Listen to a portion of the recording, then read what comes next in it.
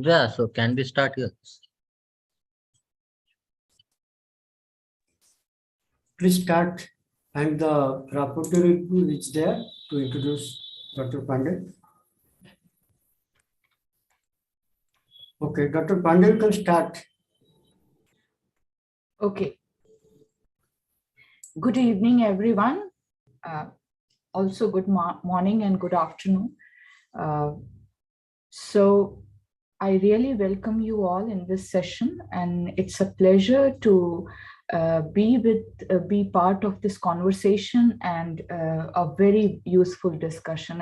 I'm really looking forward to a very fruitful session, enriching session, I would say, which will increase our understandings and knowledge.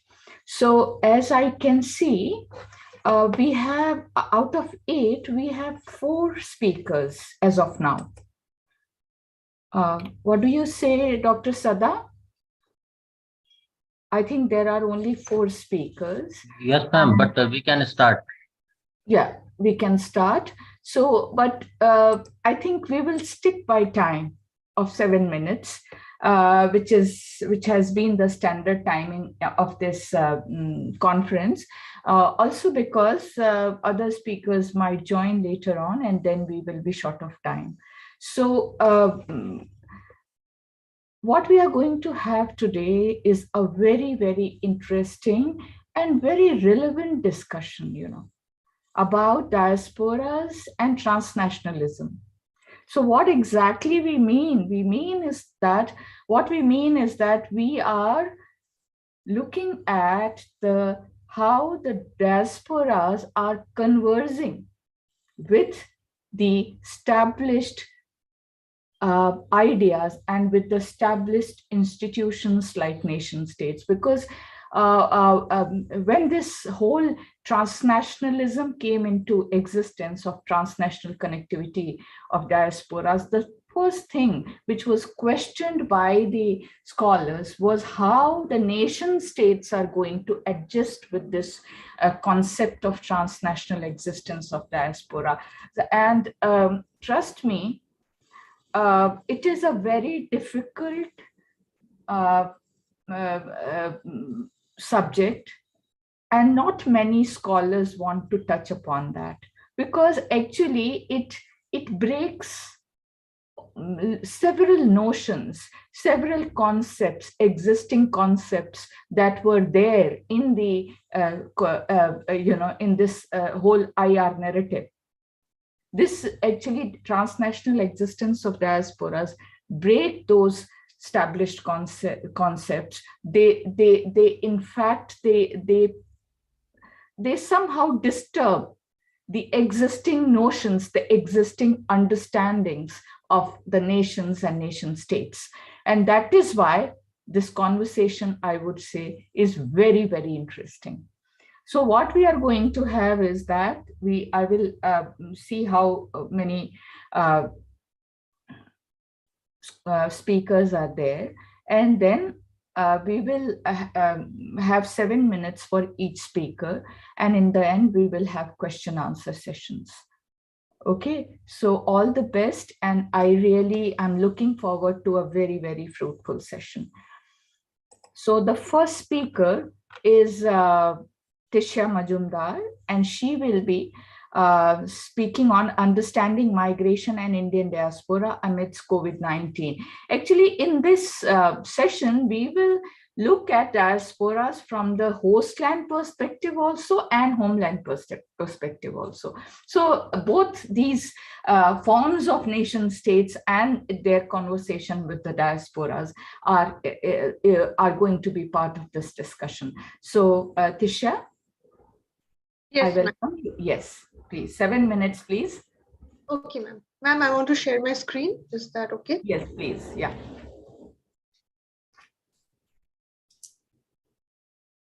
Is it visible? Yes, it is. Thank you so much. Good evening, everyone. I am Tisha Majumdar, a PhD researcher in the Department of English, Raiganj University, and I'm here to present my paper on understanding migration and Indian diaspora amidst COVID-19.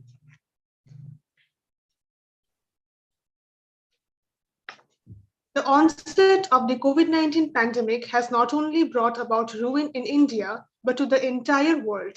As on 2nd November 2022, the statistics of COVID-19 in India include the total number of cases and the total number of deaths are on the screen. You can look at it. Since 2020, nationwide lockdowns, cancellation of transportation, and social distancing had made it difficult for people, especially the diasporic community, to reach their family and friends. However, despite such isolation in the real world, it is the virtual world that immensely contributed in sustaining global connectivity. With the emergence of the COVID-19 pandemic, there has been an increase in the use of online platforms to make living possible. Keeping in touch with one's loved ones, carrying on with one's professional duties, buying household and other essential products, keeping oneself lively and entertained, such and many other activities have been and are still being carried out by people with the help of certain websites and apps. The most popular virtual platforms used during this time include Google Meet, Zoom, Netflix, Instagram, Facebook, Amazon, Amazon Prime, Myntra, and Flipkart, and many more. Hence, since the onset of the pandemic in 2020, the stringent distancing measures put in place around the world in response to the spread of the COVID-19 virus have highlighted the vital importance of digital technologies for maintaining economic exchanges and social interactions. The diasporic community, due to their migration to and resettlement experiences in other countries, is already distant from their native culture, both in the literal sense as well as figuratively. Having been detached from their former environment, and as they try to adapt to the new changes in the host country, they suffer from senses of fragmented identity, alienation, rootlessness, homesickness, and so on. The diaspora therefore finds themselves living in a limbo between the homeland and the host country, and often dwell into the nostalgia and memories of their homeland as they find comfort in recalling their prior abode. According to an article in the Economic Times, India has the largest diaspora population in the world, with 18 million people from the country living outside their homeland in 2020. In fact, India's large diaspora is distributed across the United Arab Emirates, the United States of America, and Saudi Arabia. Other countries hosting large number of Indian migrants include Australia, Canada, Kuwait, Oman, Pakistan, Qatar, and the United Kingdom. The effect of the COVID-19 pandemic on the Indian diasporic community has been heart-wrenching and has further widened the literal gap between them and their homeland, India.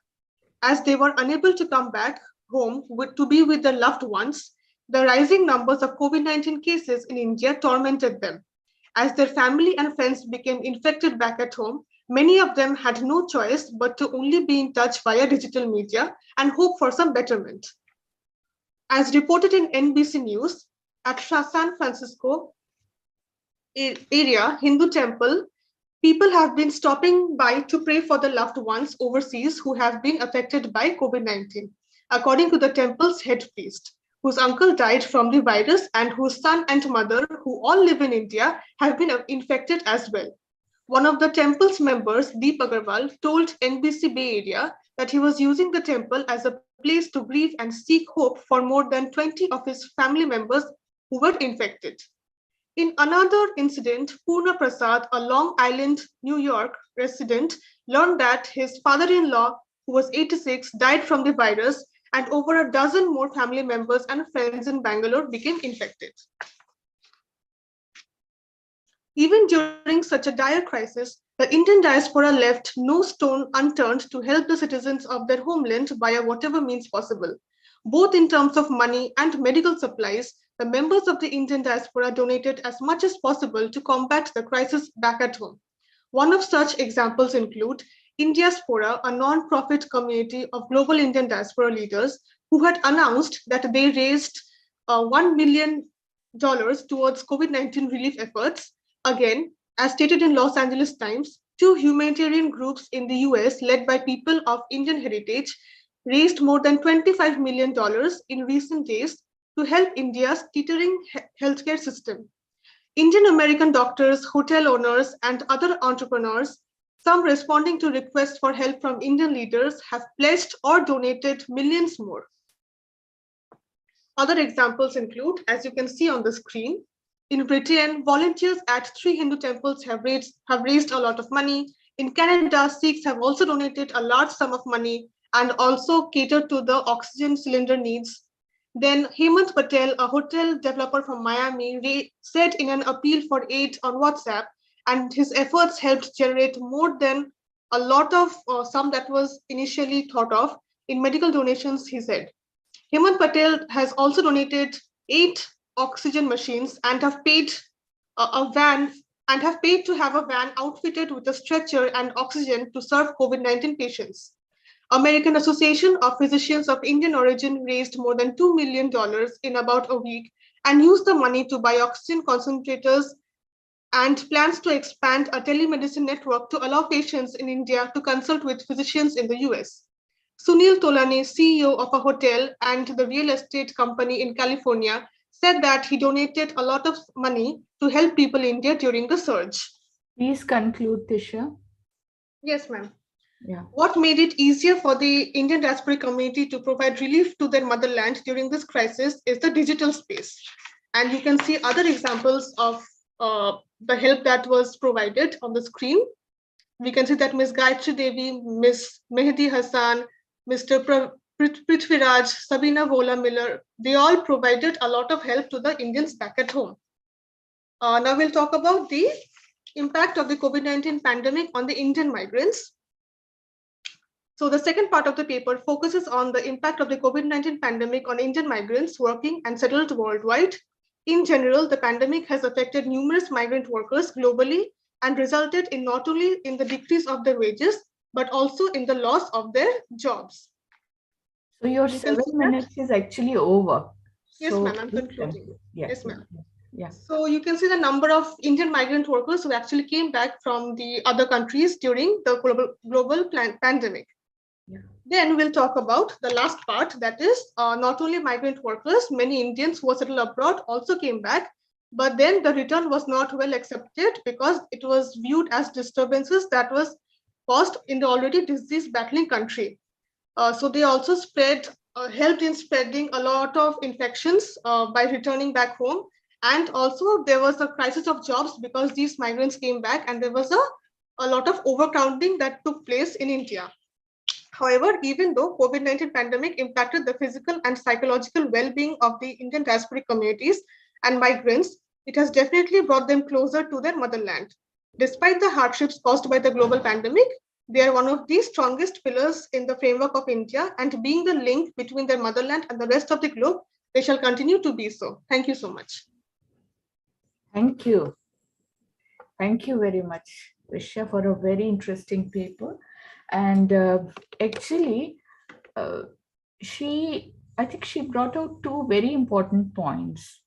If you largely see from a theoretical perspective, one is the responsibility of the transnational diaspora, and that comes through philanthropy. Actually, philanthropy is something that is one of the oldest form of diaspora engagement with the homeland. You know, even when the state was not engaging with the diaspora, philanthropy was there. The diasporic communities continued to help the homeland in various forms. And the other very important aspect is that what is the home state's responsibility towards the workers who are actually perhaps not in a very strong position because they are not citizens and they have got no rights. So what is the home state's responsibility towards the migrant workers? You know, so these two aspects that come very prominently in this paper, and both actually gives a very interesting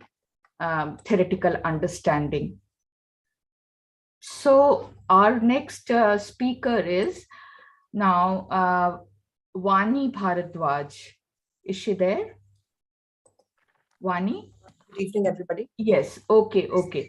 So Vani is going to speak on Indian diaspora in Kenya, consolidating the diasporic policies of the nation, Indian state.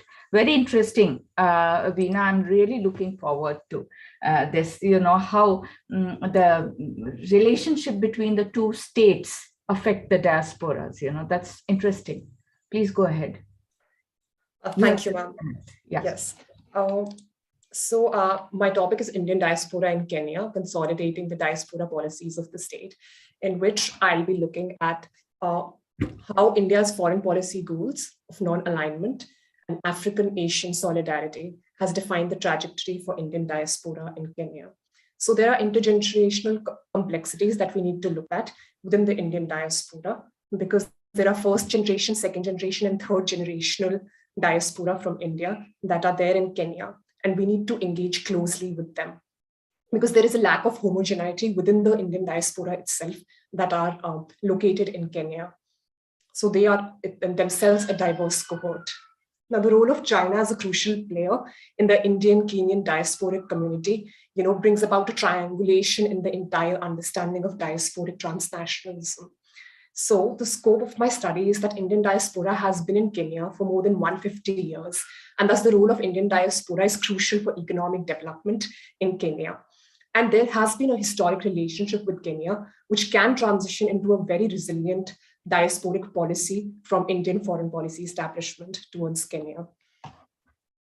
My research questions are mainly three. How has Indian diaspora policy before 91 got impacted because of India's relationship with diaspora in Kenya, especially in light of how the government of India used to treat its diaspora before liberalization and before the balance of payment crisis? What are the opportunities that the Indian state can factor while engaging with Kenya? And how is China complicating the entire situation between Indian diaspora as well as their involvement in Kenya? Because once China comes in with their aid policies and with their deep pockets, the development projects that China undertakes creates a triangulation from which Indian diaspora can learn, just so that we can engage more intensively in Kenya. Now, the hypothesis I have is that India has failed to transform its diaspora in Kenya and tap its full potential because it is completely a strategic asset. And the role of diaspora is strengthening bilateral ties. It's instrumental for India's foreign policy. And the triangulation in which I'm talking about India, Kenya, and China, it creates an opportunity, and we can learn from Chinese advancement so as to create a diasporic strategy. Now, multicultural diaspora communities, as I have already stated, they are heterogeneous, and the concepts of sovereignty and territorial integrity of the host society need to be respected. And at the same time, the diaspora community is stuck between the host land and their homeland, right? So the concept of citizenship arises, and there are ambiguous loyalties that we can say that the diaspora has, and that is why they face repercussions both from the policies within the host state and the homeland state. Now, Christopher Lee talks about a concept called post-diaspora, in which he says that it is a transition between the past and the projected future, the thesis and the antithesis, and a dialectic that is created, due to which we have political and cultural rights and citizenship. These are the pertinent questions that are enmeshed in the quagmire of hostland and the homeland for second and third born generations. So Indian diaspora community who are second and third born generation, right? They are more embroiled in American centric education system rather than their link to the Indian system and Indian way of life. Therefore, post diaspora as a concept is what I have explored in my paper, which is currently an emerging understanding in diaspora studies, in which the concept of post basically juxtaposes the old diaspora to the new diaspora. Old diaspora would be your first generation of diasporic community. And next, we will have that post-diaspora also highlights the displacement of identity for these generational newborns to a new relocation, and how much do they really associate themselves with their host land. So the concept of citizen diplomacy and diaspora diplomacy need to be conflated, according to me, to create a diasporic transnationalism in a post-Westphalian international system, particularly in post-1991 context. But because before that, as Lata Vardarajan says, that the concept of diaspora was seen as, they were ostracized by the government of India. But as and when they came in, the utilitarian use of the diaspora in the 1991 balance of payment crisis is somehow the landmark event which helps the diaspora to be included within our policies and foreign policy itself. That is what Lata Vardarajan has pointed out in her book. So citizen diplomacy, I think, is the key linkage for developing and consolidating diasporic transnationalism. Therefore, our foreign policy should focus more on diaspora diplomacy and citizenship diplomacy. Now, how does China come in within this entire triangulation? So historically, Indians are seen as having a dominant position. You know, all the imperial projects that the British imperial projects that were executed, say the railways and all of that, they were based on extractive economies by the colonizer, but they were the Indian labor was positioned in Kenya for all of the development of such projects. Therefore, Indian businessmen also are accused of corruption even today. And so there's a historical imagination of Indians, and there has been a lot of corruption cases and tax fraud cases that Indian community has been stereotyped into. 1960s saw the emergence of power struggle in terms of decolonization the world over. And similarly, we see in Kenya that China had the first mover advantage because in the 1970s, it had a liberal market economy that came about. And so they have deep pockets in which they could come off as the liberator of the African continent from neo-colonialism. So the Chinese development aid that has flowed in has somehow made them more advantageous in terms of not only their Chinese diaspora being consolidated within Kenya, but also something that Indian diasporic policy can learn from. And now the disengagement with the Kenyans of Indian origin in immediate years after Indian independence that I have already mentioned about, that Lata Vardarajan points towards, meant that China... One more minute, please. Yeah. Please. Yes, ma'am. This is my last slide. So it meant that China, with its economic reforms in 1978, could create stronger economic ties with Kenya. And therefore, reflecting on the shortfalls and shaping advantageous engagement, the paper remains hopeful in the scope of citizen diplomacy. And therefore, diaspora consolidation is only possible when we not only focus on the old diaspora, but the new diaspora, which is more multicultural and has somewhat lost its connection with the host land, that would be India. And if we can get the youngsters to completely engage themselves, and they can become a continuum link between their host community and their homeland as well. And that is how Indian foreign policy can completely transform its diasporic policy by bringing in citizen diplomacy. Thank you. Thank you, Vani. Thank you very much. This was a really interesting presentation.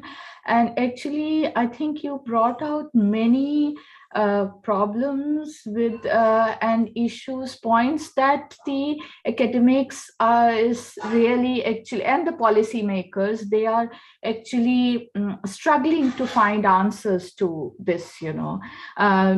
It is actually not a very easy answer when the interests of the state comes in front. Then we start questioning how one should engage with the diaspora. And the point with China that you bring about is very common. It's throughout Asia Pacific, you'll see that this has been happening, whether in Myanmar or in Fiji. Everywhere you will see that Chinese intervention and Chinese closeness with the ruling elite of that country has actually created a lot of problems for the diasporic community, Indian diasporic communities, you know, and it has actually made their position very vulnerable, I would say, economically.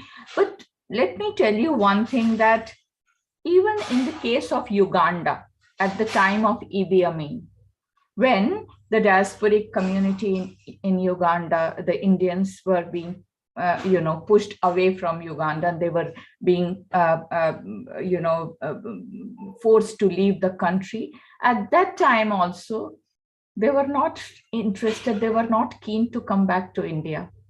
They were actually wanting to get the UK citizenship, you know, and they were pressurizing the Indian government to, talk to the UK government for providing citizenship to the Ugandan Indians, you know, and they finally did that. And a majority of them, in fact, I think all of them, barring one, maybe 0.1%, they took UK citizenship. So that factor is always there in the old diaspora also, that they look forward to, moving to Western countries. Yet, in terms of soft power, the Indians in Africa always played a very, very important role. And I think it is in these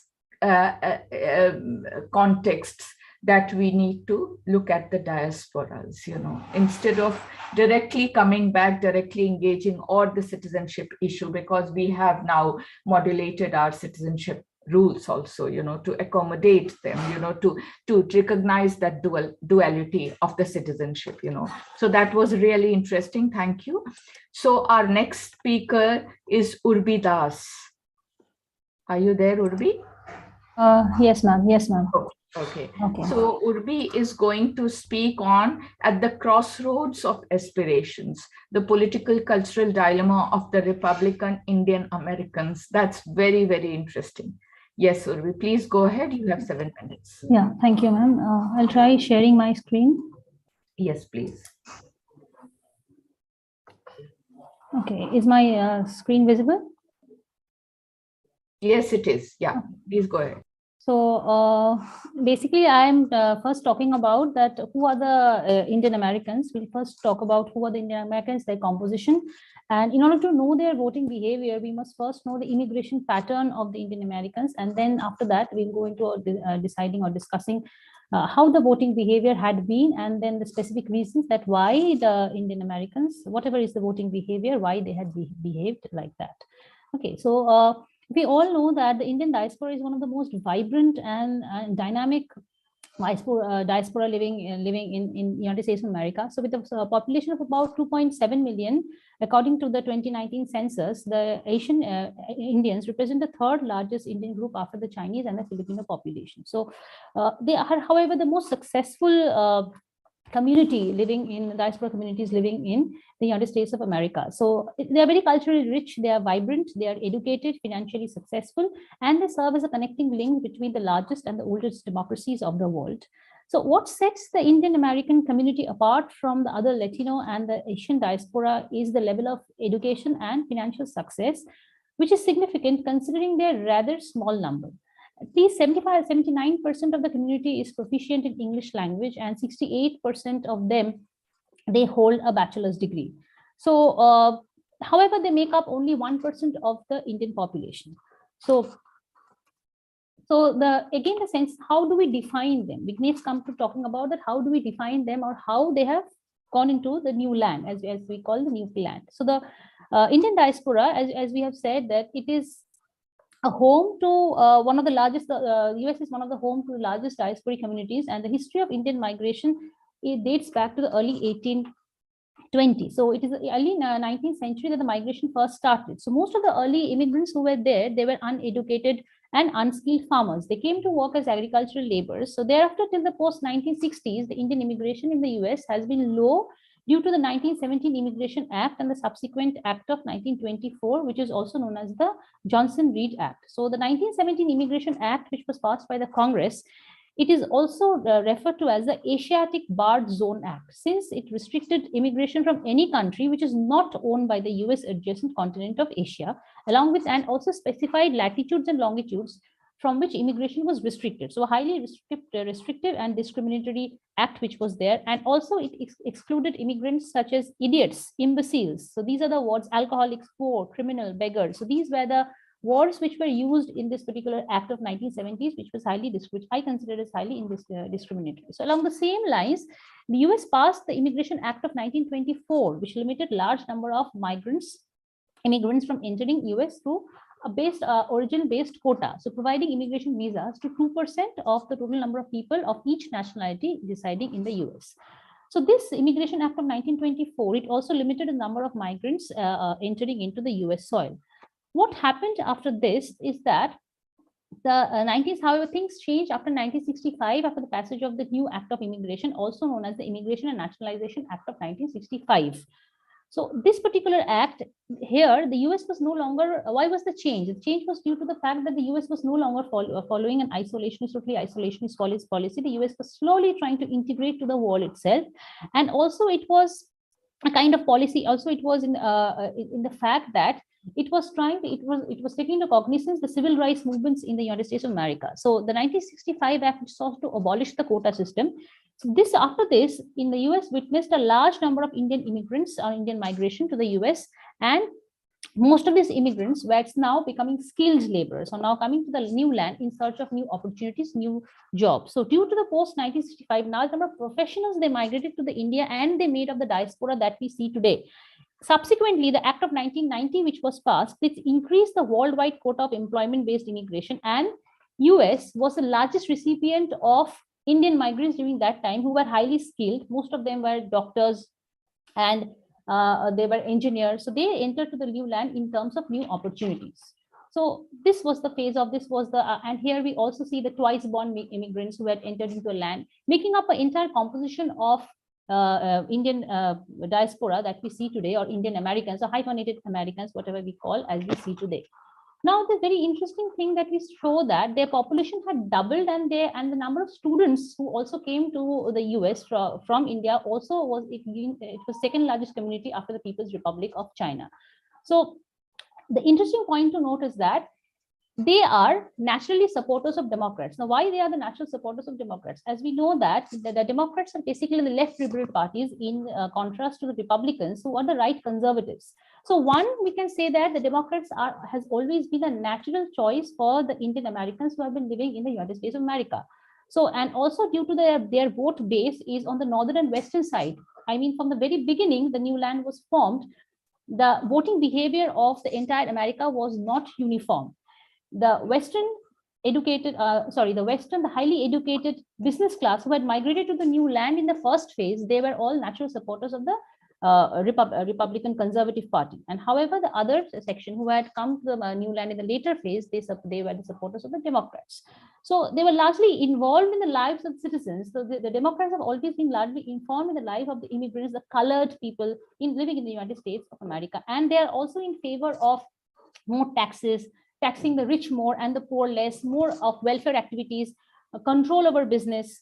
So these were the natural choice that the Indian Americans have towards the Democrats in the United States of America. However, the start point to note is that when the Howdy Modi, this is the event that I had brought into limelight, because when Howdy Modi had happened, when our Prime Minister had gone to America to give support in favor of Donald Trump, huge number of Indian Americans had come up voicing the same opinion as that of Prime Minister Modi. So why was this different in the election pattern or the voting behavior that we have seen? You have 1 more minute, please. Yeah. Okay, so I'll just wrap it up quickly. Yeah. So one of the factors what was behind that was that the Indian Americans, they do not consider the US-India relation to be the primary determinant when they come from domestic, when they come for the vote for the choice in the domestic sphere.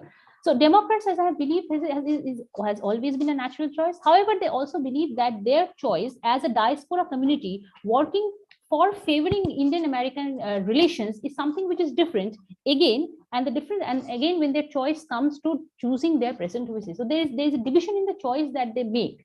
So again, Kamala Harris was one of the mobilizing factor among the Indian communities which was present in there.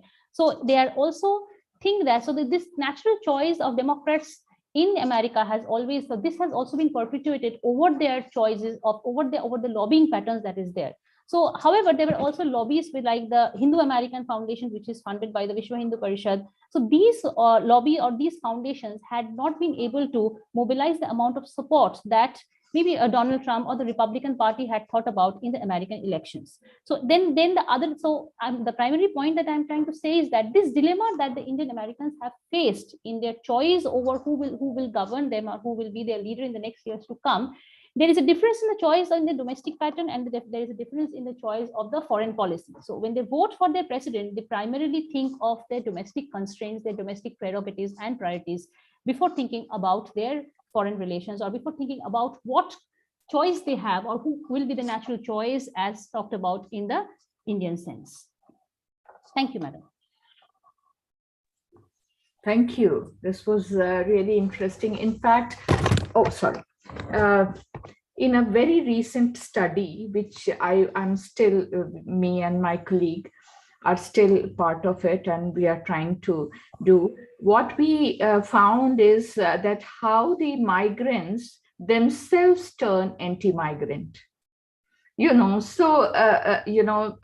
siding with Republicans who explicitly talk about anti-immigrant policies and all that, and still the immigrant third, fourth generation, they support them. And it is not only for the Indians, it's across board. It's all even the Latinos. After 2-3 generations, they start opposing even immigration from their own country, so this is something very interesting, and further studies can be done on this, taking particular cases. And yes, you very rightly said that domestic concerns are more important than the foreign relations, and here actually we do see that the direct diasporic affiliations with the homeland has certain limitations, it always has certain limitations.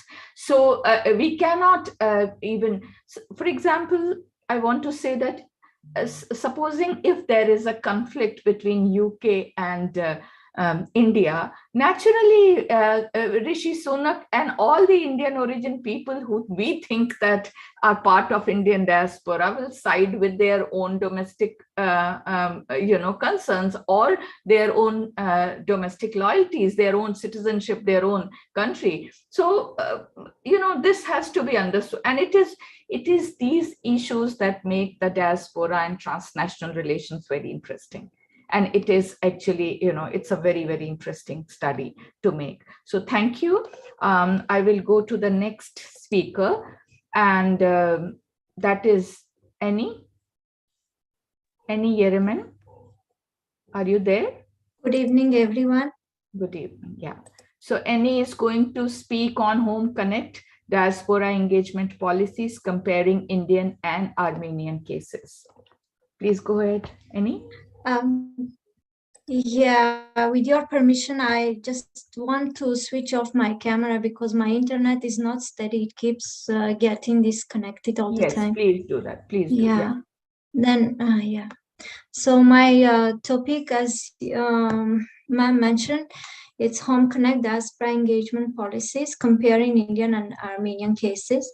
This is so comparison between these two diasporic communities, which at first glance seems to be impossible considering the size of these two countries, the population and the economy is aimed to be of theoretical significance. On the one hand, the paper will deal with the diaspora community having the largest overseas community.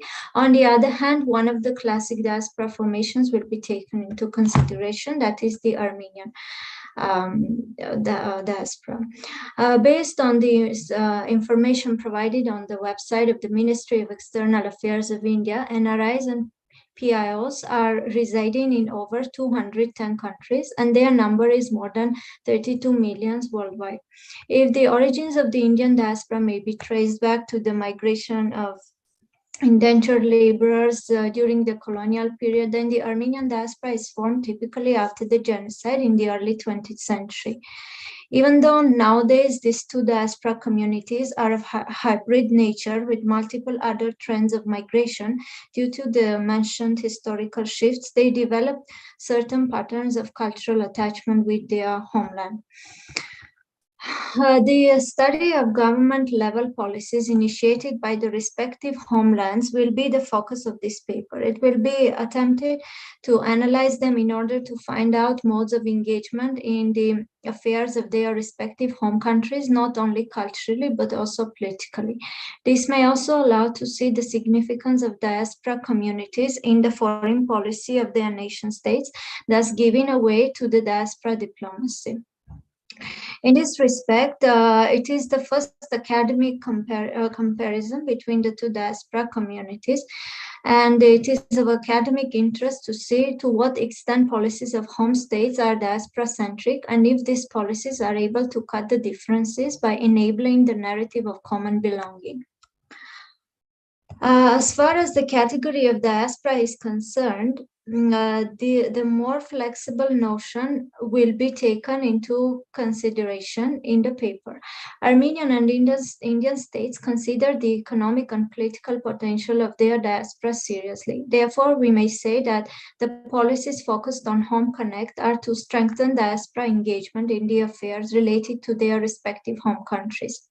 Despite the heterogeneous nature of their diasporic communities, these policies are meant to cut their differences. Therefore, the semantic approach towards the term diaspora evolves as dispersion from home.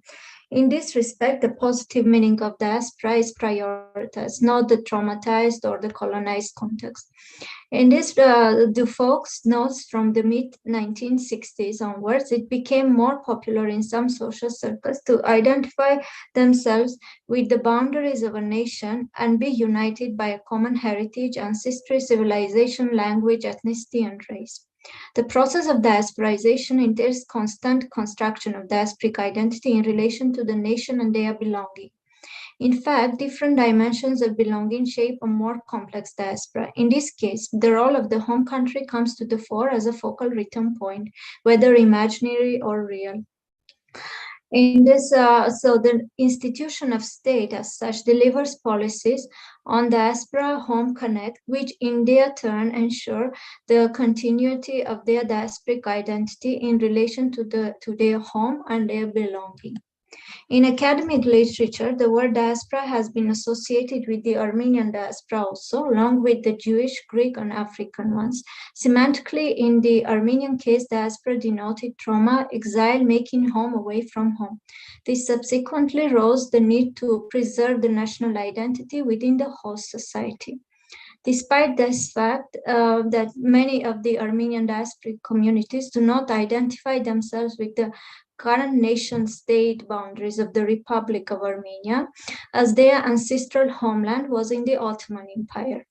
Armenia is still a symbolic geographic location where they look back. In this respect, there is a bridge between their longing and belonging, which is not the same in case of India. Although we may distinguish all the new Indian diaspora, one that was a forced immigration and the other one due to brain drain, we may still reflect on what Vijay Mishra considers, particularly the diasporic imaginary that connects heterogeneous ones, twice, thrice migrants with their ancestral homeland. Patterns of connection with the ancestral homeland and the home state may vary, but the policies adopted by respective countries, I mean the Indian state and the Armenian state, are not very different. It is observed that both Armenia and India work on involving various diasporic communities in the development of their home country. Pravasi Bhartiya Divas and Armenian Diaspora Summit, which was renamed Global Armenian Summit, are perhaps the best example of asserting the significant role of diaspora in their respective countries. In his article, Davesh Kapoor notes that the event signals the recognition that India needs to be more proactive to leverage the diaspora. Pravasi Bhartiya Divas is held every 2 years to strengthen the engagement of the overseas Indian community with India and to reconnect them with their roots. Due to COVID pandemic in 2021, the event was held online. This year, Global Armenian Summit was held from the 28th of October to 31st of October. One may read on the official. 1 more minute. Sorry, ma'am? 1 minute Yeah? more. Okay. So effects of diaspora on the country of origin depend both on the characteristic feature of the diaspora and the conditions and policies of the home country. In this respect, IGORS, as a program initiated by the government of Armenia, is interesting to know. This program invites professionals from Armenian diaspora to serve in the public sector of the government of Armenia for 1 year. In regard with Indian policies, India does not include the right to work. Some scholars note that it should be included not only in the private sector, but in the public sector also. They add that there should be no illusion among the Indian public that PIOs will take on all the jobs. In the Armenian case, we may agree that this policy is being implemented effectively, as some of the diaspora professionals decide to stay in Armenia after their tenure is over. Diaspora Youth Ambassador is another policy that is aimed to connect young members of diaspora members with their home country. This program was initiated in 2021, and since then, around 50 young diasporans visited Armenia, got acquainted with the culture, history, and lifestyle in Armenia. In this respect, Indian Council for Cultural Relations plays a significant role in promoting the Indian culture among various Indian diasporic communities. Those cultural centers are in a number of countries such as South Africa, South Korea, Brazil, Indonesia, Bhutan, etc. From political and the economic aspect, it is worth mentioning that Indian government implemented these categories of non-resident Indian, overseas Indian, and overseas Indian citizens both make up the Indian diaspora. If NRIs are the Indian passport holders residing outside India, OCI card holders are people of Indian origin holding foreign passports. And in 2015, the Indian government merged these two categories, PIOs and OCI. I will just go forward, though it has to be noted that the Indian constitution does not provide the right to dual citizenship, which means that a citizen of India cannot hold the citizenship of another second country. In comparison, the constitution of Armenia does entitle diaspora Armenians to hold dual citizenship. Dual citizenship, which allows them to buy land and property within the territory of Armenia. As for the investments, diaspora Armenians, in the current digital era, both countries rely on online and digital tools also for promoting their culture among various diaspora communities. The digital tools help in the homecoming also partially, and for emotionally connecting various diasporas with their home countries. Indian movies also play a big role among the members of the Indian diaspora. In its turn, Armenia initiates online portals for learning the Armenian language and to be culturally connected with the homeland. It may be also argued in addition that diaspora is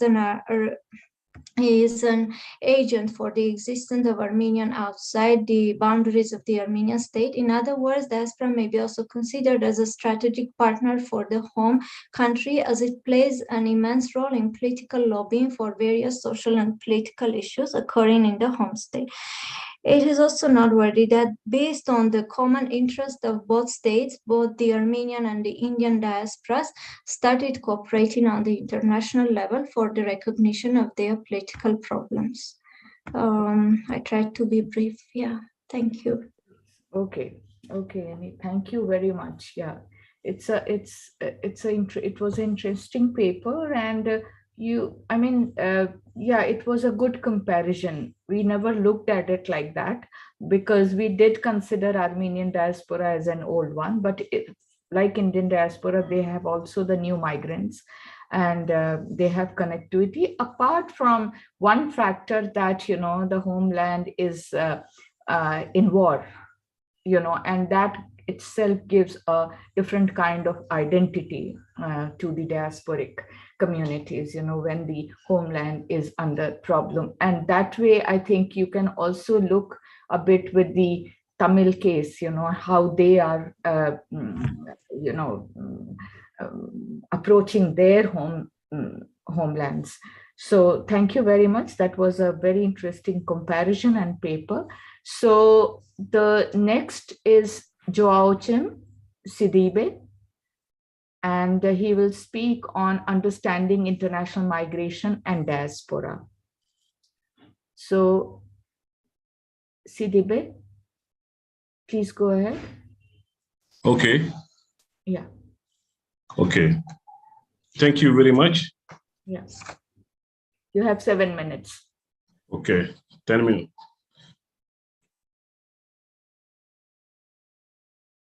In migration studies, one of the more roughly investigated, I'm sorry, I'm speaking French. I will try to speak English myself. Okay. Yeah, that will be better. Yes, of okay. course. In migration studies, one of the more thoroughly investigate research questions why since the 1950 is whether international migration brings about development in the migrant countries, generally from the south. The nexus between migration and development has been meticulously debated over time,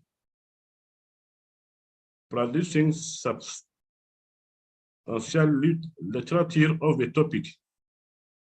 This is because migration is a dynamic field with the pattern, composition, size, and nature of international migration constantly changing.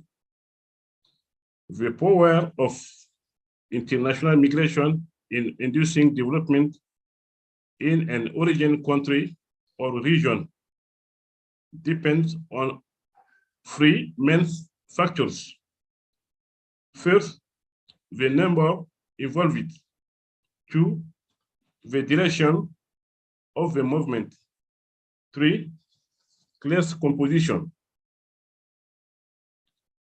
South Asian countries are particularly relevant for documenting the migration induced changes in society because the above-mentioned factors are remarkably present in the case of South Asian migrant and diaspora groups. First, the number involved. Throughout history, there is no example for a country whose political and economic influence has not benefited from a dynamic democracy or the action of an important of homogeneous population. It can be considered that there is a synergy of political, economic, and demographic factors whose action can lead to migration movement. Grow in volume, diversity, geographical extent, and the overall complexity of international migration in recent decades are often driven by advances in transport and information and communication technology. Also, the development of new technology and communication has led to an increase in the aspiration and awareness of many people, both from traditional country of immigration and from other countries. In this context, in the last 5 decades, international migration has accelerated and diversified in terms of country of origin of destination. The direction of the movement. The phenomenon of migration has always existed, being materialized through transhumance, invasion, colonization, and crisis, or caused in general by the attraction exerted by richer region on poorer population. Throughout history, there is no example of a country whose political and economic influence has not benefited from a dynamic demography or the action of an important of homogeneous population. It can be considered that there is a synergy of political, economic, and demographic factors whose action can lead to migration movement.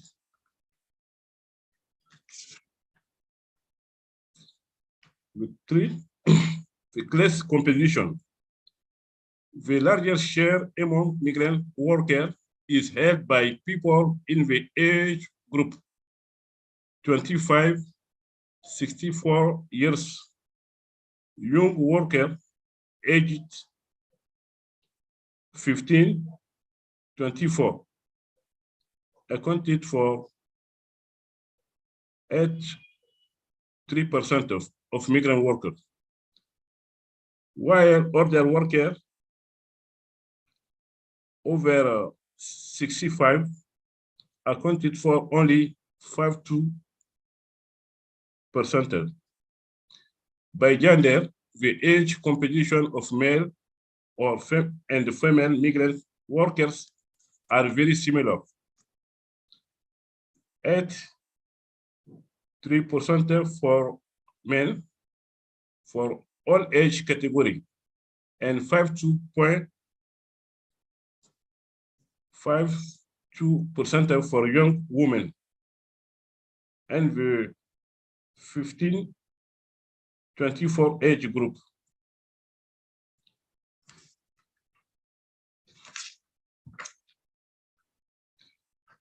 Whether international or domestic migration as a multidimensional phenomenon encompasses various human movements from completely voluntary migration to forced migration,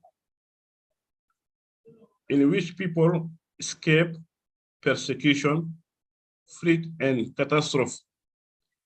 The forces or voluntary state of this movement makes them different in many respects, and therefore the way in which company manage migration must also be different.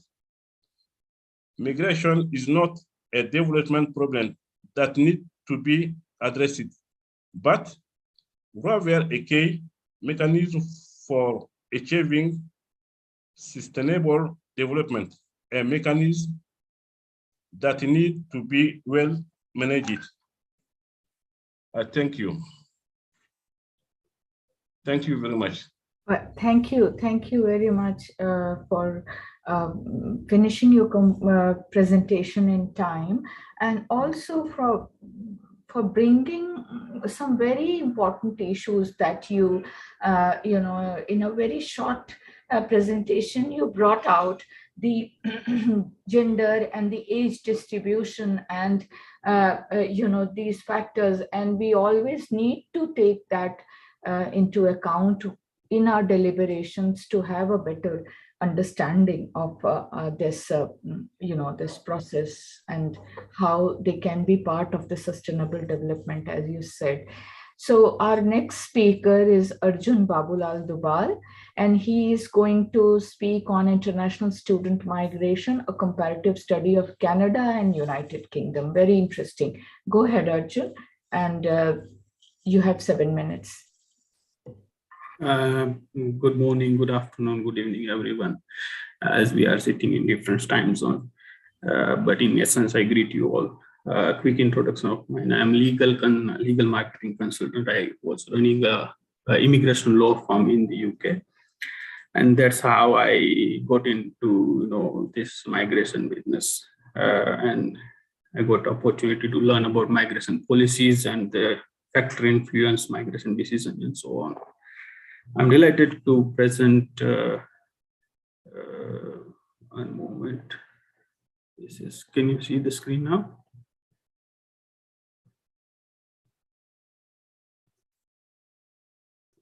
Can you see the screen now? Yes, we Hello? can. Yeah, yes, you can. Great. I'm delighted to present the paper at 14th International Conference, Migration Governance, COVID-19, Prospective Policies, Opportunities and Challenges. The paper is listed under Diaspora and Transnationalism by organizer. The agenda is to cover introduction, methodology use, sharing my findings and conclusion, and at last I will spare little time on future aspect of the research. It is a comparative study that analyzes and evaluates countries' policies for managing student migration and their goal. The reason I choose Canada and United Kingdom is both of them are two English-speaking countries, and UK has a history of attracting large number of international students and in the past. And Canada is nowadays very popular among the international students. The numbers which I'm going to discuss later is going to show the actual picture that why this is happening. Obviously, there is a skill shortage in these two countries. That's why they want to fill the gap and want to attract international students and then train them, skill them, and use them to, fulfill their economic goals. A previous comparative study has been done on highly skilled migration in advanced industrial countries. By and large, it is a general comparison of the trends in people's flow and changes in migration policy. But some studies has been done where government is making policy changes to make the country more desirable for international students to fulfill their larger strategy, filling the gap of skilled labor. With respect to policy frameworks, it is necessary to analyze immigration and visa policy to understand better the link between government policy, its effect and consequences. Research methodology, basically we are trying to answer three questions: that what are the policy framework for international student recruitment in Canada and UK, particularly in terms of visa and immigration policies? How does each country's government handle international student mobility, and what are the consequences on their highly skilled labor gap? In both countries, what are the trends in international mobility? The data which I use are secondary data. The empirical data is taken from multiple sources, including national government agencies of border and security, such as Home Office, CIC, which is Citizenship and Immigration Canada, HESA, UK Higher Education Statistic Agency, international student education and migration sources such as IIE, Institute of International Education, and OECD. Participants in those secondary data are international, mainly from India, China. This review develops a qualitative content analysis of a set of high-performing articles published between 2005 to 2020-21 that were identified using various bibliographic rules. My findings suggest that in comparison to other factors, immigration regulations and the ease with which one can obtain the visa has a limited impact.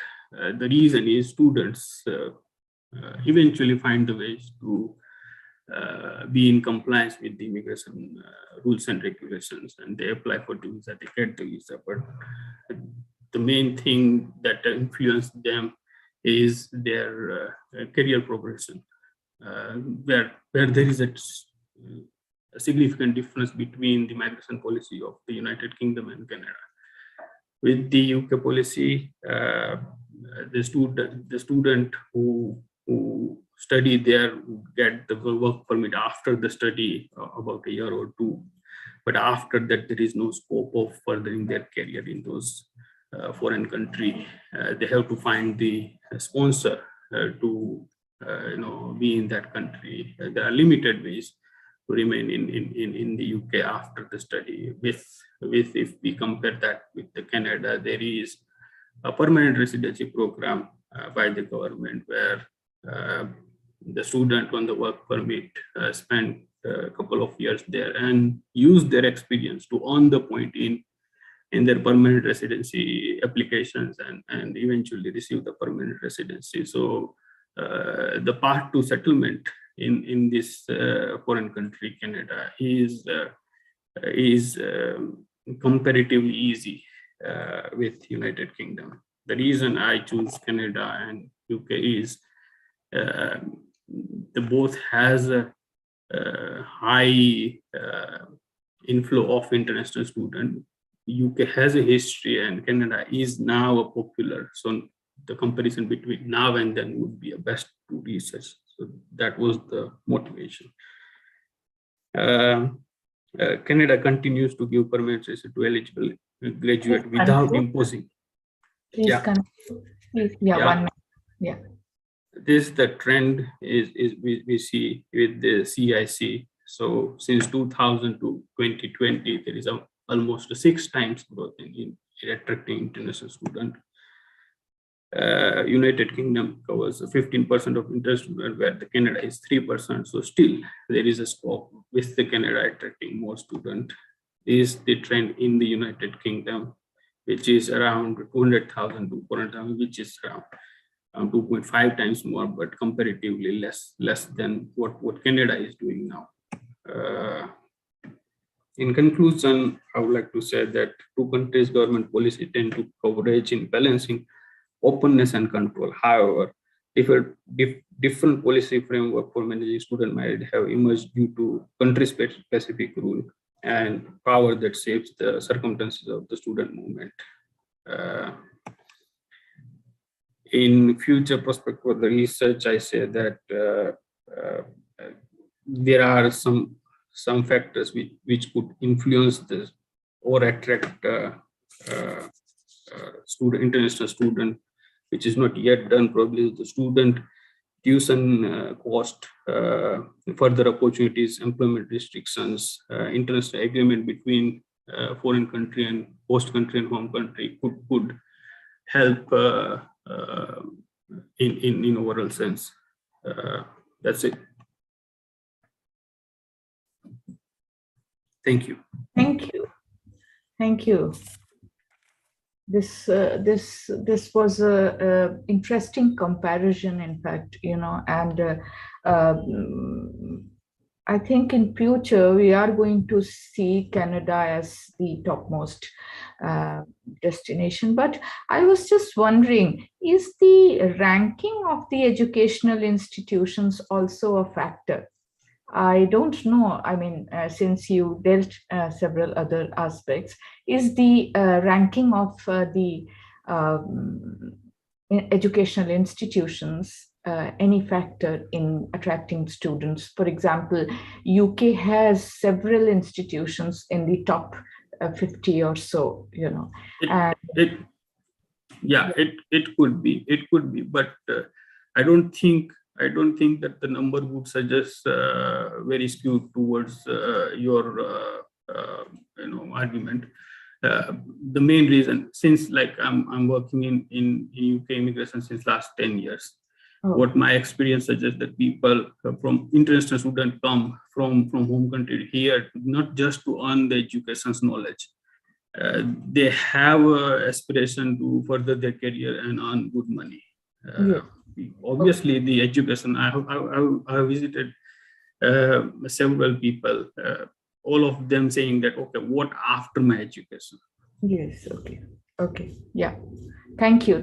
And I think they take loan, and that another is a factor, as paying back the loan that they have taken from their studies. So they also want to stay back and work there. That's important point. Thank you very much. So our next speaker is Shibunu S. Shibunu, are you there?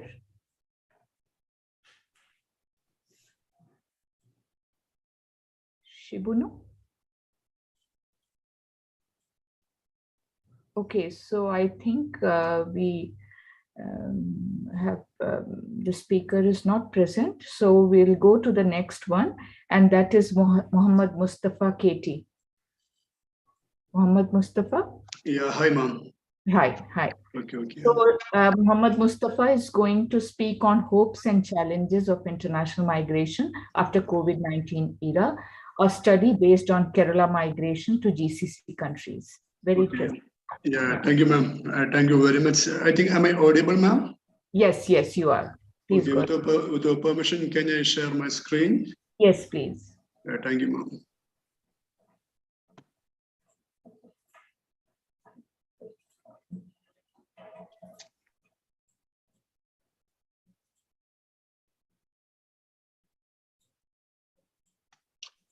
Okay, so very good evening. Hey, good morning, because we are from different time zones. As my topic is the hopes and challenges of international migration after COVID era, a study based on Kerala migration to GCC countries.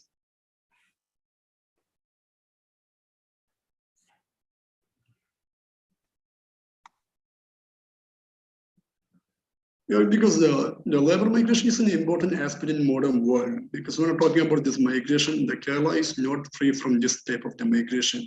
The Kerala is a state of India's largest labor-intensive state of GCC countries, especially United Arab Emirates, Kingdom of Saudi Arabia, Sultanate of Oman, Qatar. The Kerala's 90% of the international level migration are working in GCC countries, because all we know that the main economic bone of the Kerala society is the labor migration, especially Kerala to GCC countries. The serious studies, the 2019 shows that 89.2% of the total Malayali migrants are working in GCC countries, because the most of the important part of the Kerala migrants, that they are working in 6 GCC countries. The COVID-19 affected across the world socially, culturally, and economically, and it affected migration in different manner, because we know that in the last 2 years that we witnessed that during the COVID, that affected all types of people, especially the migration is not free from this type of the COVID activities. The COVID period was a crucial time to Kerala and GCC countries. Now, world is almost free from the severe state of COVID-19 and trying to normalize social order. Because in this paper, I'm trying to, the main objective of my paper is to identify the possibilities of the migration to GCC countries after COVID era. And the second objective is to identify the obstacle of migration to GCC countries after COVID era. These two are the two major objectives of my paper. The methodology of my paper is the studies are based on both primary and secondary data, and the primary data is based on the samples.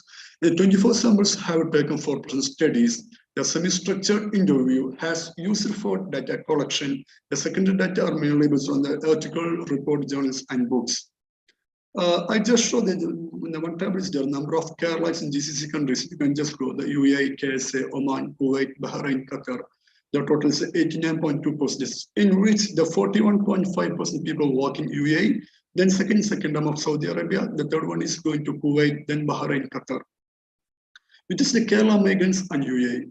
Because almost the 41% of the Malayalis are working in United Arab Emirates, because the UAE is the one of the favorite destinations of the Malayali migrants. Because since the 1970s, the Malayalis are actively working in Gulf countries. But unfortunately, the COVID made tremendous changes this migration patterns, and a lot of people, they lost their job and they're compelled to turn back their home countries. Because this time in COVID era, the UAE strictly implemented different types of the rules and regulation.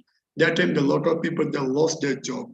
But after COVID, now the UAE came back and now they're trying to give a new job opportunities. But unfortunately, they do not give that much job opportunity as they have earlier, because the US is one of the most favorite place, and now the people are trying to get good job there, but unfortunately they did not get, because the COVID-19 they affected the severe in UAE. Because we know that the World Expo 2020, it was a dream project. It was a dream project of UAE, but unfortunately, the intervention of COVID-19, it affected in different manner. That's why they did not get what they expected through COVID-19. Now Kerala, because when I'm talking about in Kerala, we have the four international airports. From the all airports we have a direct flight to direct flight this UAE, and because that much the people are depending this country. But the respondent says that the present day the UAE is there's some job crisis there, but in future they will overcome. Just the Kerala is the KSA. The KSA, in the case of the KSA Kingdom of Saudi Arabia, the number of Malayalis, the second largest the place the Malayalis are migrated to KSA. The COVID-19 negatively affected labor migration to KSA because of the strict implementation of the rules and regulation. The KSA has implemented India as a high-risk country and cancelled all flights from India to do the comment. Because the most important fact is that they're putting India as a high-risk country. That's why that during the time of the COVID, the Indians, those who are working in KSA, they are not able to go in the KSA because of the Indian high risk. But after COVID era, they removed all restriction but these people are trying to migrate them. But unfortunately, the people are not ready to get the new jobs because the job opportunities are decreasing there. and Kerala migration and Oman, because in Oman, the Malayali migrants, they caused the 8.5% of the whole total migration of Kerala. They represented 8.5%. The Oman reported the 11,000, the 1,17,000 COVID positive cases. Now Oman has started servicing the freighters, those who are the Oman visa, but unfortunately this time, during the time of the COVID, the Oman was very strict, and that time the Indians could not go there. But after the COVID, because now they are ready to accept, they are ready to receive Keralites. Now the things are going to normal way, but unfortunately, these 2 years made some tremendous changes in the economic situation of Oman. That's why we know the thing is that the studies and the statistics shows that they will take more time to overcome the crisis that made their economic balance. It will take more time, but the Oman is not a favorite place of Malayalis, but the 8.5% of the total Kerala migrants, they are working in Oman. Now we have in Kerala is Kuwait. The same thing also, the Kuwait has the 4th place, but unfortunately, during time of the COVID, Kuwait also implemented the strict rules. And the Indians they could not go to Kuwait properly because of the strict COVID rule. But after the 2 years of the COVID, they are made there's some relaxation. Now people can easily go and they can work there. But unfortunately, these 2 years made some crisis in job market also. And then Kerala is Bahrain, because the number of Malayalis in Bahrain is very less. The 3.8% of the total Malayali migrants are working in Bahrain. And the Bahrain, this present days, the Bahrain is not a favorite destination of the Malayalis, but still the people working there. Now the Qatar. Because when we think about the after COVID era, the Qatar is the one of the GCC countries, they are giving the more job opportunities after COVID. The thing is that everyone knows that the World Cup, the FIFA World Cup 2022 is going to happen the next week in Qatar. That's why now they are providing a lot of job opportunities. I think in 6 GCC countries, the Qatar is the only one country that gives a tremendous number of job opportunities after COVID. After COVID, because they require a lot of the laborers for a successful and a smooth running of the 2022 World Cup football. The major findings of my research studies, the COVID-19 made a lot of obstacles to labor migration. There's no doubt that it negatively affected labor migration. And second, the COVID-19 negatively affected job opportunities. That's the most important aspect. It affected job opportunities in GCC countries because now the big industries, they are not ready to implement the big projects. And GCC countries are facing economic crisis one of the first decades in 21st century. Now COVID-19 made another trouble and it will be difficult to recover. After COVID-19, the job opportunities in Middle East have opened, but number of job opportunities is not that much as early. That's the most important because in 6 GCC countries, only Qatar are providing number of job opportunities. No, and other countries they could not give that type of job opportunities. The World Cup football 2022 has brought number of opportunities in Qatar. That's the most important thing is that the only Qatar is providing because of the World Cup 2022. Yeah, sure. Yeah, I'm going to conclude. Okay, thank you, ma'am.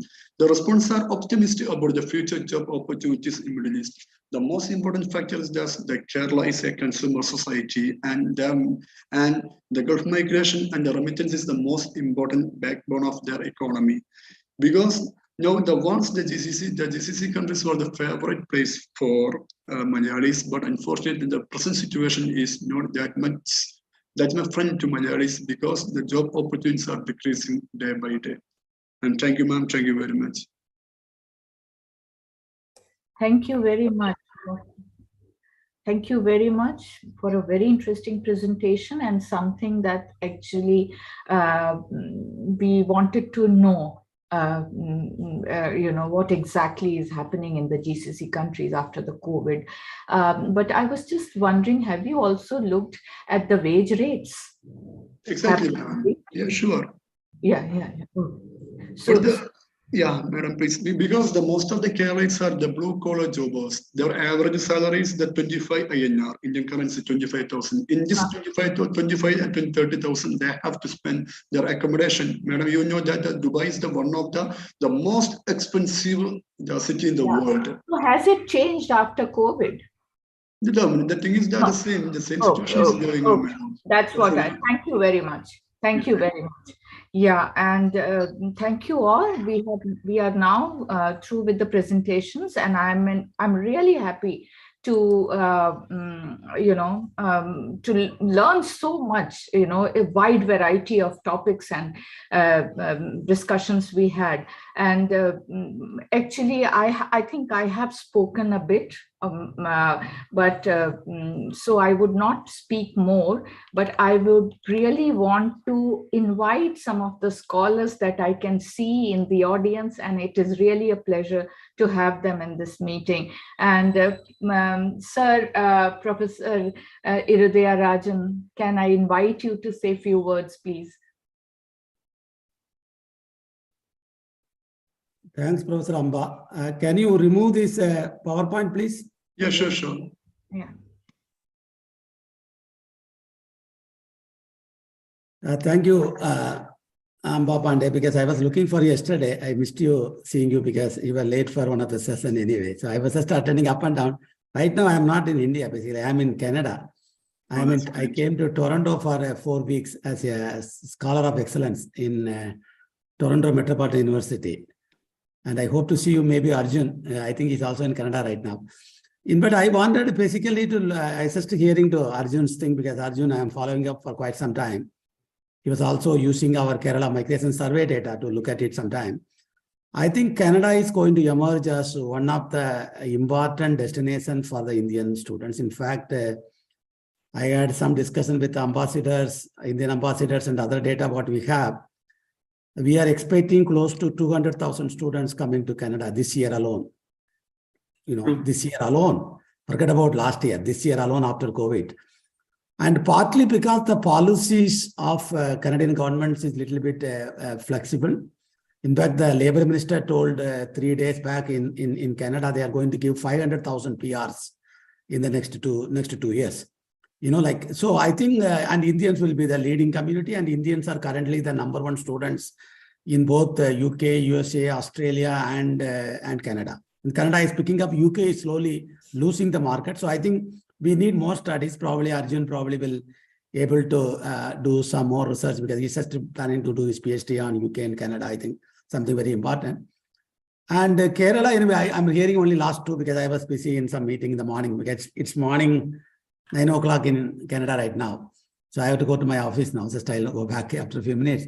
I think the second one was, I think what I heard was Mohammed thing. I think Gulf is changing. I think that is very important. I think that has to be captured. It's not the Gulf where Malayalis went in 1970s as an undocumented migrants through ships without passport even. So I think the Gulf is changing. I think Malayalis should realize that.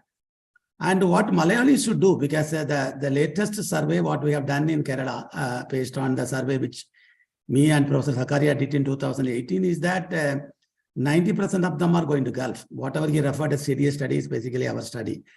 But the point is that I was telling to the Kerala government, I think it's time for the Malayalis to not to be addicted to Gulf. You see, Malayalis are very much addicted to migration. And the second thing, they're addicted to Gulf.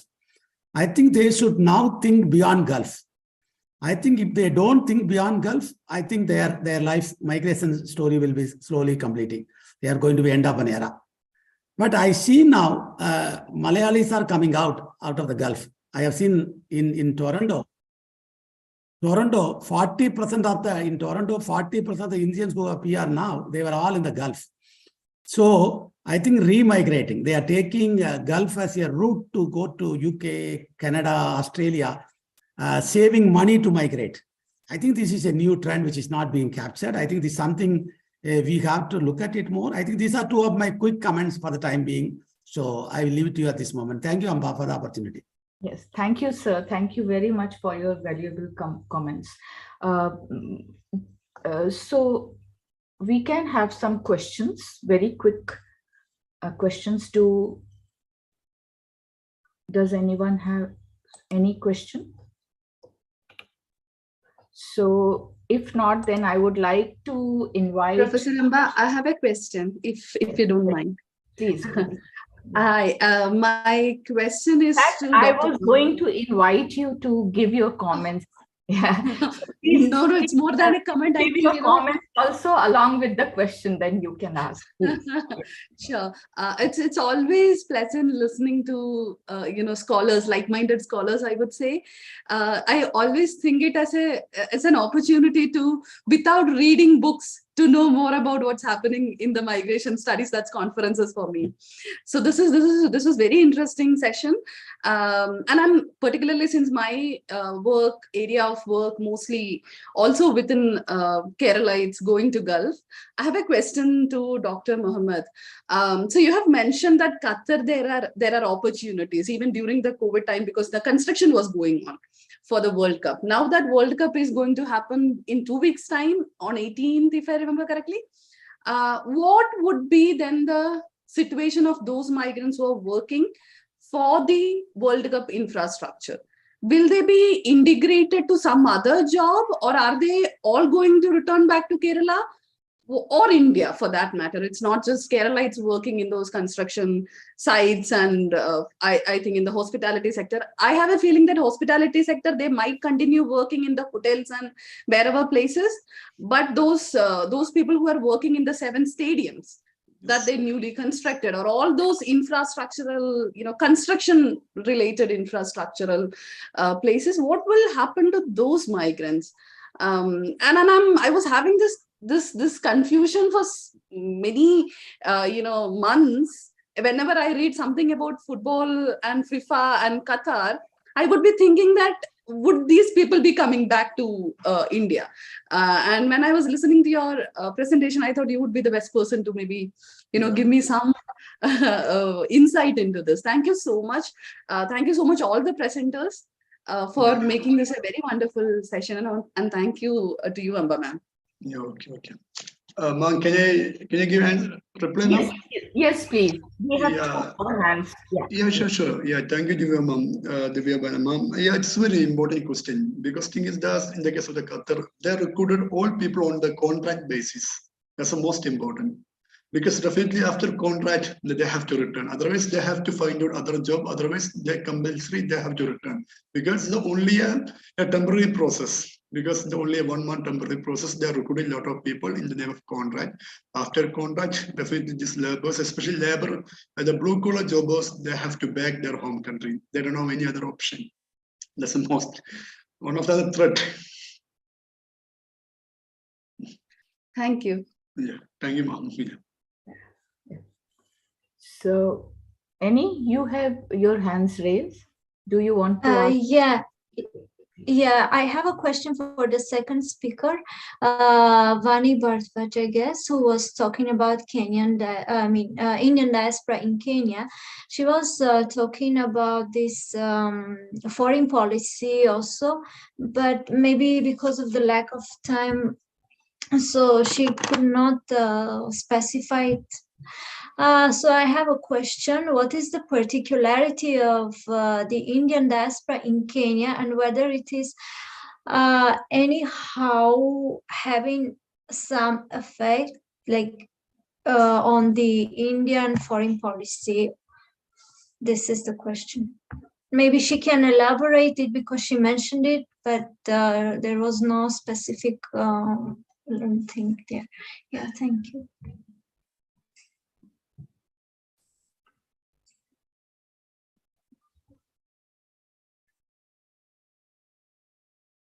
Vani? I think she is not here. Oh, I think she has already left. Okay. Yeah. Okay, so maybe you can email your question to her, Yenny. Okay, so maybe she can answer. Anyone else? Anyone else? Well, can I now invite Dr. Sada to give his comments? Dr. Sada?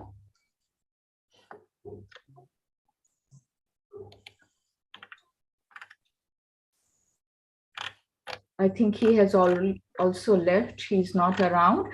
So with this, I think we are just on time, and thank you very much. I think we'll close this session. And in the end, I would like to Firoz, do you want to speak something? No, ma'am, but we Okay. can start the next. Thank you, ma'am. Okay, thank you very much. And it was really a pleasure for me to chair this session and learn so much, which the young scholars are working on. Thank you very much. Thank you all. Thank you. Thank you.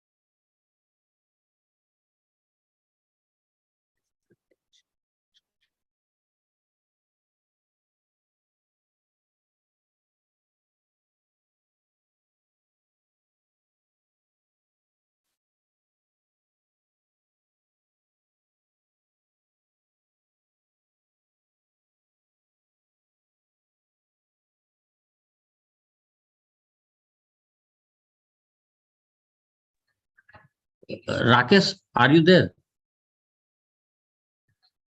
Rakesh? Firoz, Patty? next session is at 7:30, right? Yes, 7:30. Yeah, maybe Rakesh will be joining in a while. joining. Okay, okay, okay. ये तो okay, okay, okay. Firoz got wrong watch. Oh, oh, oh, oh. Anyway, we'll wait for some time. Jibba, Sir, next session is 7:30, right? actually, she should have continued a little more discussion. Yeah. Anyway, no problem. So what we can do, we'll wait and participant and other thing we can check. Sure, sir.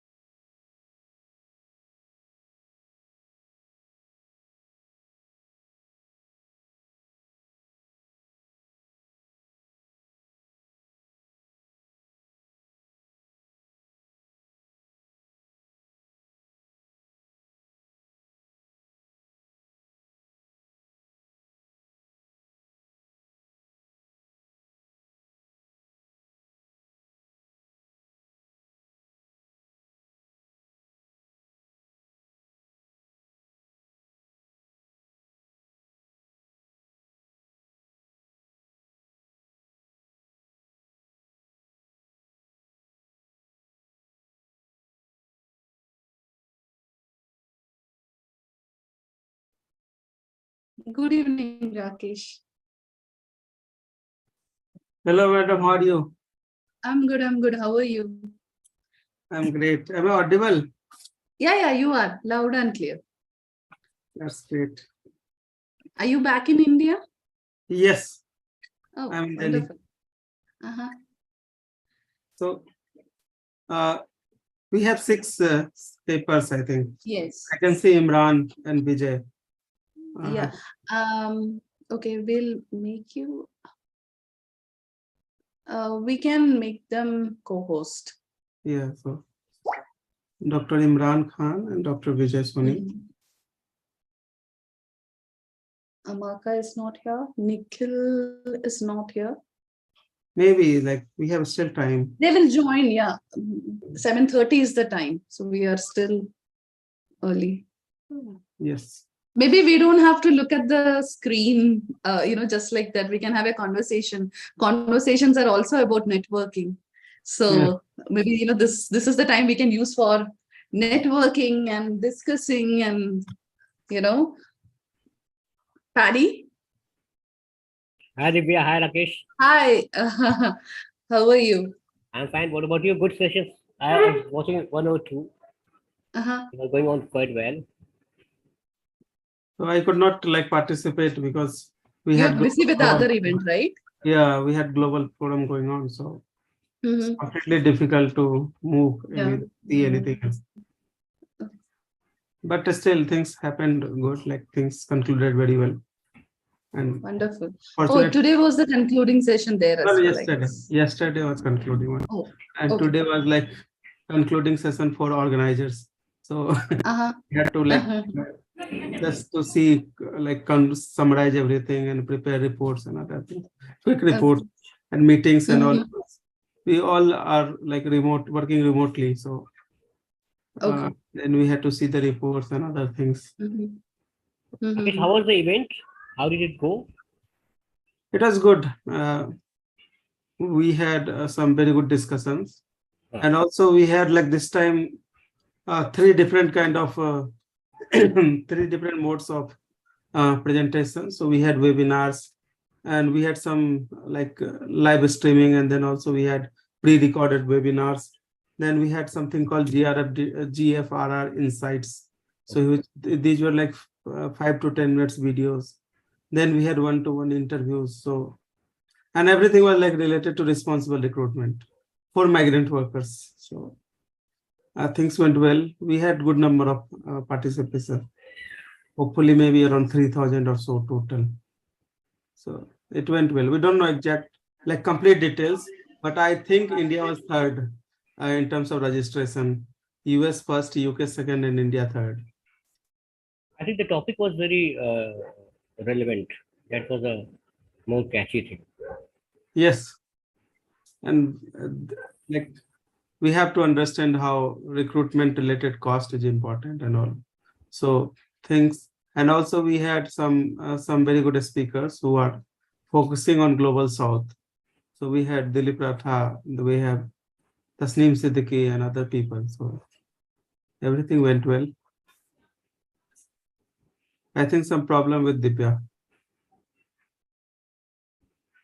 So Vijay sir, what is going on? All well.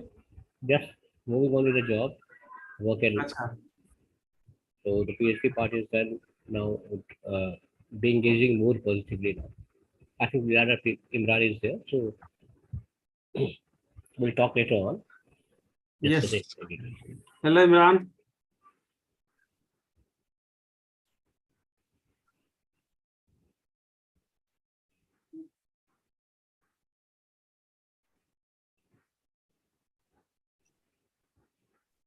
Am I audible? Yeah, good to see you. Hi, how are you? All is good. Still alive? Going alive. That is good. Actually, I am located here in Dubai, and I was thinking that the time is 7:30 p.m. Dubai time, but actually it was 7:30 p.m. Indian time. So we are yes, and we are 1.5 hours behind India. So I am lucky that I have opened the PC on time. Otherwise, it could have been late. When I have opened the PC, the conference would have been over. Yes, yes, exactly. In next 2 hours, we'll conclude the entire conference. So yes, so this could have happened, but the big good thing is that I have seen and it was there.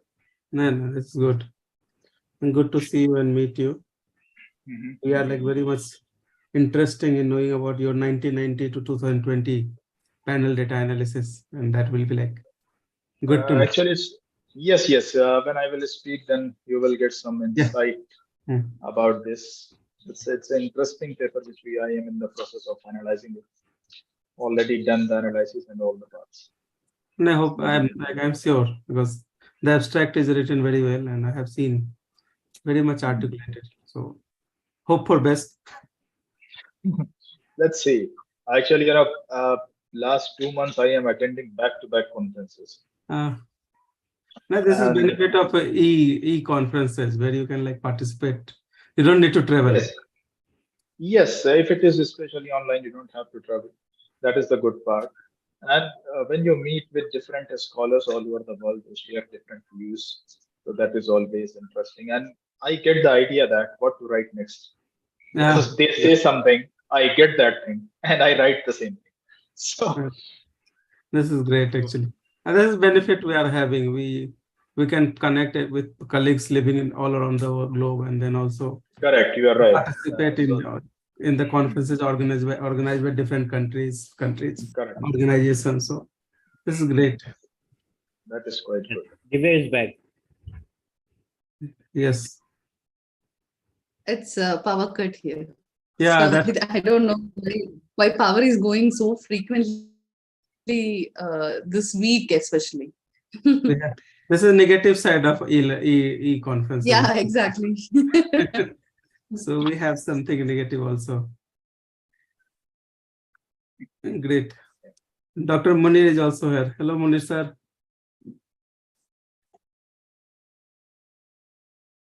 Munir sir. Everyone is on silent, muted phone. Thanks. Yeah, 15 more minutes. Yeah, we have still some time. So let's go and grab some coffee or tea and whatever you want. And then we can come back in maybe 10 minutes. That's a good idea. Yeah, that will be. Let me also take a break now. Yes. So we'll come back maybe 7:20, 7:28. So we'll have 2 minutes to start. Correct. All right. See you in 10 minutes.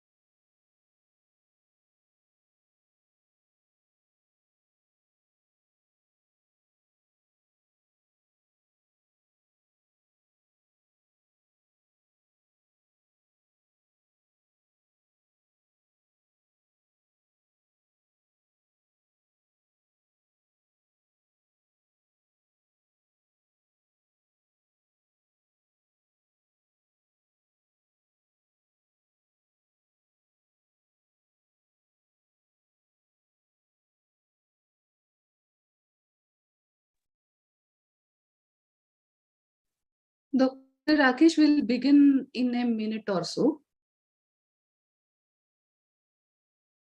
Okay.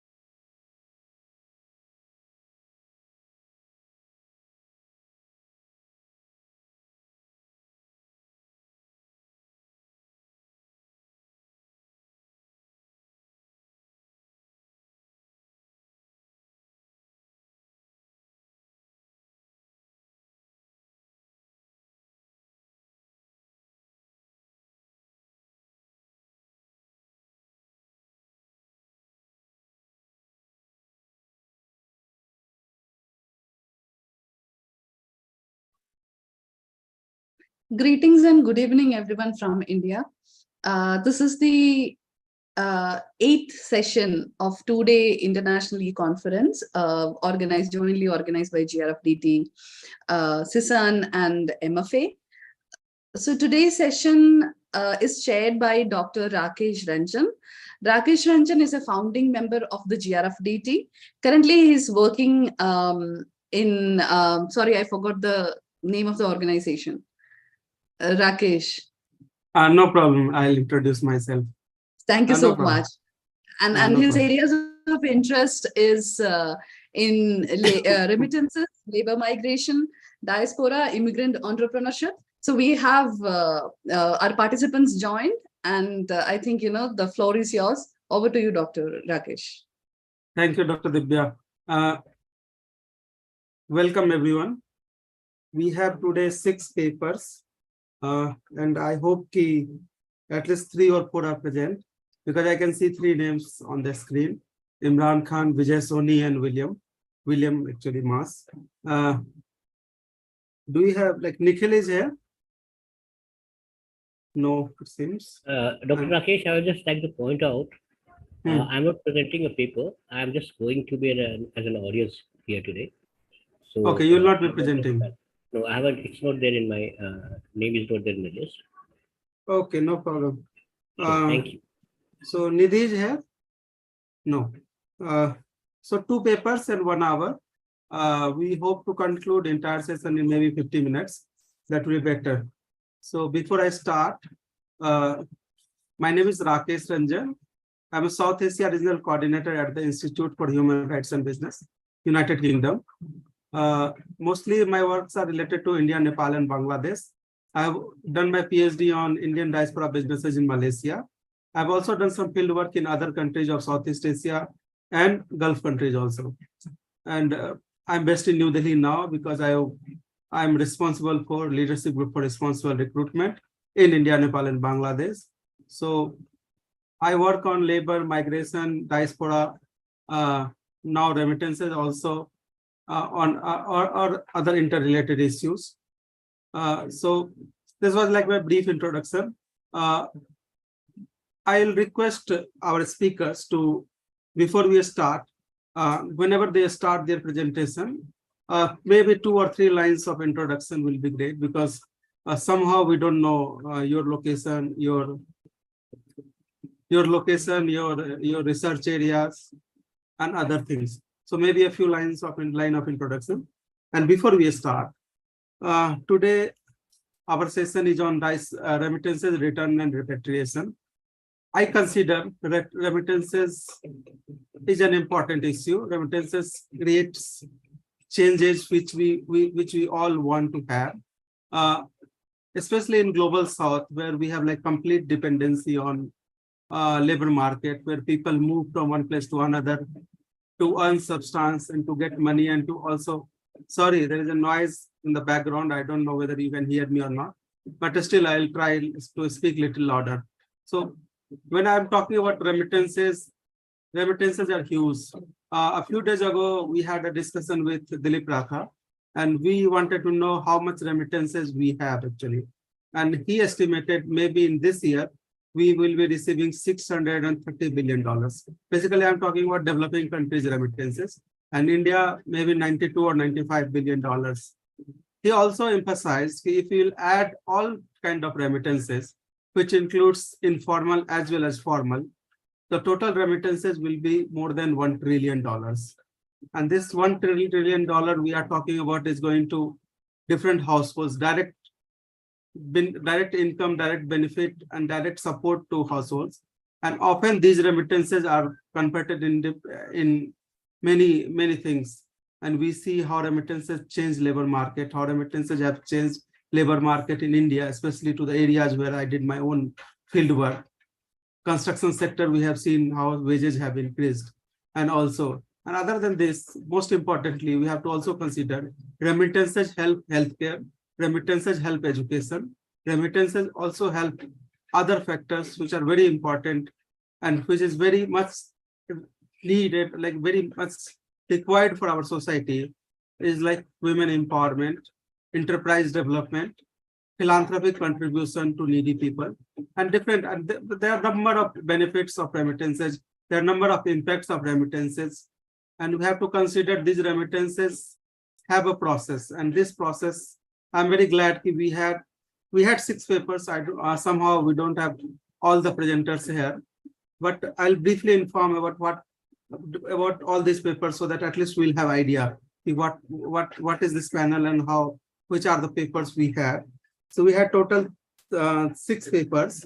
Only 2 are present, but no problem. Very briefly, I'll inform. 6 papers, 3 were quantitative papers, and 2 were qualitative paper, and 1 mixed method paper. So I'm talking about complete research methodology we had and will be having today. 2 papers are on panel data, 1990 to 2020. This is like entire remittances period. It starts from Gulf oil boom and till today. So how remittances has impact. Then also a few good papers talks about COVID-19 and remittances. We have to consider remittances became extremely important after COVID-19.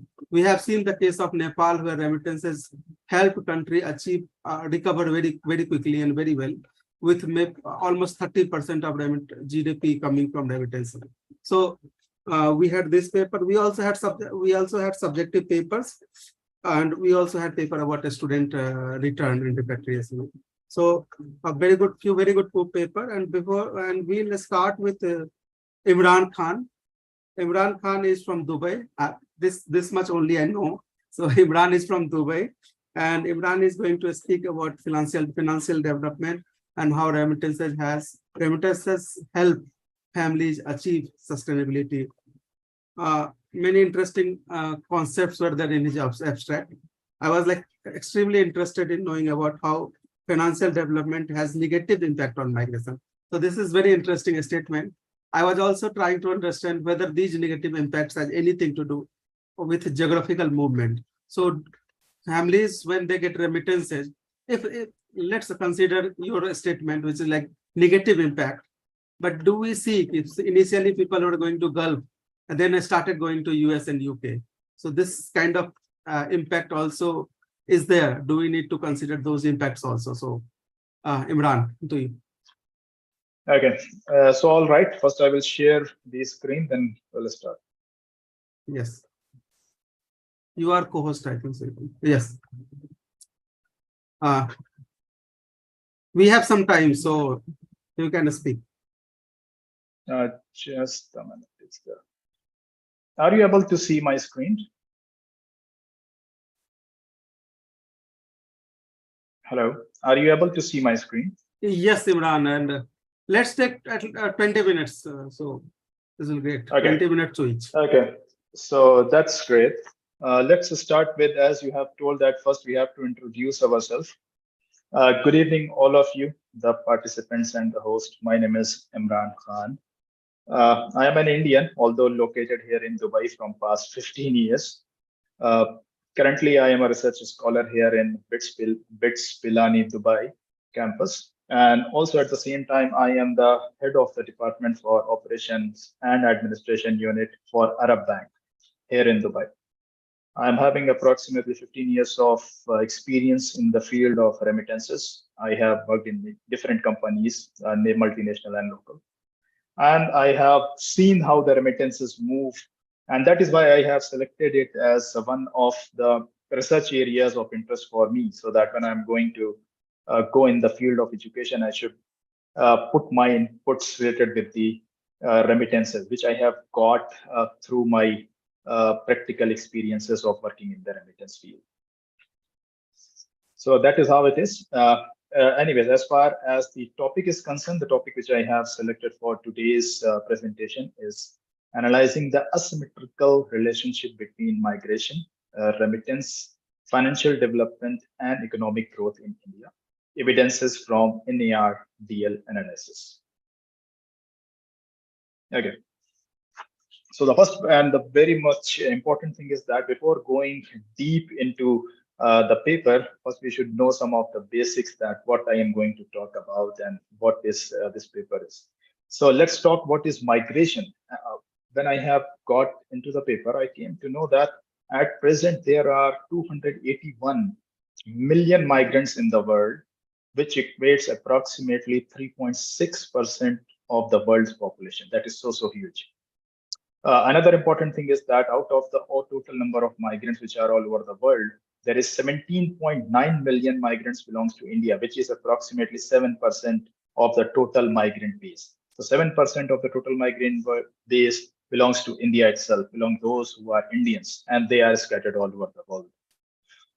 Not only this, I also find out that at present, approximately 5% of the global workforce are the migrants. They are those who left their country and they have moved to different countries and they are working there. That is 5% of the total global migrants.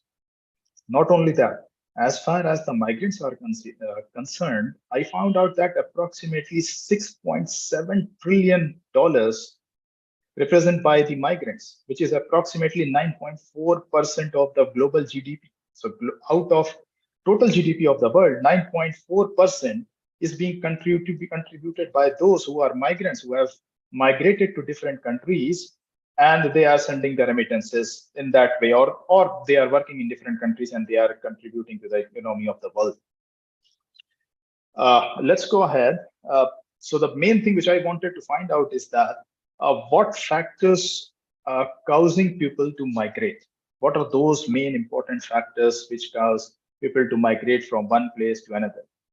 For this, I have selected two research questions.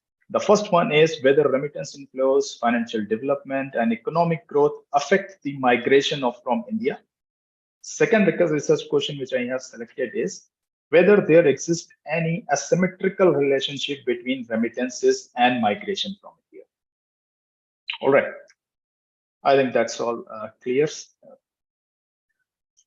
When I go through the literature about the migration, that what are the factors which is causing the migration and all, the most important which I found is that a lot of recent literatures which is covering the migration is filled with sustainable development goal. We all know that United Nations has already selected that we have to achieve the 17 sustainable development goal by the year 2030, and most of the world economies are committed to that. So currently, most of the research papers which is related with migration, they are targeting somewhere sustainable development goal. Another important thing which I have found out is that migration, people are writing a lot about the impact of migration on the health benefits, health improvement, these kind of things. Not only that, I have also found out that a lot of literature is filled with the impact of migration on exports of a country.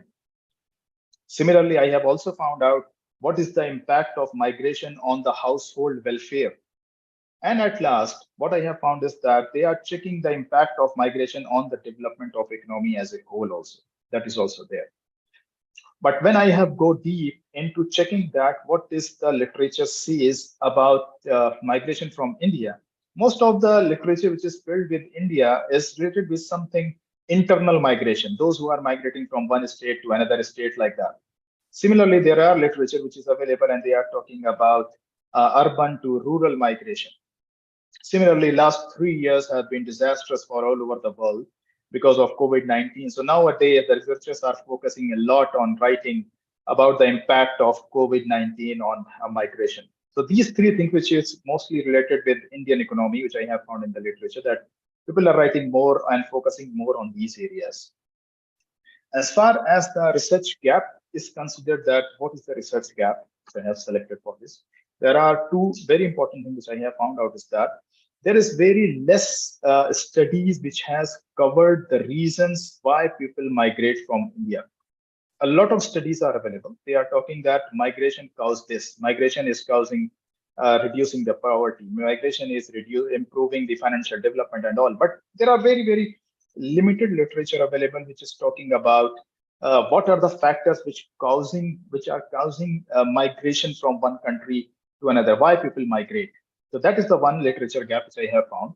Similarly, another important thing is that for that I have considered 3 multidisciplinary macroeconomic indicators so that I can cover a lot of different areas. Like, for example, I have selected remittance inflows to capture the impact of foreign fund inflows on migration from India. Similarly, I have taken GDP growth as another independent variable to capture the expansion and contraction of an economy and its impact on migration. And lastly, I have selected domestic credit to private sector, which is an indicator of financial development. Because when there is a financial development, banks are giving more credit to the small scale industries and create more jobs. So what is happening, whether it is helping people to work inside the country or it is still not working and people are letting go from out of the country. So that is why this is the third macroeconomic indicator which we have selected for my study. Now let's come on to talk about the data and the methodology which I have selected for this one. The data type is time series data because it is one country, India. And the data has been collected from World Bank website, World Development Indicator. The time period which I have selected for this study is from the period 1990 to 2020.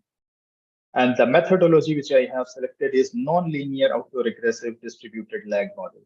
Because a lot of studies are available, they are only taking the ARDL model, that is autoregressive distributed lag model.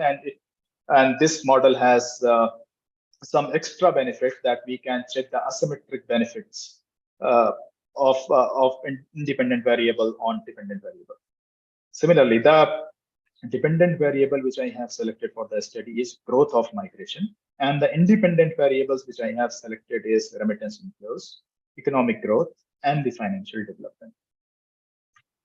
So the findings of the study indicates that whenever there is a positive shock in remittance inflows, each 1% positive shock in remittance inflows is causing 2.8% increase in migration from India in the short run. Similarly, whenever there is a negative shock in remittance inflows, it is causing negative 1.66% decrease in migration. So whenever there is a negative shock in remittance, the migration from the country decreases. But whenever there is a positive shock in remittance, the migration from the country increases. But the important point to be noted here is that the positive shocks affecting more compared to the negative shock, because we can see 2.87 is higher than 1.66. Similarly, if you see in the long run, whenever there is a positive shock in remittance inflows, each 1% increase in remittance is causing 2.04% increase in migration from the country. Similarly, each negative shock is causing a decrease in 1.69% decrease in migration. Another finding of the study is that financial development, I didn't find any significant impact on migration, although it is negative in both short and the long run, but it do not affect the migration from the country. Economic growth, on the other hand, I found is that economic growth, both in the short run and in the long run, is positively affecting the migration of the country. So it means whenever the economy grows, people migrate more. But in the long run, it is more as compared to the short run. Let's come on to the what is that of this paper. The first is that since we find out that in both short and long run, each 1% positive shock in remittance inflows cause more than 1% impact on migration. This finding aligned with the theory of deprivation, which says remittance inflows sent by the migrants to their family members create a sense of deprivation to the neighbors, and it motivates people to migrate. So it means a person who has migrated from one country to another, he is sending the remittance to his home family members in the home country. When their family members are getting the money, the neighbors or the nearby peoples, they feel deprived. And because of this deprivation, it motivates them to migrate from the country. So this finding aligns with the theory of deprivation. That is the one thing. Second thing is that in the literature, it is very well written that remittance inflows cause Dutch disease syndrome. We all know that, which means because of remittance inflows, the exchange rate of a currency fluctuates. But the finding of the study adds another dimension to it by highlighting that remittance causes migration. Hence, more migration leads to more remittance and higher effect of Dutch disease syndrome. So this is another dimension which has been added to the Dutch disease syndrome. Third is that the current examination also offers significant implications for policymakers in emerging economies. They can use the finding of the current examination to regulate the migration from the nation, right?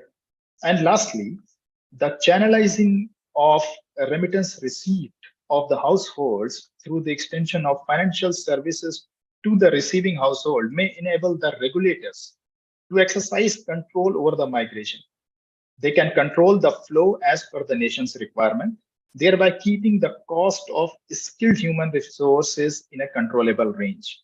This helps in achieving a balance between the remittance received from abroad and the growth of domestic industries.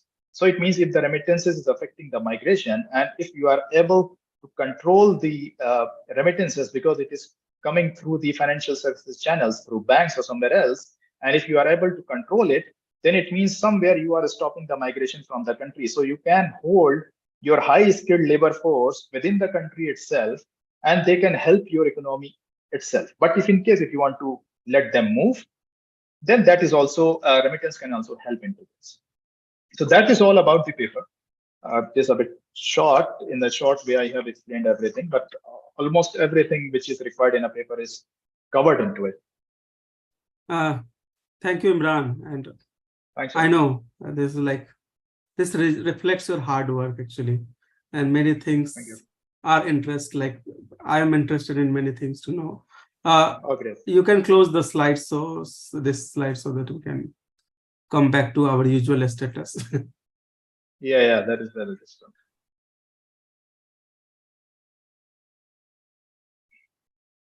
Okay, I can do this also.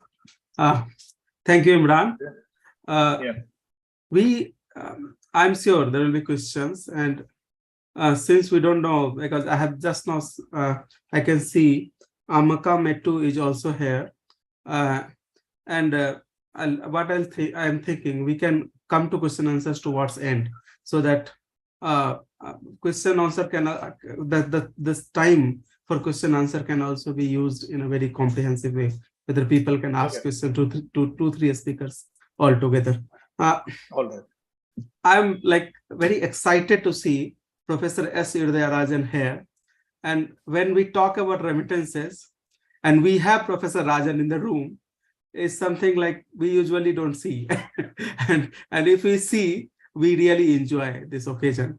So we have Professor Rajan here, and we have just now, Professor Rajan, we have just now heard Imran talks about how remittances, positive remittances flow and negative remittances flow, and how remittances affect migration and how migration affect remittances.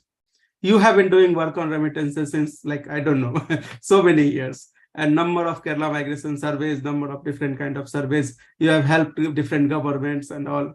And currently you are a chairman of International Institute for Migration and Development. Very simple questions. Do remittances make any impact on home country? Positive impact I'm talking about. Thanks, Ragesh. I see also a lot of people here whom I know. I think some people I will meet them sometime face to face. I think Divya is here. Munir is here. I can see them. And Paddy is here. Hopefully, I'll see her in Geneva, maybe after 2 weeks. And right now, I'm not in India. Basically, I'm in Canada, visiting the Toronto Metropolitan University as a Hall of Excellence. I think, I just heard Imran Khan. In fact, I've been to his institute in Dubai. I given a talk in one of the lectures there. I know one of the professors there, Dr. Sahu. I don't know who is guiding Imran Khan. I don't know. So, Dubai Institute, I went there. I given a class. So I know this place, basically. I think, I was just talking to World Bank a few days back with the Diaspora team, because they are coming with migration remittances, which is coming up. And I was told India might reach maybe $100 billion. They're going to release it in after 2 weeks. It might be not 80, 85, we're talking about $100 billion. But I think we should look at that $100 billion question or the remittances we should look at it in a very different perspective, because I'm sitting in Canada right now. I can see that so much money is coming from India to Canada in terms of student fees. Yes. I was talking with somebody in one of the universities that we have right now, this year itself, close to 200,000 Indian students have come to Canada. In fact, I was telling because I'm right now doing a study on Indian student migration in Canada. I told the professor in a meeting, a face-to-face meeting, I have to do only 200 interviews with Indian student migrant.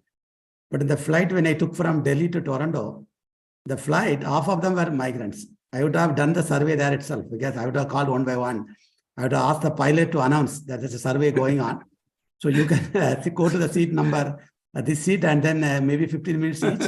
So I had to finish the survey. I told them to fund maybe 2-3 trips like that to me, Delhi to Toronto. I will do the survey, because 50% of them are students and 20% of them are accompanying the students, parents. Yes. A girl who is coming first time, they come and spend a week. I saw somebody from Saudi Arabia with the mother and father.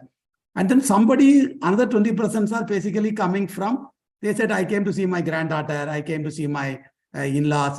Then the flight, only 10% people are like me. The 90% of them are something with the Indian connection. This is one flight which I saw, last month. It's not very far, So I think the remittances, when you look at it, so much money is also coming back outside India.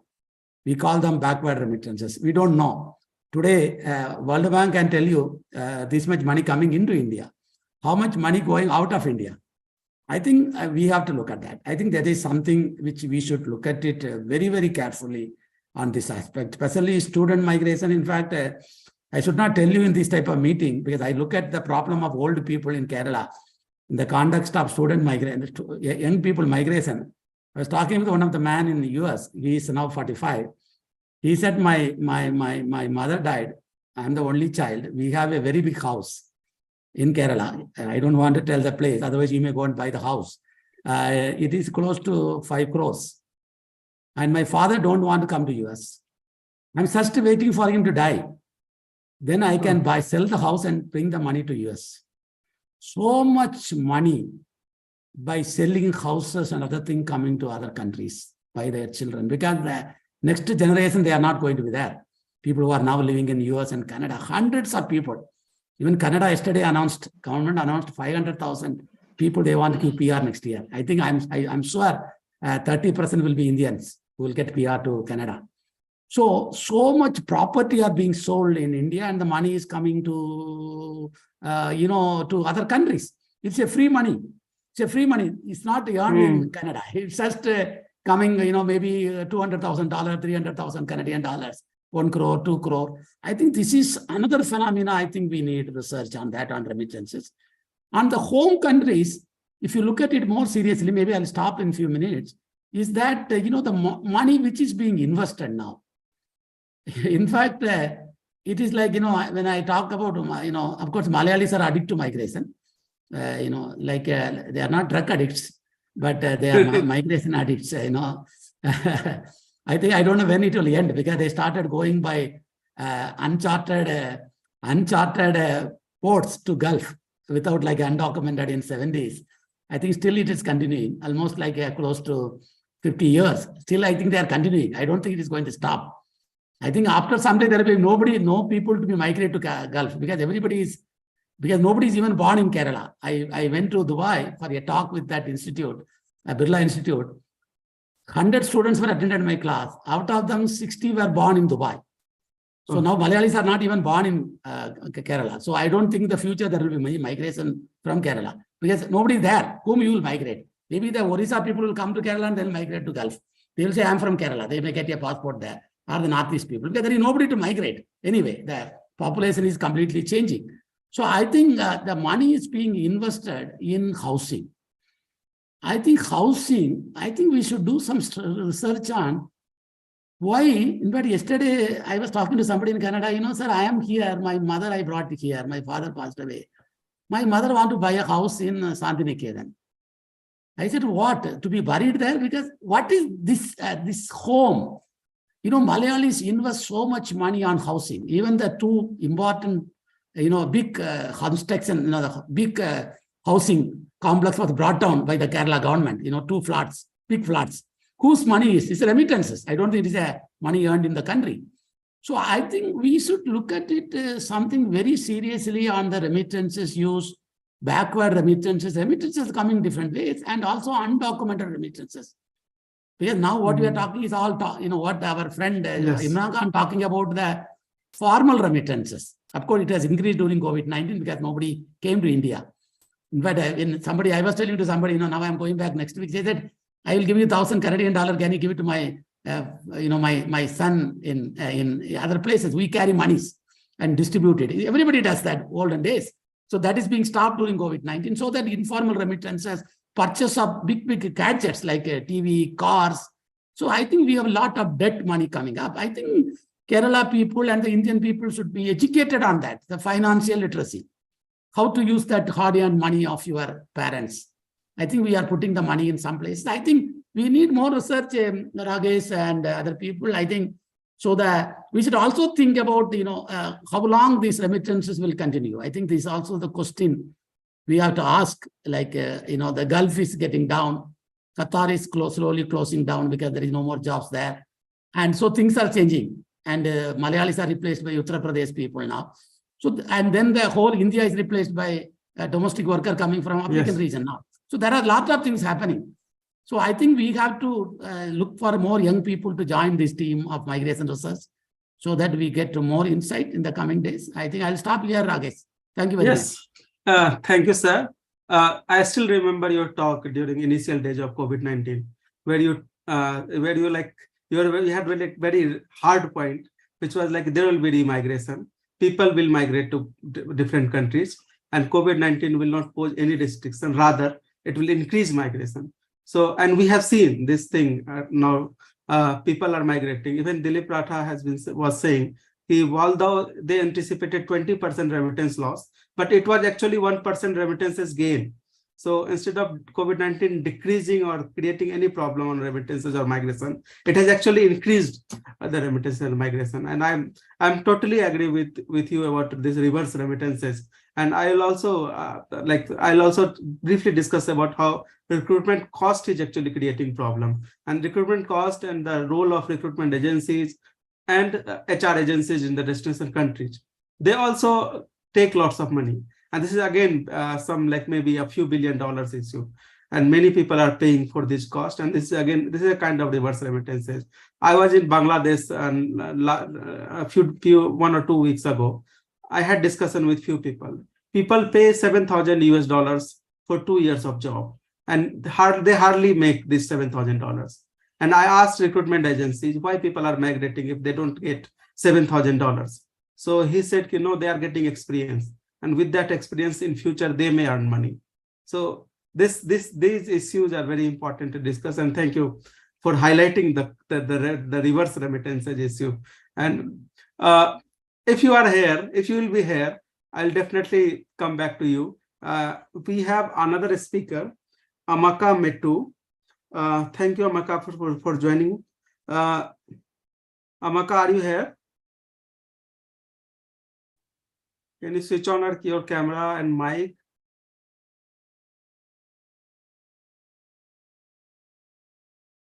Okay, I think there may be some network or communication problem. Let's go to William Maas.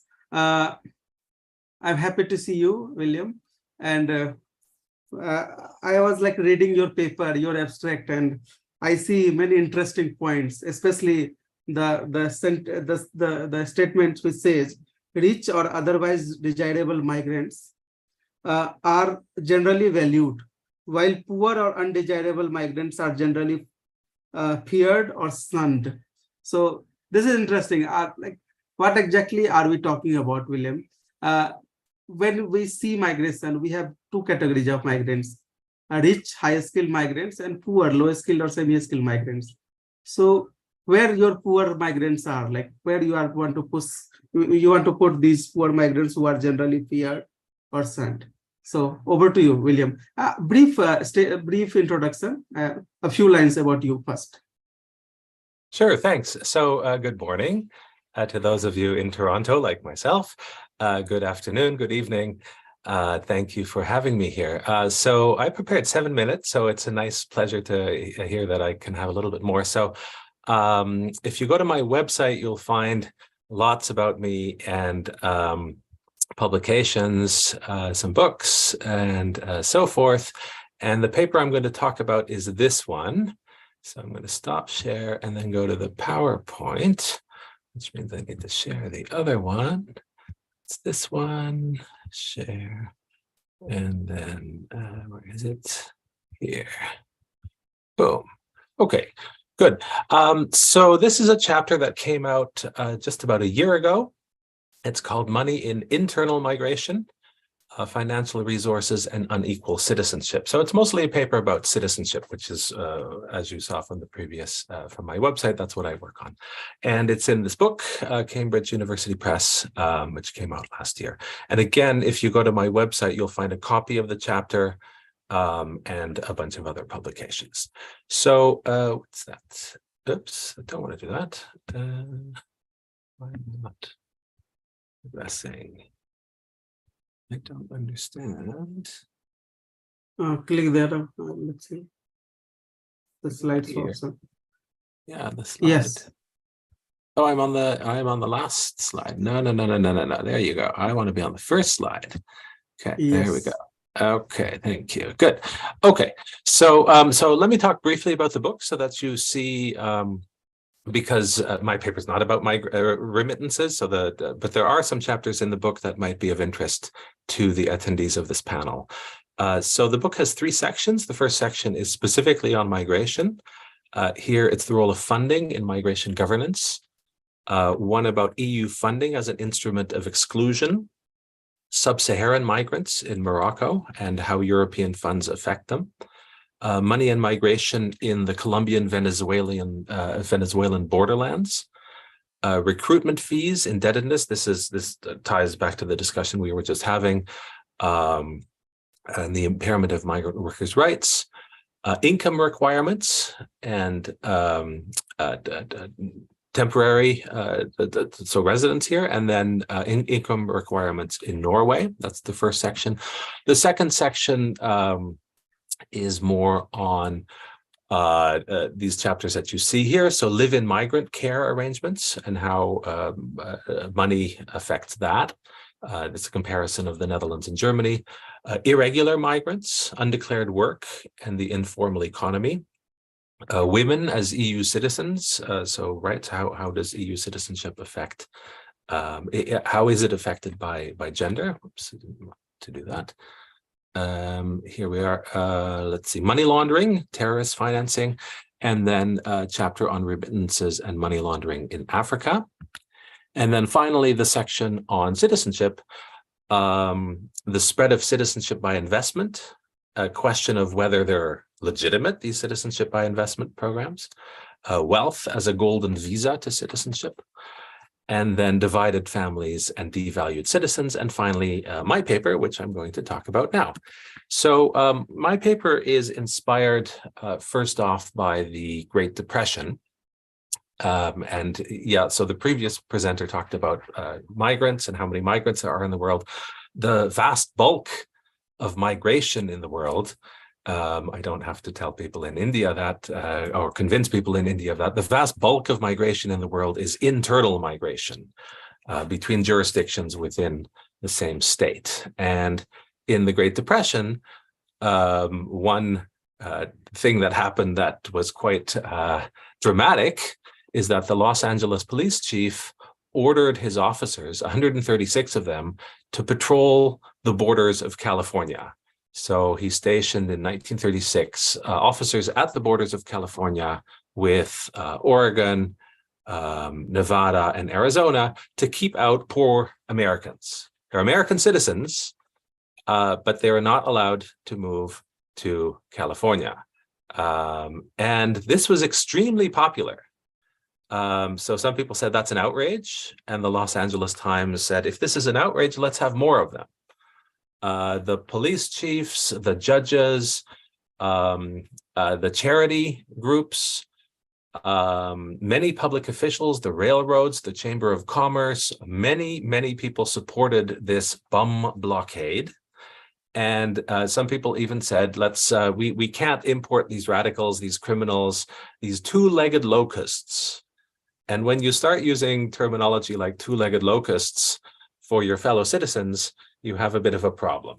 Okay, so that's the inspiration for the chapter. Following that, of course, the US Supreme Court said, no, California can't do that. No US state can do that. For US citizens do have the right to cross state boundaries. States can't infringe on that right. And after the Second World War, this right was also enshrined in international law. Here you have the Universal Declaration of Human Rights and the ICCPR saying, once you're in a state, you can move around within the state. We all know that in non-democracies, China, the Soviet Union, etc., internal barriers are common, but the argument of this chapter and some other work is that even in democracies, there is a tension between the equality of common citizenship and the diversity institutionalized by internal borders. So in a book I edited a little while ago, the argument here is that democratic states guarantee free movement to all citizens as a core right of citizenship. If you look at the Constitution of India, Constitution of Germany, Constitution of Spain, Constitution of democracies around the world, they guarantee free movement within the territory. So does the European Union. So I study the European Union, but these rights are contested. And there are tensions and attempts to discourage free movement, particularly in federal systems, where decentralized jurisdictions are responsible for social welfare provision. So equal citizenship is possible in theory, but not in practice. Multi-level citizenship, another book I edited, also pushes the idea that the sort of 20th century idea of citizenship as equality has never actually existed in a pure form. So though citizenship as an analytical category has come to mean a narrow definition of legal and political equality within the context of a sovereign state, such equality has never existed in pure form. Unitary citizenship, this is the overarching argument of all the chapters in this book. Unitary citizenship is the historical exception, and much more common are forms of multi-level citizenship. And then finally, my long ago doctoral dissertation, and I'm still working on EU citizenship today, looks at EU citizenship as another form, a comparable form of multi-level citizenship, which says that European citizens have, looking at it, instead of saying the glass is half empty here, the glass is half full, EU citizens now have, in theory, if not always in practice, equal rights throughout the Union. So EU citizenship is trying to be like national citizenship, but even national citizenship is not, National citizenship may be a bit like EU citizenship. That's the argument here. Okay, so we know Brexit, and we know the politics of migration feature heavily in populist politics these days.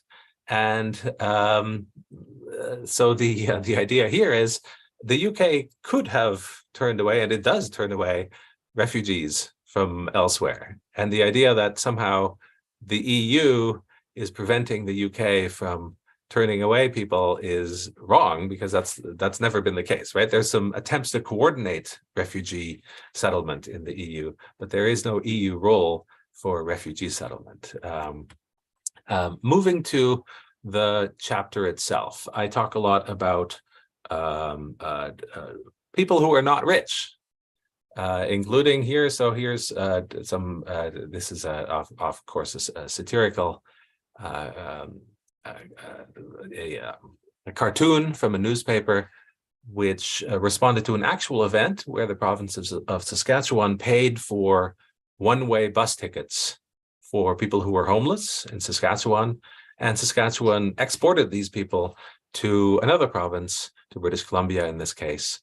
And so you see here, right, this is a satirical piece on that. And this is not an isolated event, as you see here.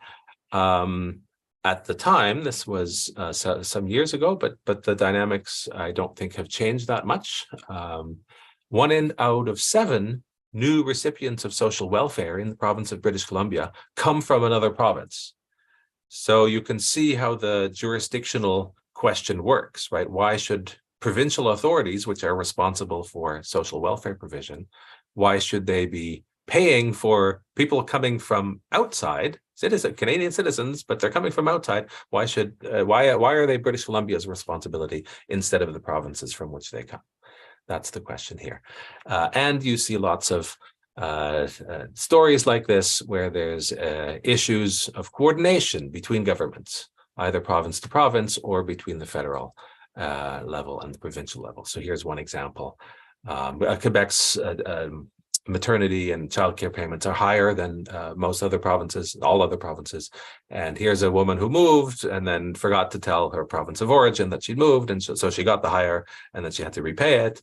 How do you coordinate this type of thing? Lots of stories like that. At the other end of the spectrum, subnational jurisdictions compete for wealthy people.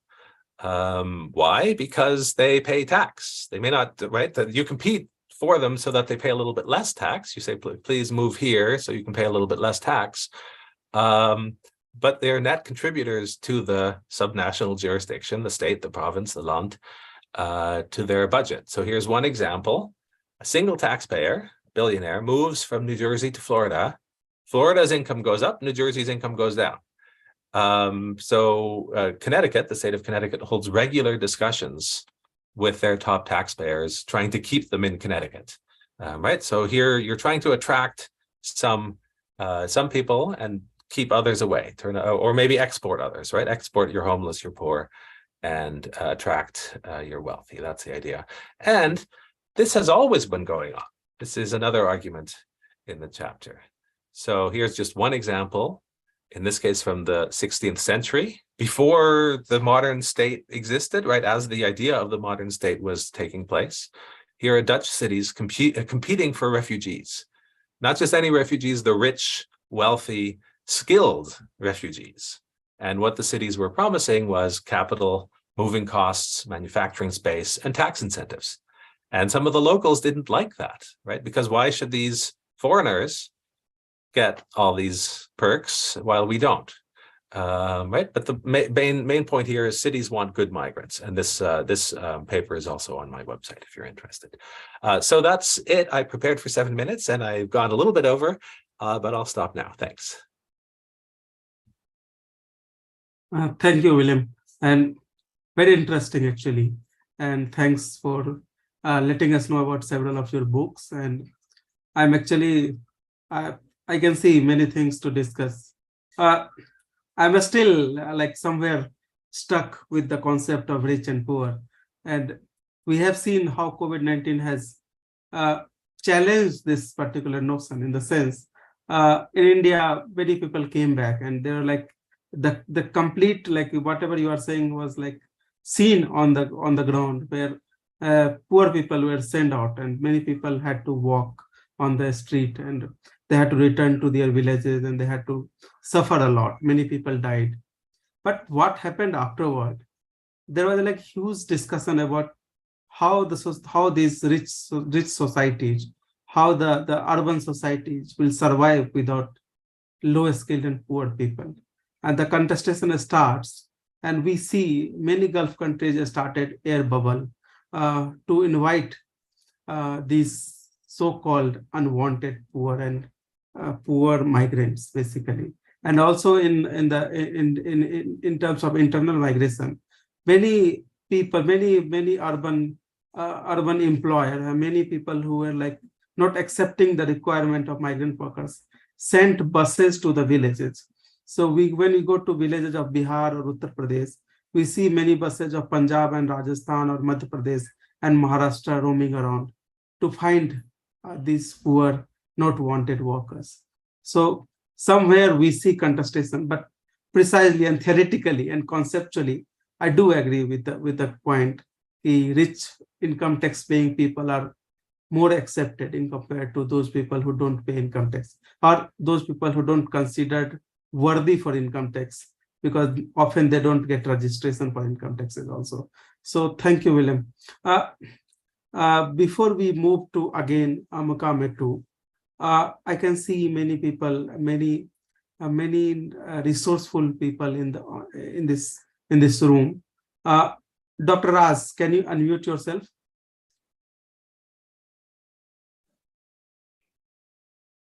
Yes. Thank you, Dr. Raz. Thank you very much. Dr. Thank Raz you, is Dr. Rakesh. Thank you. A brief introduction, Dr. Raz. So Dr. Raz is a vice president of Global Research Forum on Diaspora and Transnationalism. She is retired. She is like former UN senior official. She worked in different countries. She managed different panels, UN panels, and she has been working on several issues related to migration, diaspora, and other things. So I request Dr. Raz, if you can say a few words about William's paper. Thank you very much, Dr. Rakesh, for your generous introduction. And thanks, William, for your very interesting paper, because here we are trying to see what sort of connection we can make with migration. And I think it's an interesting area that you're looking at how money has an important role to play, even in internal migration. In other words, you are nothing if you have nothing. You will not be accepted because you're not bringing any resources. So in other words, here you need a migrant because he's bringing in resources, money. And that means he will either take care of himself or will contribute to taxes. But if you don't have those things, then you are not wanted. So in essence, that is the message. And that is coming out very clearly, even with internal migrants. In other words, so you don't have to be an external migrant. For external, well, in the case of Canada, I know, even when you have got the PR, the permanent residence card, at the time of coming into the country, you have to show how many resources you're coming with you. So you have to get a letter from the bank or a bank draft or something. The more you have, the easier it will be for you to, they won't harass you anymore, even though you have the paper, because the immigration can still stop you. You've got all the papers, but you don't come empty-handed, because that means you become a burden to the state. So this is for the external people, but for internal, and that is very fascinating, that for internal migrants too, if you are resourceless and you are a burden, then you're not welcome. You can go or don't move. You don't move, you stay where you are. So I think this is quite telling. In the case of during COVID, if I can take one more minute, Dr. Rakesh, in the case of COVID, and when you're talking about multi-level citizenship, you can be a citizen of the country, but you're not really a citizen of a particular space because you have not contributed to that space. So you don't exist to reap benefits. During COVID time, people who moved internally from one state, well, that's in the case of India, what I've read. If they moved from one village or one city to another city, and they did not carry, in the case of India, I think, as I have read, that you have to have some kind of identity, which shows that you are from that particular, you are from that particular space. So to benefit, to get some benefits, state benefits, whether it is in the form of food or whether it's in the form of access to medical services, if you don't have that particular ID, you will not be given those benefits. So that was treacherous, where I read and I said, even in the case of during the COVID, where people are just scrambling to go anywhere, safe place. And then once they get there, they are not accepted. Even as nationals, they are not accepted. So I think this whole thing of multi-level citizenship, that's quite fascinating. I really like that. And your examples of in the 20th century, if your movement was from one to the other, either you're recruiting people who can buffer your state or your city, then you're welcome. If you don't come with any resources, you're not welcome. And now the other resources, now the immigrants who are coming from other countries, the resource they have is not only financial, but also human capital. Because if you're an IT person, you're picked up in no time because you will be straight away contributing. And if you have some iffy, credentials, then you have to wait, or you don't get the points, as in the case of Canada, Australia, and now I think in the case of England too. So your point system is based on the resources you have, not only financial, your human capital resources, your context, your language, your knowledge of other things, and so on. So all this. So in other words, resources play an important role, not only in external, but even in the internal migration. So I think it's quite fascinating. I enjoyed it. Thank you very much. Thank you, Dr. Raz. Amaka, if you are here. No problem. We have hardly 3 to 4 minutes, and we had 2 very fascinating presentations, one very interesting conceptual discussion by William, and another very empirical and database discussion by Imran. I invite a participant and if you want to have any question, please do this. We have 2 to 3 minutes, so maybe one or two questions, not more than that. Anyone?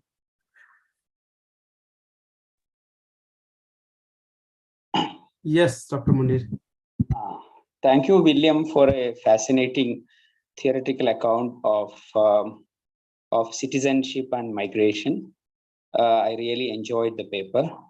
And I would like to know more about the concept of multi-level citizenship and its feasibility and challenges in countries like India, or for that matter, the developing countries. Yes. Do you want me to take that question? Yes. Okay, sure. So that's a pretty broad question. The facile answer is to tell you to read my book, which goes into more detail. The basic idea is when we think of citizenship, we think of states, and we think of citizenship is just states, and the world is divided into states, and everybody's a citizen of one state, sometimes now 2, but that's basically the idea of citizenship that most people have. Multi-level citizenship, by contrast, says no. Well, yes, that's true, and you're also a citizen of other jurisdictions. So in the case of Europe, which I study, right, that's my primary, you're also a citizen of the EU. You're a citizen of France, Germany, Poland, etc. And you're also a citizen of the EU. That gives you rights to move and work all over the EU, study, pay the same tuition, retire, etc. And you're also a citizen of, depending how your state is organized, most states, all states have some subnational, right? Even Monaco has different, right? So you're also a citizen of your subnational jurisdiction. And in the case where subnational jurisdictions are responsible for providing goods or services, such as healthcare, such as education, those subnational jurisdictions often have an incentive to keep out foreigners, even if those foreigners are citizens of the same country. So I know that in India you see this, right? So there is I have read, I've never been to India, I'd love to come someday. I've read that there is significant discrimination by the states in India of people coming from out of state if they want to access public resources. In the slide I showed about British Columbia, where the 1 out of 7 new welfare recipients are from out of the province, the New Democratic, the sort of social democratic government of the time said, we don't discriminate, right? We like, you're a Canadian, you're a Canadian, we'll treat you the same. That might have been true at that time, but there are other governments that actually say, no, we don't want to have people coming from other provinces, but, stay there. You're not our problem. So that's a little bit about what the multi-level citizenship talks about. I know we're out of time. If you're interested, I would be happy to give you a copy of my book if and when I ever visit India. Thanks. Thank you. Thank you, William, for this response. Very quickly to Professor Rajan. 1 minute to Professor Rajan. Yeah, I just wanted to add, because when I look at yes, when I look at William's work, because we also had similar problem in India between states, I think through language, and we don't do like what they did, don't come to the border, and we mistreat them. We beat them up in the streets, so we allow them to come and beat them up. And then even during COVID-19, I think that what happened between states and the district. And also the main important point is they cannot even get their food in other places because they don't have the ration card. That's why the Indian government is talking about one country, one ration card. I think it's all, we are allowed to move, but we don't get equal justice. That's all I want to say. Thank you, Aragesh. Thank you, Professor Rajan. And with this, we'll conclude this session. And before we conclude, I request all of you to be here because we'll have Hi, Rakesh. Can you hear me? Yes, Paddy. Oh, sorry, yes, Paddy. Rakesh. I think you had called me out earlier, and I wasn't sure if you could hear me. No, I have not. Sorry. Okay, I had wanted to make a reaction to William's presentation. Yes, do this, please. Okay, Paddy. super.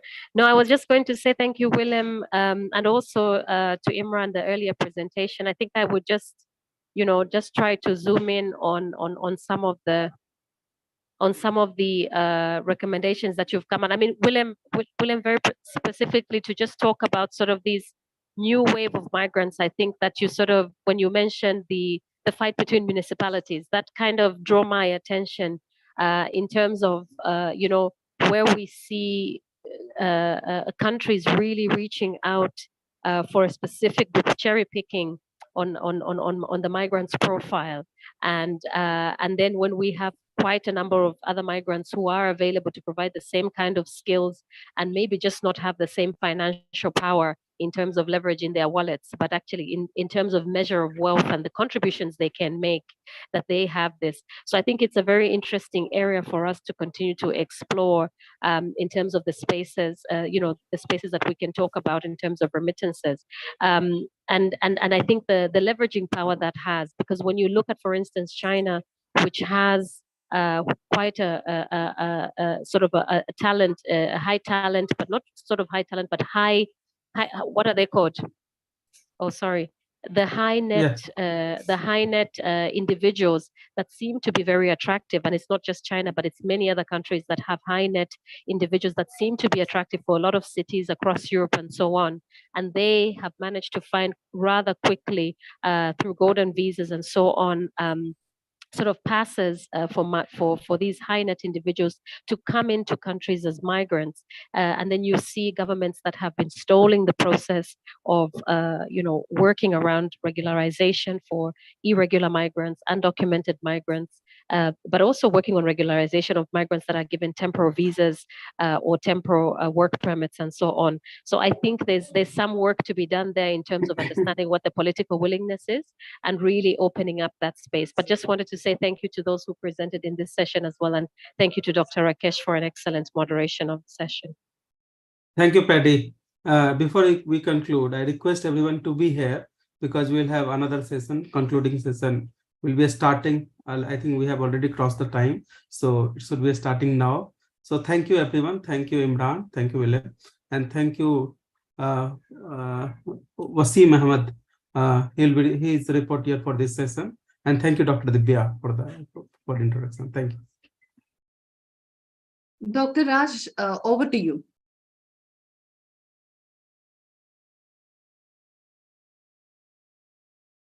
Okay. Thank you very much.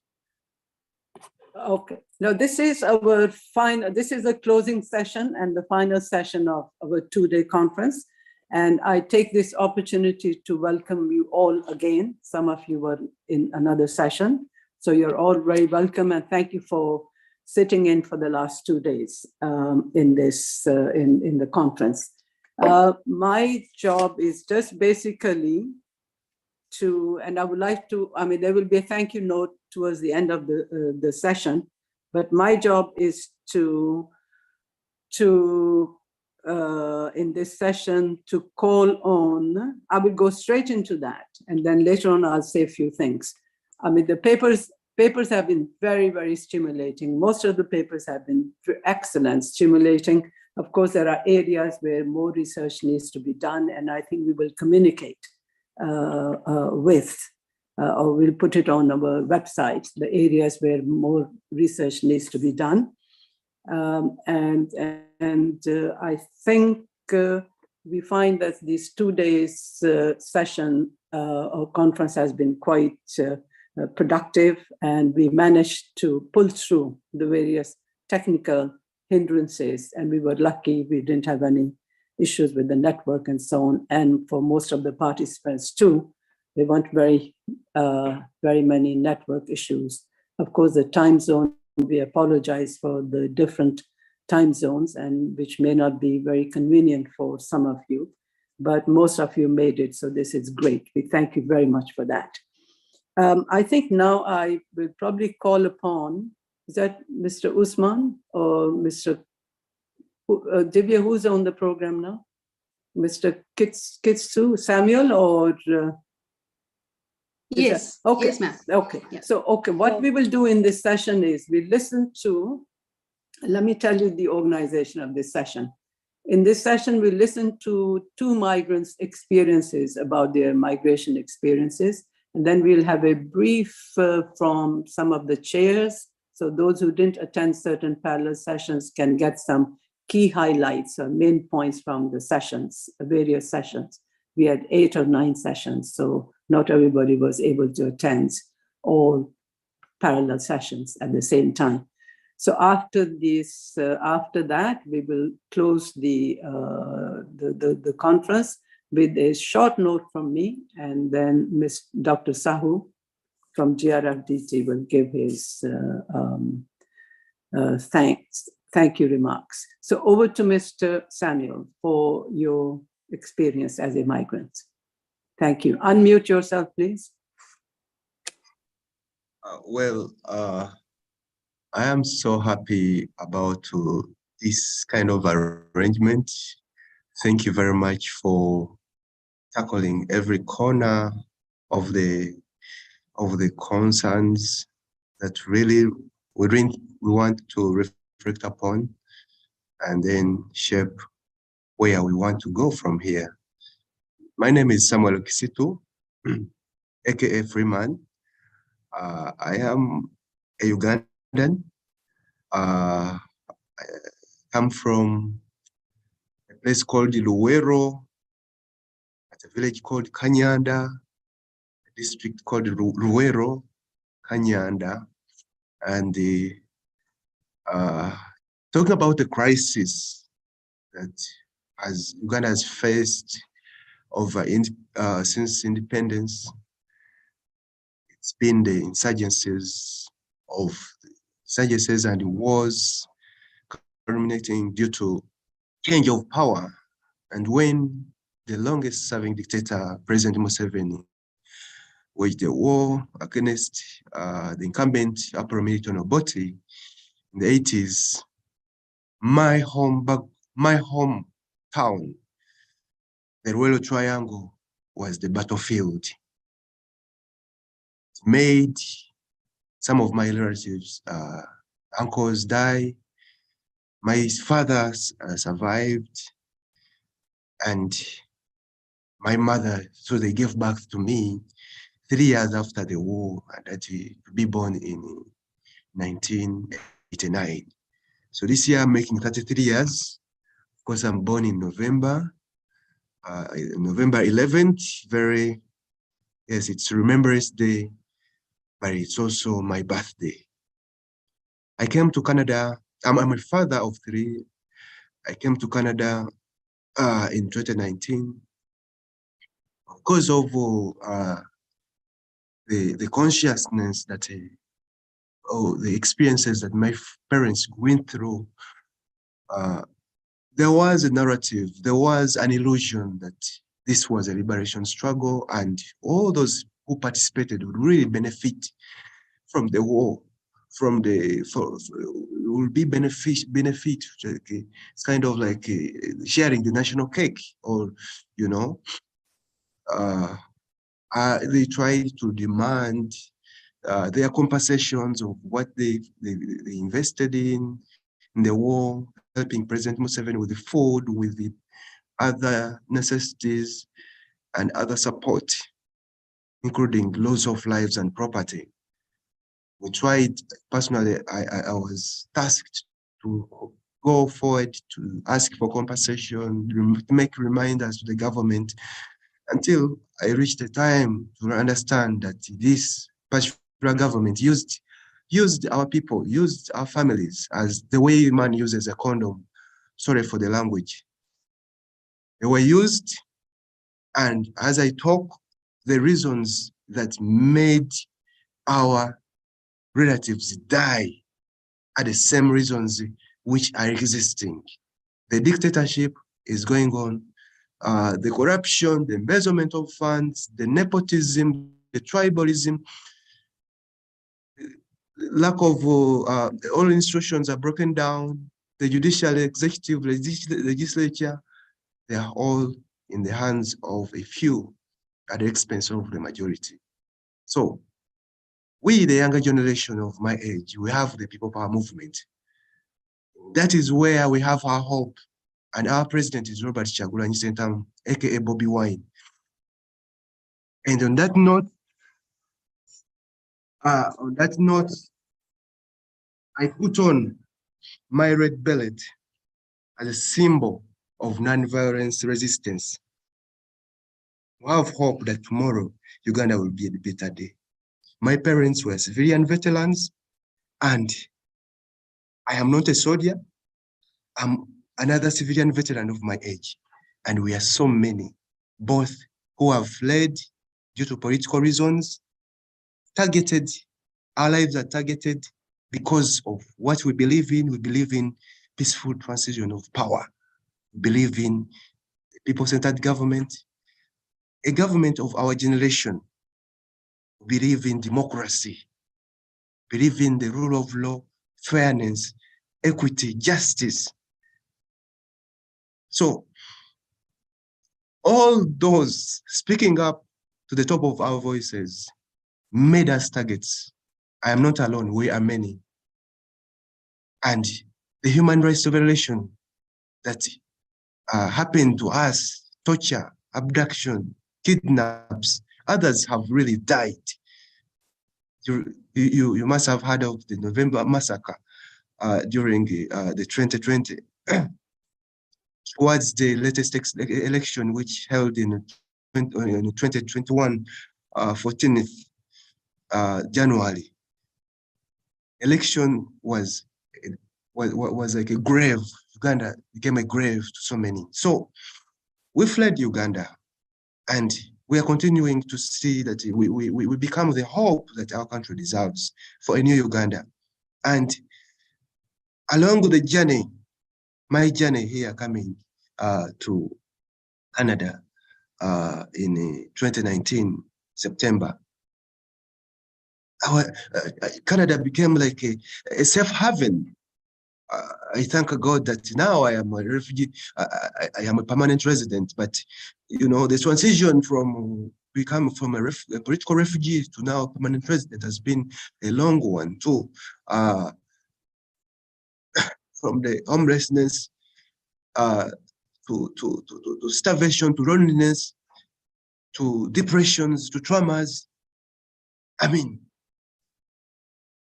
it's been a battle. It's been a battle. 3 months after I had arrived, I had just left the homeless shelter where I was hosted when I just landed, and found a room around the areas of Jen and Finch area in the Northwest Toronto. And when I found a room, this room was expensive. Yes, along the policies or the provision that the government has, the Ontario government has for refugees, is Ontario Works housing assistance. So this couldn't be enough, and I ended up like being at risk of being convicted of rent. I ran out of the room because I never wanted to be convicted of the room. I found myself in the church, sleeping in the church, find a new beginning, to find a job. I had not got a work permit. So I stepped in the church around January, February.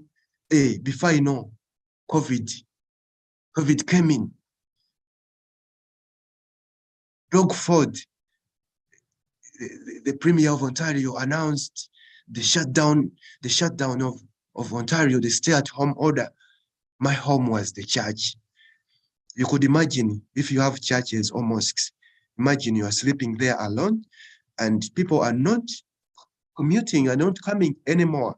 Everybody's at their homes and you have to be there.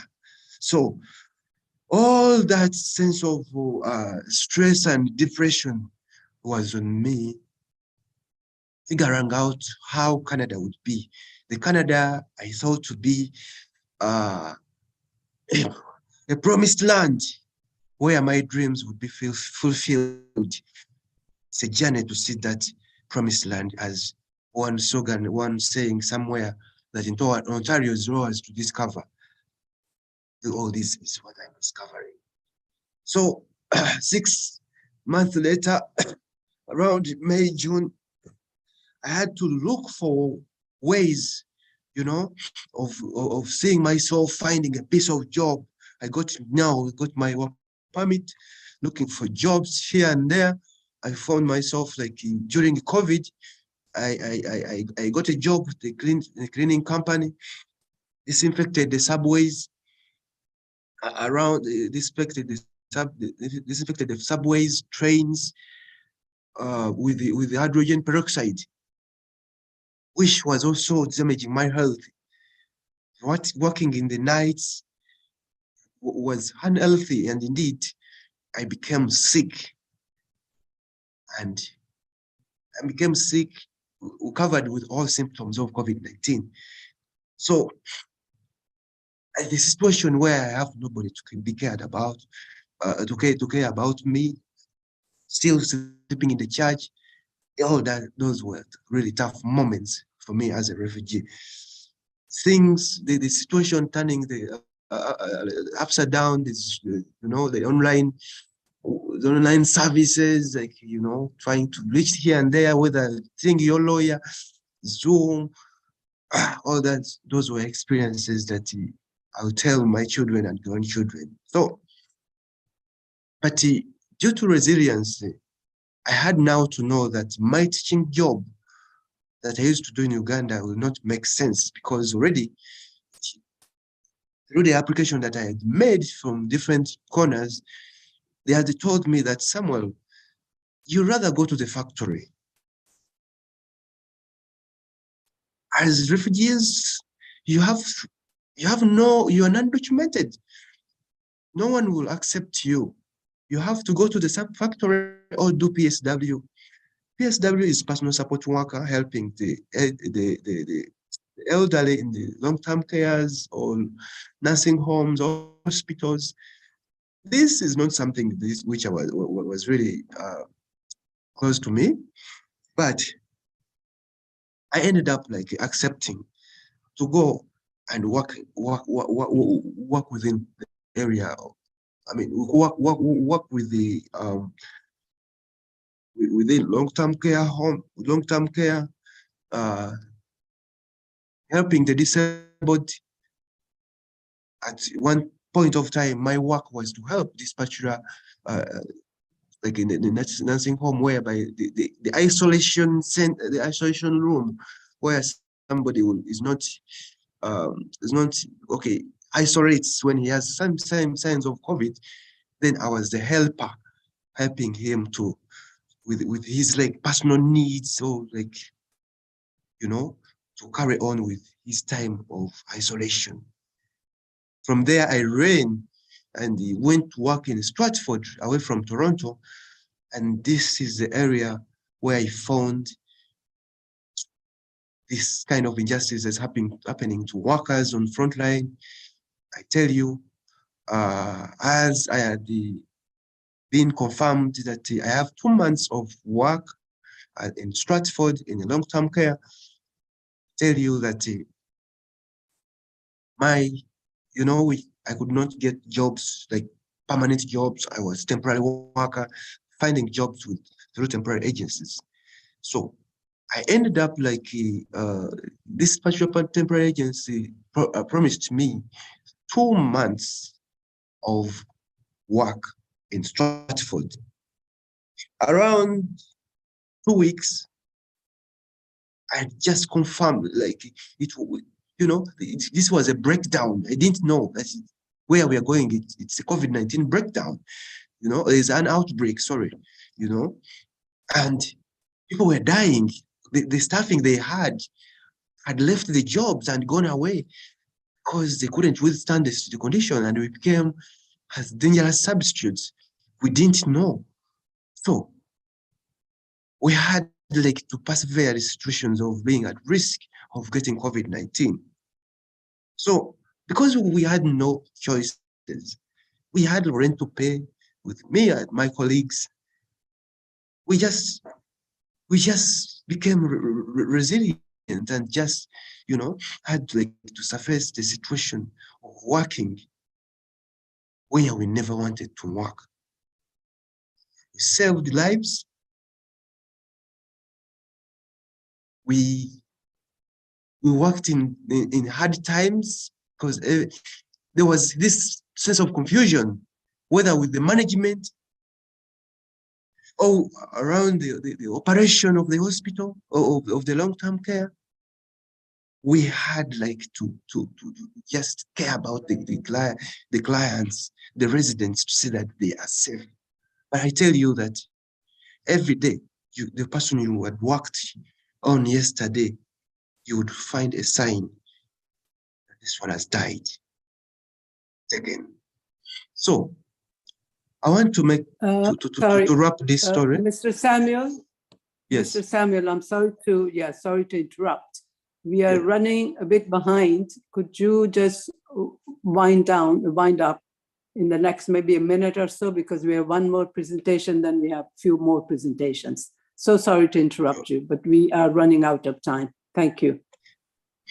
Sure. Thank you very much. I worked. The two things that are really important to mention. Before my shifts were cancelled, I worked on a woman whose name was Sharon. I named the name Shalom as a sense of trying to connect with her. I didn't know that to her, I was an angel, and she mentioned that an angel came to her room, a man from Africa. His name is Samuel. He comes from Uganda. I prayed with her, and that is one of the things really I recall that really brought this connection and sense of feeling the appreciation that yes, what we did was appreciated. Otherwise, my job, when my employer said that my shifts are cancelled, he didn't give me any reason for the shifts being cancelled, and I had to leave. So these has been the struggles where immigration, working conditions, and housing put all of us temporary workers, newcomers, refugees at risk during COVID-19. Now we're trying to see how we really reconnect and see where do we go from here. I thank you very much for listening. My name is Samuel Kisitu, everyman. Thank you. Thank you very much, Mr. Samuel, for sharing your journey, migration journey. Yes, it's tough. It is really, really, it's hard. I mean, what we expect in another country is not what you actually find, and especially for refugees. So really feel for you, and we hope that you are a bit more settled now, and wish you good health. Thank you very much for sharing your experience. Okay, thank you. I'm going to now call Mr. Usman. Hi, please share your, Can you be a bit brief if possible? We would love to hear more, but because of the time factor, thank you so much. Thank you. You can unmute yourself. Can you do that? Can you unmute?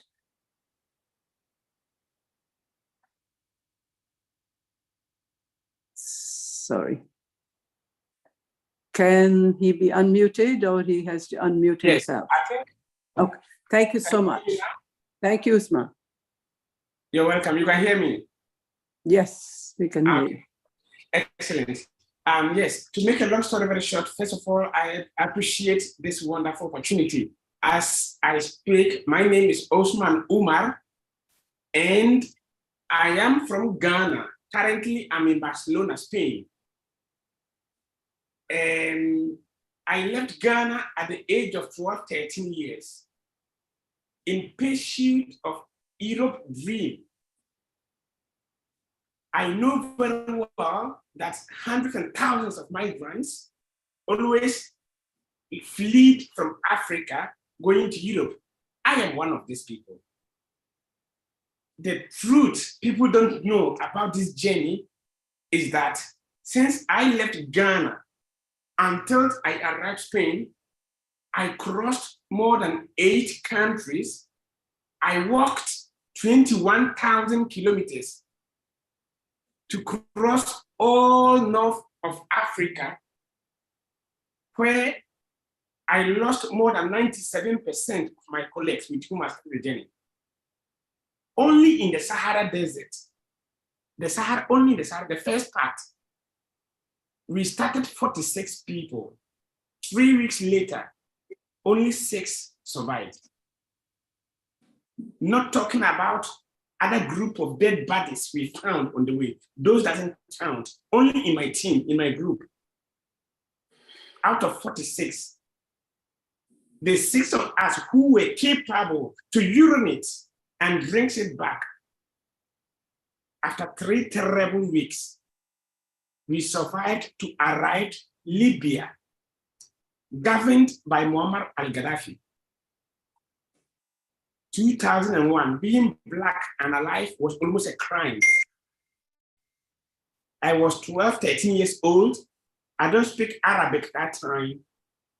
I don't know anybody in Libya. I have to work, sleep, and eat. This is just the first part. The second part is after 3, 4 years working in Libya as a slave. I'm not going into details on that because I don't want to count on that. After terrible working as a slave, I was capable to escape from Libya. I have to cross Tunisia, Algeria, Morocco, Mauritania, Western Sahara without without passport. I'm not going to go into detail on that. In Mauritania, I have to take a boat to cross the Mediterranean Sea. I don't know how to swim. After paying $1,800 US to the mafia, human traffickers, which doesn't exist, I don't believe in the mafia. The mafia is the police. I would love to have showed you a map on the trip I went through. I think I have an English book. I can show that if you need. I think I have a book. You can see an example of the trip. This is my first book.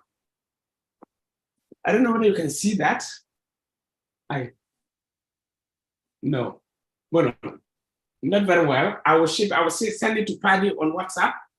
My trip, how I went and all the way countries I crossed to get to Libya.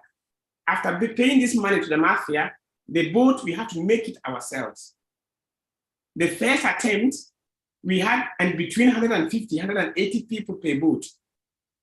Musa, Sapashina, Lansa Milo, all my friends who get into one of the boats didn't survive. The second attempt, another 2 boats again. Almost 350 something people died without any kind of explanation. In my boat, there was only 2 girls with 2 babies. After 48 terrible hours without petrol in our engine boat, we end up in an island called Fuerteventura, Canadian island in Spain. Because there wasn't petrol, the boat crashed to the rocks and capsized. I was the last person to get out of the sea. I promised you I never saw those babies, neither alive or their dead bodies. Never again. I'm absolutely convinced that their dead bodies was found, but nobody knew about them. Because there's no any kind of interest. I was in jail in Libya in Fuerteventura for 2 months. I was so lucky they gave me my independence. I arrived at the city of Barcelona 24th February 2005. 17 years, alone, no Spanish, no Catalan. I can't read and write because in Ghana, I didn't go to school. To make this long story very short, finally, I realized that my purpose of being alive was to be the voice of those who couldn't make it, and those who keep on dying in the process. The second purpose of arriving alive is to avoid future victims to fall in this terrible trap. So since then, I started going to school, learn Spanish, Catalan, read and write. I was so passionate to be able to fulfill my purpose that in only 6 years, sleeping on the street, I ended up in the University of Barcelona studying chemistry. I believe and I promise that talent has no color. It's a matter of opportunities. So the little I could do is to share these opportunities to my younger ones in Africa.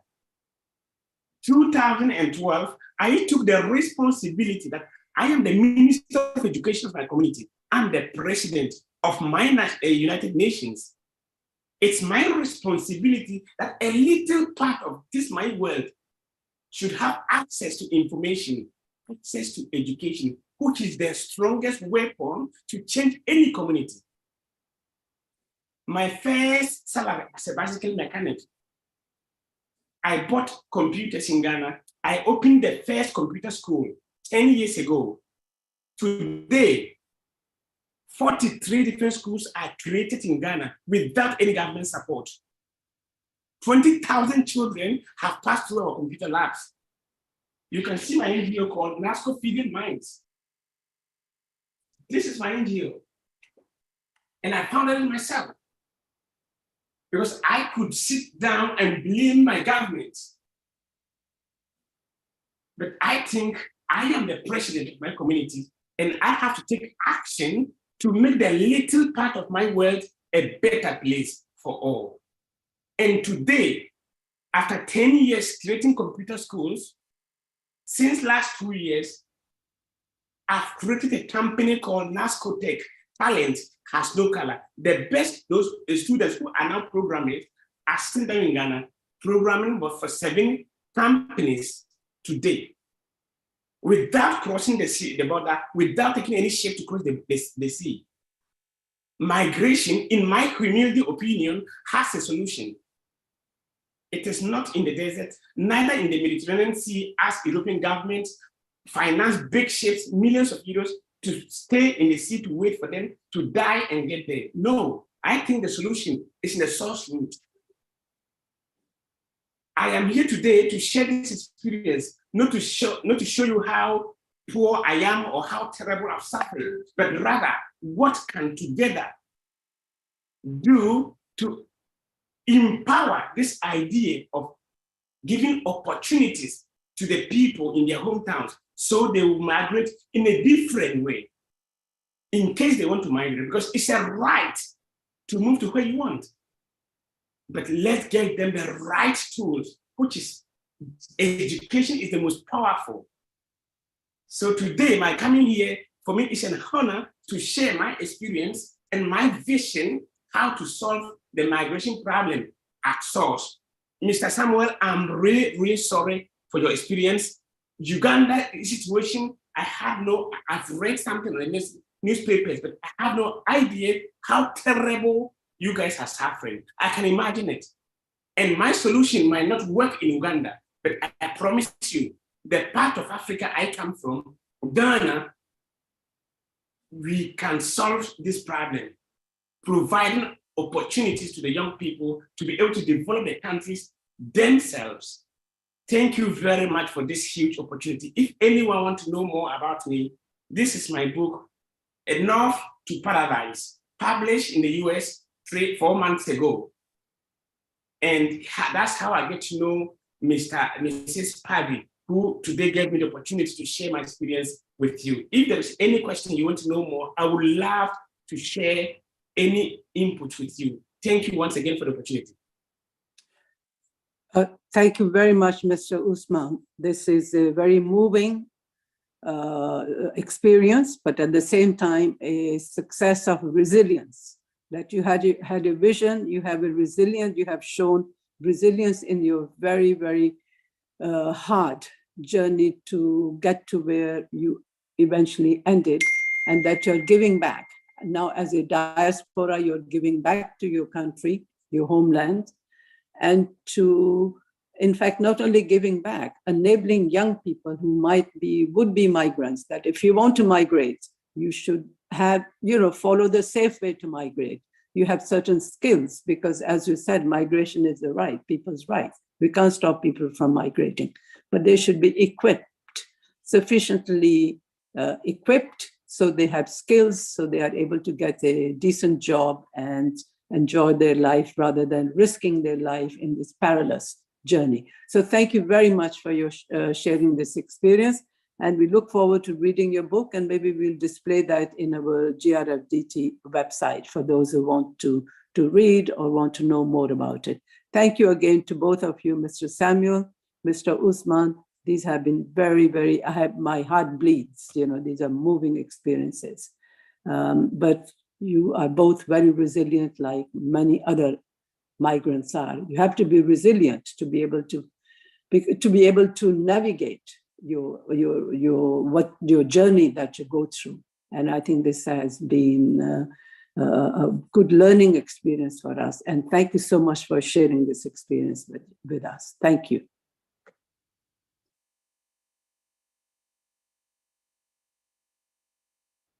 Yes. Now, after this, after listening to both of you, it's very difficult to get back to business as usual. I have to say, we'll need a minute or so to breathe, because this is it's a harrowing experience, and especially Uganda, what people have gone through and continue to go through, just because you do not agree with the views of your politicians or the politics in power at that time. And so it's bad that, and this is what is forcing people to leave, young people to leave their homes because they feel unsafe. They can't be free, they cannot exercise their rights. And this is out of desperation. And I don't think anybody should migrate out of desperation, because that shows that there isn't much hope in your own home country. So keep fighting for others, keep the struggle going. Thank you very much again. Thank you. Okay, so we have just one more agenda, I think, or two. So we will soon be ending this session as well. Since we had lots of plenary sessions, it would be, I think, good that the plenary benefits from, parallel sessions, that we can benefit, we can get some idea as to what was discussed in those 9 sessions.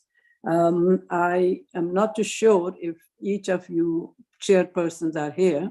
I see Divya, I see Dr. Mahalingam, Ruchi is here. Okay, those who are here.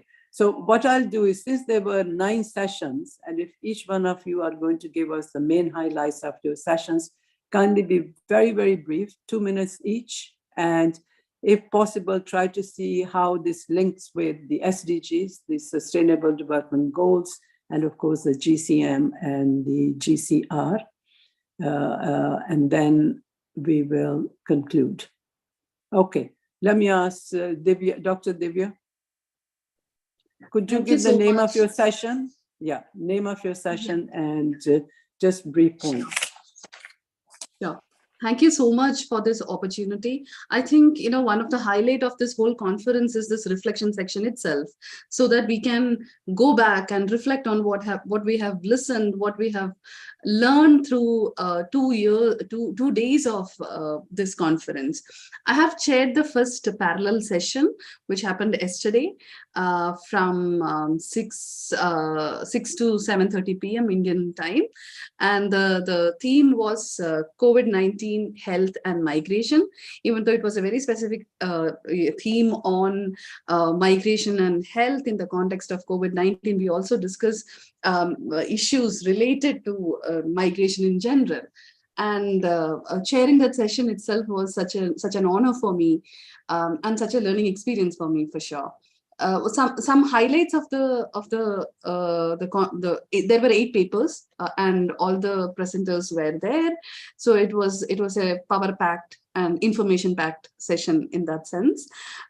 Something which I would like to really highlight about that particular session is the way in which we highlighted the policy gaps that's there in migration governance, especially in the context of COVID. Also, at the same time, not just COVID-19 wasn't just the focus, but also before COVID and the evolving current post-COVID situation and scenario. And there were papers specifically discussing on the lack of or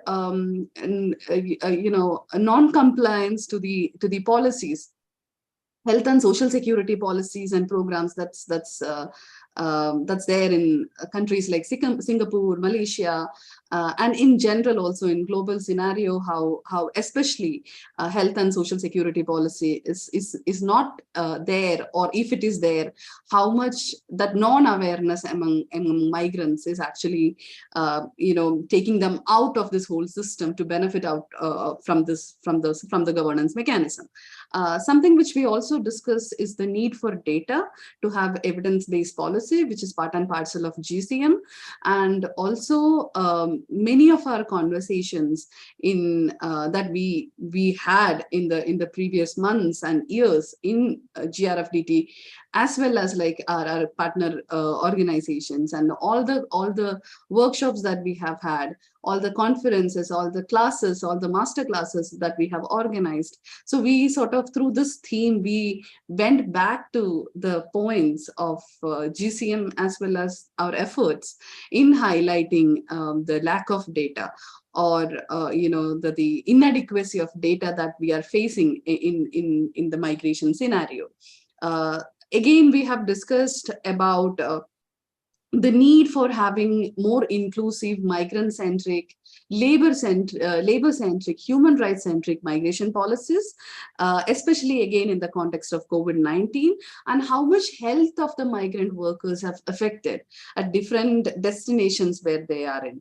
And there was specific mentioning of migrant workers, especially the blue-collar workers, or semi-skilled and low-skilled workers that's there in the GCC countries. That was a specific point of discussion. Also, there was this question of mainstreaming gender to the migration policies and governance mechanisms, which is again part and parcel of not just GCM, but also Sustainable Development Goals of the United Nations. So this was something which was highlighted in 2 of the papers. The need for rights-based agenda for action was another major point of discussion, especially at a time when the so-called new normal is emerging post COVID-19 pandemic.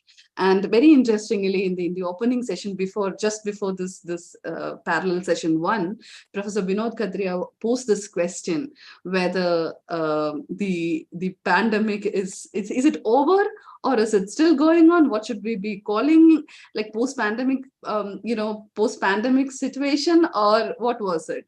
And in the session throughout, we were also pondering that particular, thought of whether we we should really talking about a post-pandemic situation, or is it an evolving situation where maybe sometime we will reach at that point where we could comfortably and confidently say that, okay, this is post-pandemic.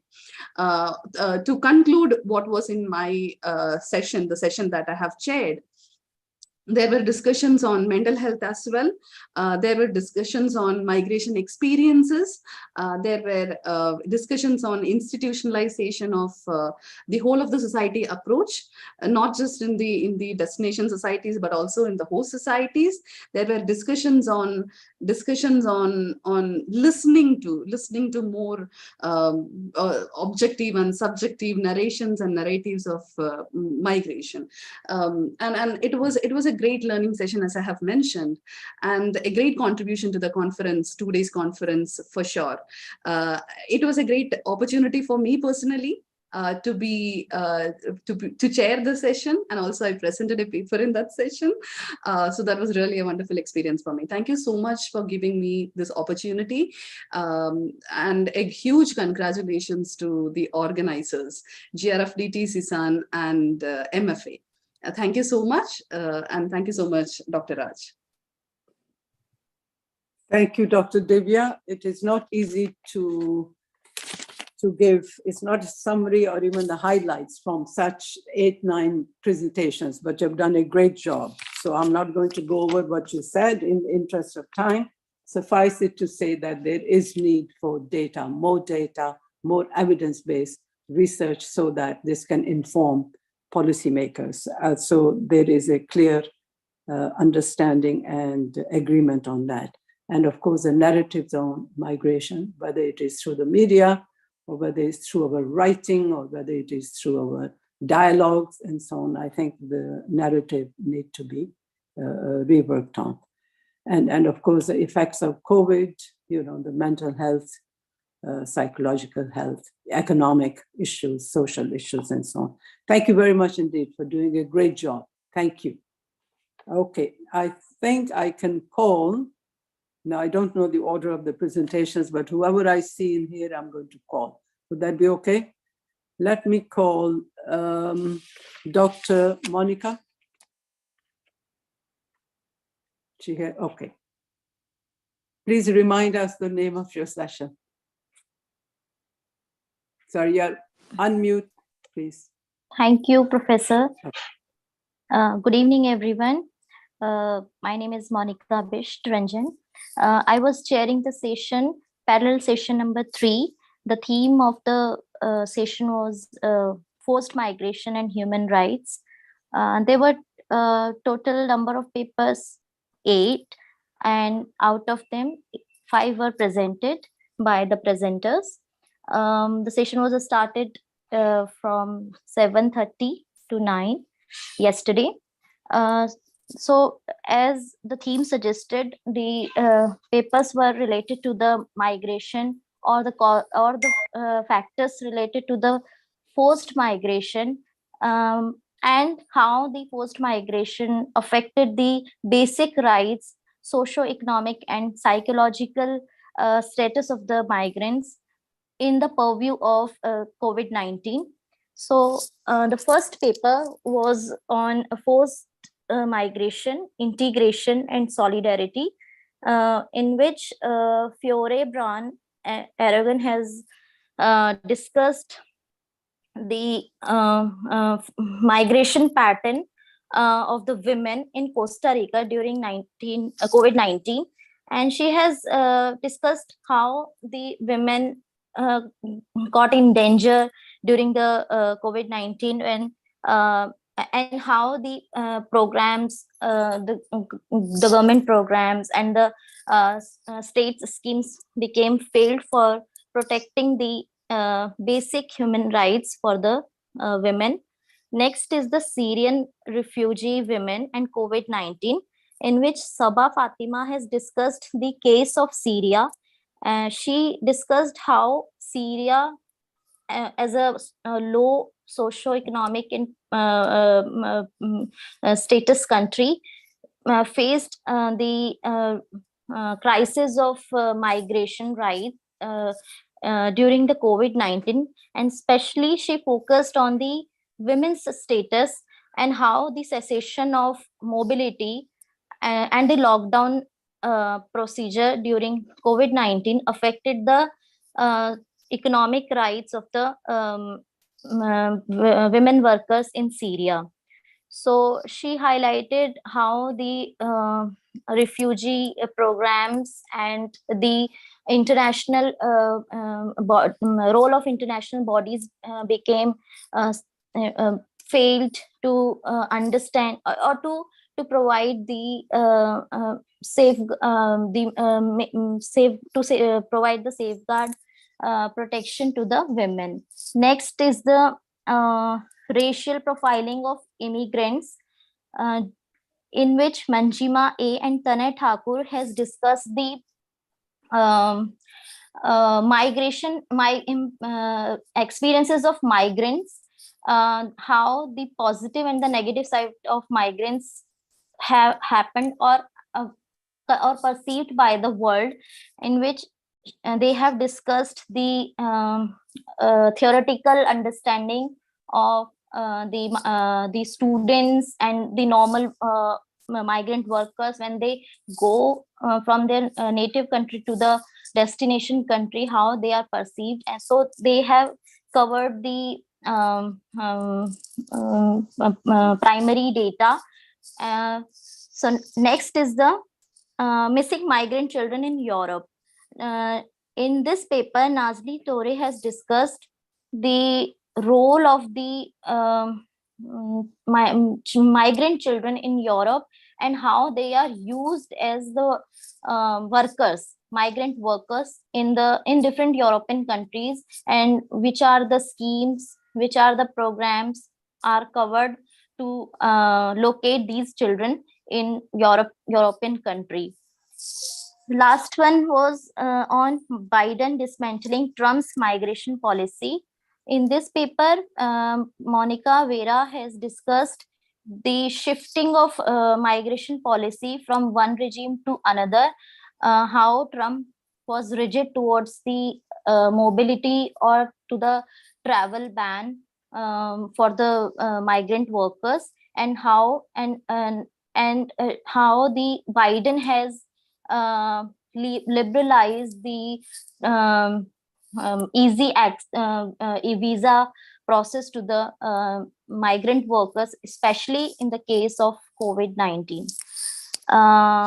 So in this paper, this parallel session broadly discussed the different forms of the migration, which directly or indirectly cases of the forced migration in the current situation or in the modern times.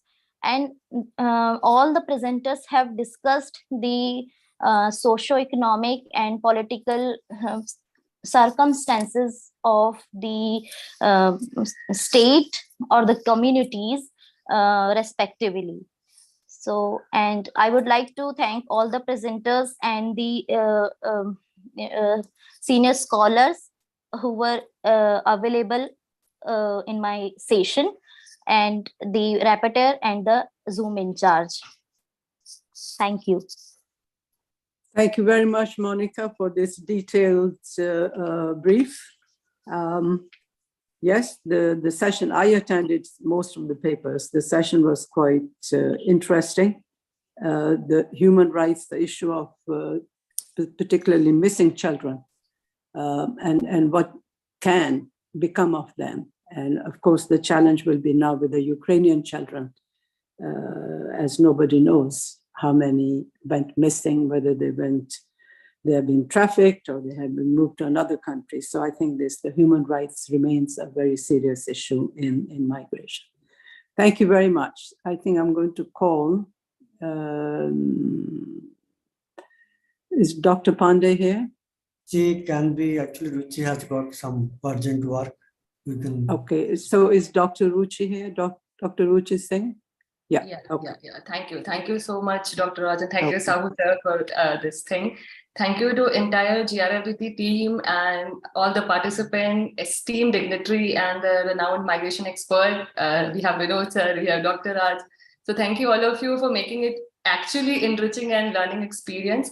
So again, due to paucity of time, because we have quite number of chairs lined up for the quick summarization of their parallel session. So my parallel session was basically on the internal migration in India.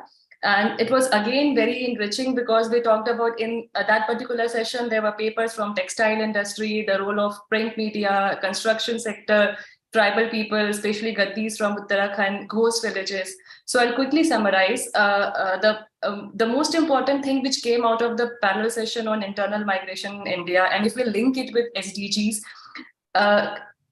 even like we have so many other factors which is actually responsible for out migration, which we talk as a push factor or pull factors, but education still remains to be very important factor. The basic education, the quality of the education is something which is still missing, which is actually landing the migrants to the not very decent kind of job.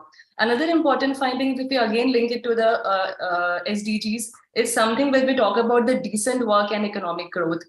So most of the papers in that particular session presented by the presenters especially talked about the level of the living conditions of the migrant workers, the wages which they get which is comparatively less in comparison to the government standard of the wages.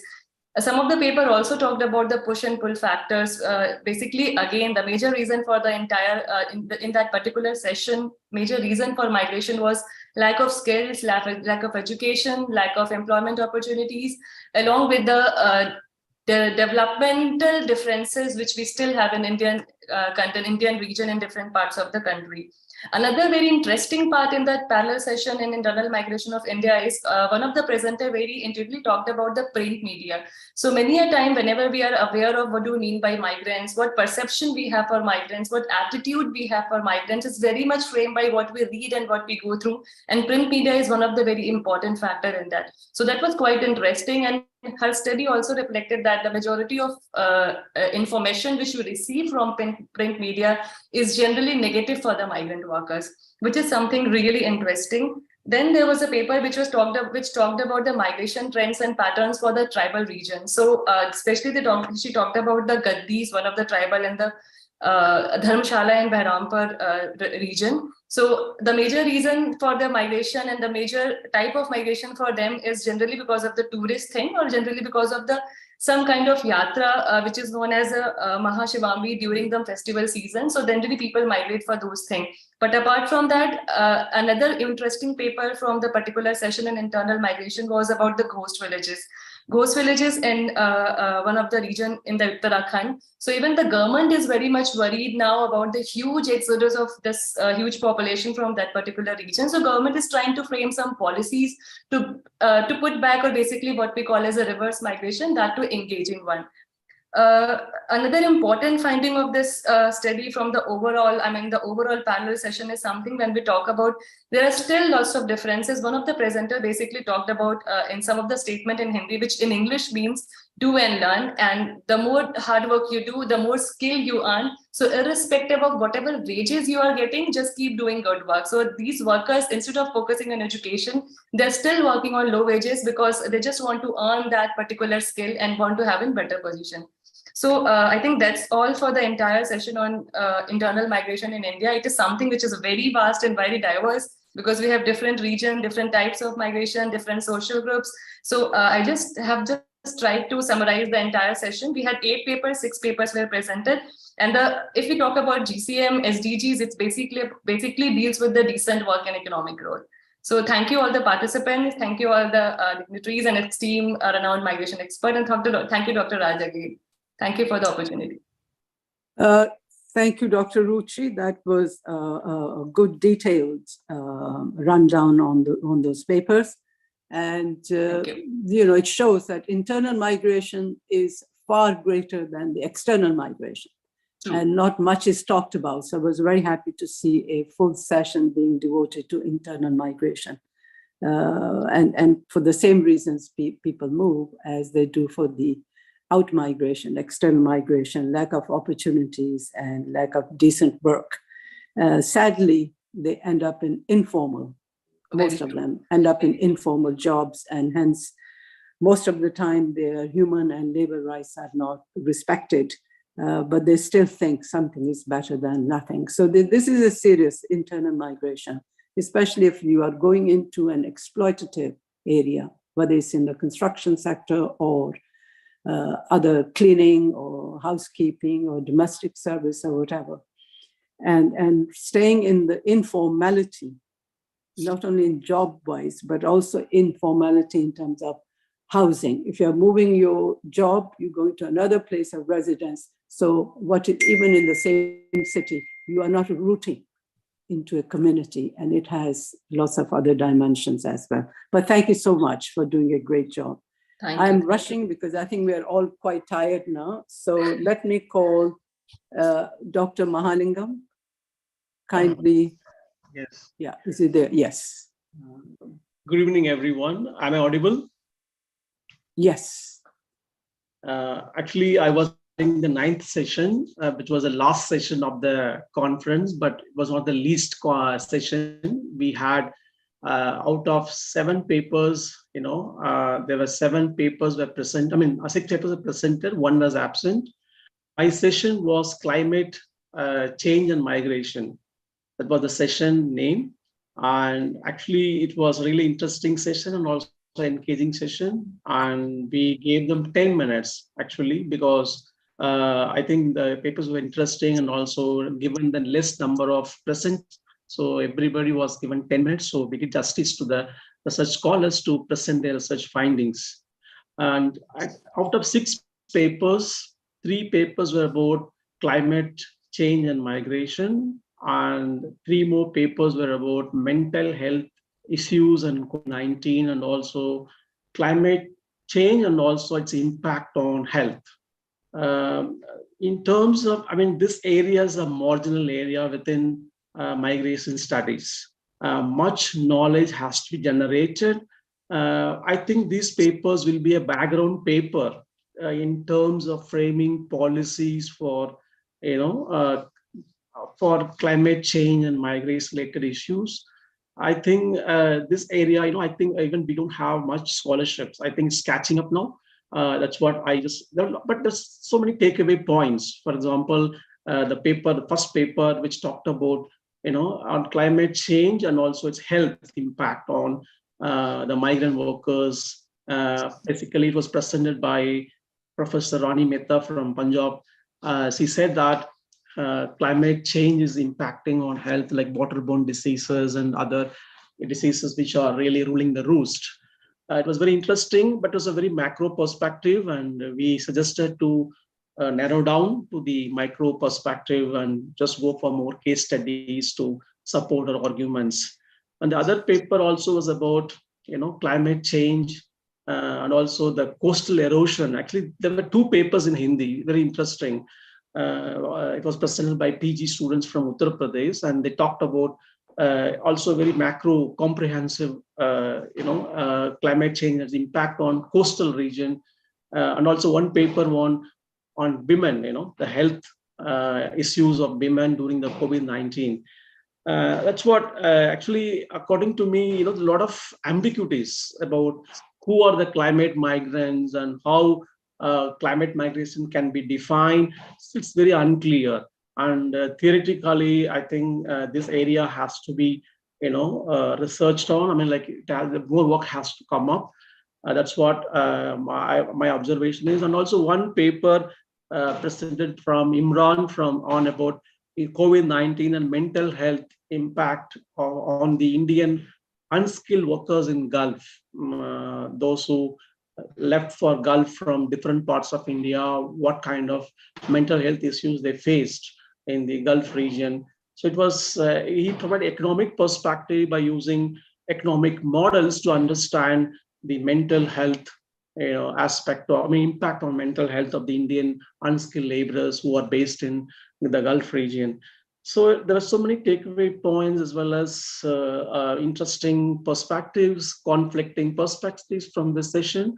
And we gave suggestions to improve their papers. And I really had an opportunity to have Professor Binod Kadaria, who was there through the session. And at the end, he was giving valuable comments to improve the paper, as well as from my side.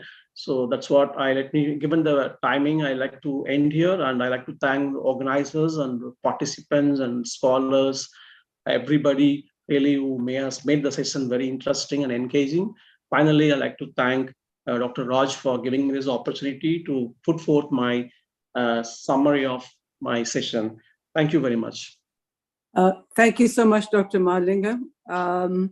Yes, the title is Climate Change and Migration, but there are other papers which were on COVID and so on. But I agree with you that this is a topical area. We need to do a little bit more work on this, particularly COP27 is around the corner, and whether climate change is responsible or can cause migration is something one needs to, displacement definitely, because most people due to climate change will be displaced internally. And of course, some of them, there will be mobility or displacement, but some of them may need to, especially those on the coastal areas, will need to vacate and go elsewhere, as is the case in the SIDS, small island states. You have the issue with Fiji, some other islands. What's that in the Indian Ocean? I forgot the name of the island. Which is submerging, Maldives, submerging, exactly. So these are big issues, and I think, unfortunately, COP27 is silent on migration with climate change, but I don't think they're saying much on migration. They're quiet a little bit. So I think this is a very topical and a very serious area, and calls for not only theoretical, conceptual understanding. Actually, can we call them as migrants, or do we call them displaced people with the hope that they will go back? And perhaps it may never come. That day might never come because they might never see their country again. So it's very, very serious. So I think a little bit more work and research needs to be done in this area. And glad that we at least touched this topic. Because if we hadn't done it, then we are not up to date with the occurrences. We see climate change right in front of us. So I think, but thank you so much for sharing this daunting session. It's not easy when you have a mixture of papers and to find a connection.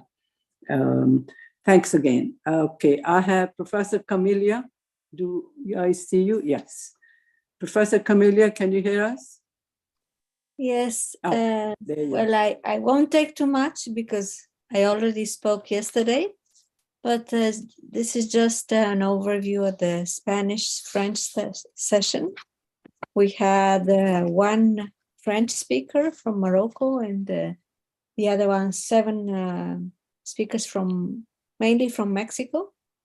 And well, the papers highlighted the importance of the local versus regional cooperation, this South-South cooperation, citizen diplomacy. Some of them talked about the clubs of migrants, clubes de migrantes, it's called. And it's a model of citizen diplomacy to help those migrants who are abroad. And then we were presented with a model of paradiplomacy by the Dr. Adriana Sletza at the University of Puebla. We also had an insight to how violence affects migrants, especially women. They draw parallels between gender and gender discrimination against migrants. They went together, and all the proposals had the virtue of fieldwork, which is very useful to have at these conferences. So I would leave it here for the others to give insights. Thank you so much. Thank you very much, especially these presentations were in Spanish and French. Perhaps some of us were not able to attend, but thank you for sharing some of the highlights and summaries of those presentations. Thank you, Professor Camelia. We go to Dr. Ranjan, Dr. Rakesh. We just had our session on remittances. Most of you were there. we had actually we had 6 papers selected for the session. Although we had only 2 presentations. We had third presenter present in the room, but somehow we could not like unmute or her video, I don't know. But 2 papers, very interesting. One paper quantitative, one paper conceptual. We covered actually remittances a lot. We had like a good opportunity good opportunity to speak with Professor Raj and Dr. Raj Paddy. So overall, we discussed quantitative element where Dr. Imran presented 1990 to 2020 panel data on migration and remittances. Very interesting concepts and very interesting outputs. Like he was talking about how increase in remittances results high increase in migration and increase in negative remittances results negative migration. Though negative remittances affect less on migration, has little less effect on migration compared to positive remittances. Very interesting paper. Then we had William Maas talking about conceptual part of migration and remittances, something called multi-level citizenship or EU and EU national citizenship, Brexit, Canadian issues, and different issues he discussed. It was an interesting paper. So I think although we had 2 papers and not many presenters were there, but we covered entirely remittances.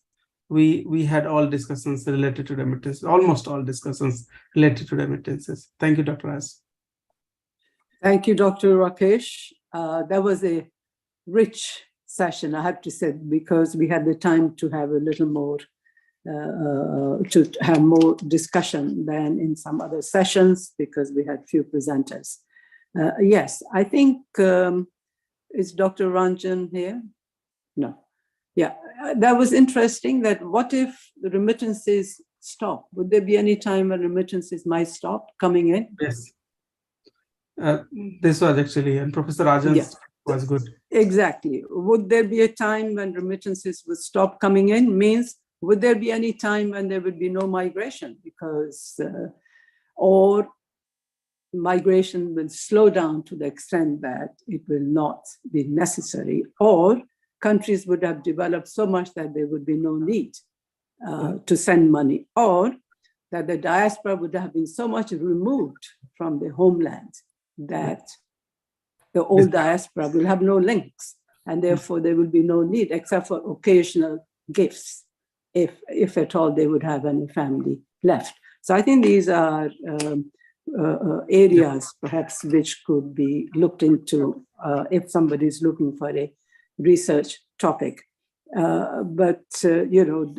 Remittances and the old diaspora, the old generational diaspora, do they keep sending money, or the new ones send money? So I think this is an ongoing.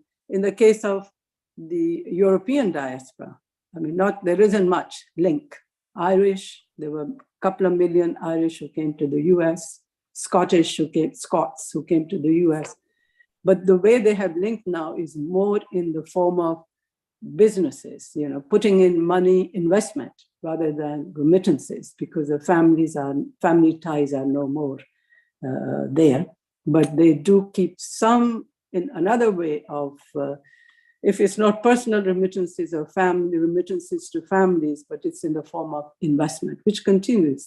Some Irish are doing, Scots are doing. That's how some of the areas in Scotland were developed, through the investment from Scottish diaspora. So it will not die, but it may take another form of tapping into the resources, as one of the papers alluded to, how you can use the skills of the diaspora, if not immediately, later on, tap on their skills. And so the link will remain. It might change its form.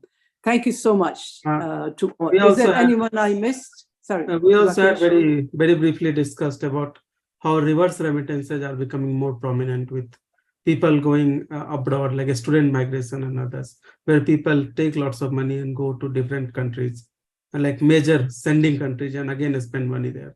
So reverse remittances are also becoming prominent. Right. And I think this is an area which could also receive some research, reverse remittances, both in the form of student fees, but also, and their upkeep, and also in the form of investments.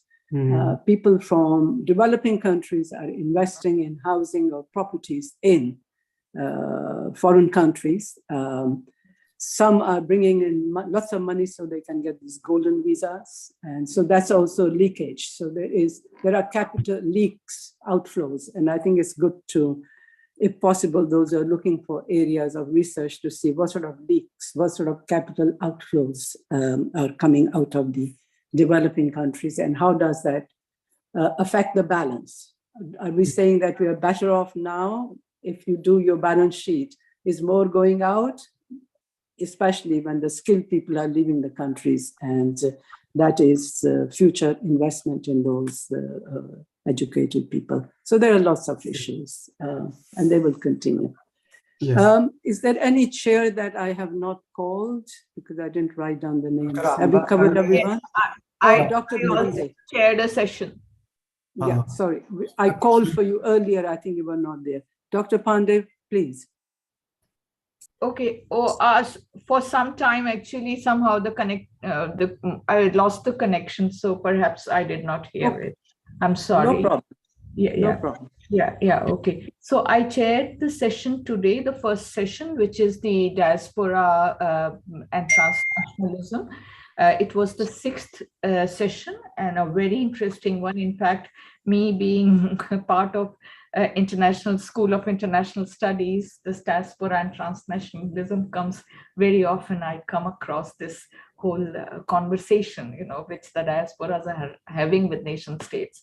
And it is very interesting to look at. So this session had 8 papers and 7 presenters were there. So I actually want to take up from where Dr. Rakesh Ranjan left, that I was wondering, Sada Ji and others, is there a way where we can get confirmation from the presenters at the last minute? And if some sessions have less present, can we redistribute it? I was just wondering if it is possible for the next conferences, It will have thematic problem also, and so many. Yeah, because see, my this presentations were quite diverse, although all were related to state somehow, but it was quite diverse. So and also picking up from where Dr. Raj left about remittances, and she said that somehow or the other disengagement will continue, and I am sure that this engagement is going to continue in several ways, and philanthropy and soft power and policy making, and so many things are there in which the diasporas are conversing more and more with the home state as well as the host country. So in this we have this actually, COVID remained the theme largely, the underlining thing, that how the changes have come after COVID. So, the student migration also was there, and migration to Gulf countries was also there, and how these changes have come, and how the countries are started picking up after the COVID, in terms of receiving migrants from India. The countries were covered were also diverse: India, US, Canada, UK, Kenya. I mean, so many diasporas were discussed in context of so many countries, and of course Armenia. So so many countries were discussed with underlining theme of diaspora for sustainable development and diaspora engagement with the states, nation states, whether it is home state or the host state. So in both these contexts, the papers were discussed, And there were two comparative papers that were interesting. One was between UK and Canada, and how the student migration is happening between these two countries in a comparative context. And the other comparative paper was between Armenian diaspora and Indian diaspora, and how the states have responded to their diasporas in this context. So this is the larger, the broad theme, and I think it was a very, very interesting session. Yeah. Thank you. Thank you very much, Dr. Pandey. I don't have much to add. I think you've covered quite a bit. This is an area which is vast and will continue to attract attention. Professor Sen, I think. She's not there. Smita also. Smita came, but she left. She's not well. Okay, I'm sorry about that. Okay, is there anyone else who's here and I didn't? Nobody there. Okay, can I now give the floor to Professor Kadria for your reflections? We always come back to you. Thank Professor you. Thank you. Kadria, Thank you, Dr. unless Raj. of course I think, there is. we have had very rich reflection from you. Well, as I said in the opening session, the parallel sessions have their own limitations, and as a result, I can see now that I missed at least two very rich sessions. One was on remittances that was chaired by Rakesh, and the other was forgetting Chinamba Pandey's session. So, but I think this is a very good idea to have a summaries or reflections from the chairs, so that those who miss out on parallel sessions can have some glimpse of what we went through. I would rather say that it's a very packed program over the last 2 days, but very rich indeed. And most of the paper presentations were quite good, quite enlightening. One point that keeps coming back to mind was your own suggestion that you kept on saying, was that paper presenters should be reminded again and again not to read out. That does not help in terms of time management. It does not help in terms of communication also, because they end up reading out the first part and then they rush through, and then the findings, etc., they just cannot manage. So that, I think, was evident in some of the presentations, but we have to give a discount on the basis of the fact that some of the presenters were of a generation, first generation, and where this was perhaps their first conference and so on. So overall, I would say it was very satisfying experience. In terms of Nandini Sen's session, since she is not here, I would like to say that we had on literature, diaspora literature particularly, there were two presentations on 2 or 3 books that were mainly in terms of women's sexuality and what were the conflicts of interest or conflicts of positions between different generations, mother, daughter, and so on. That was very interesting.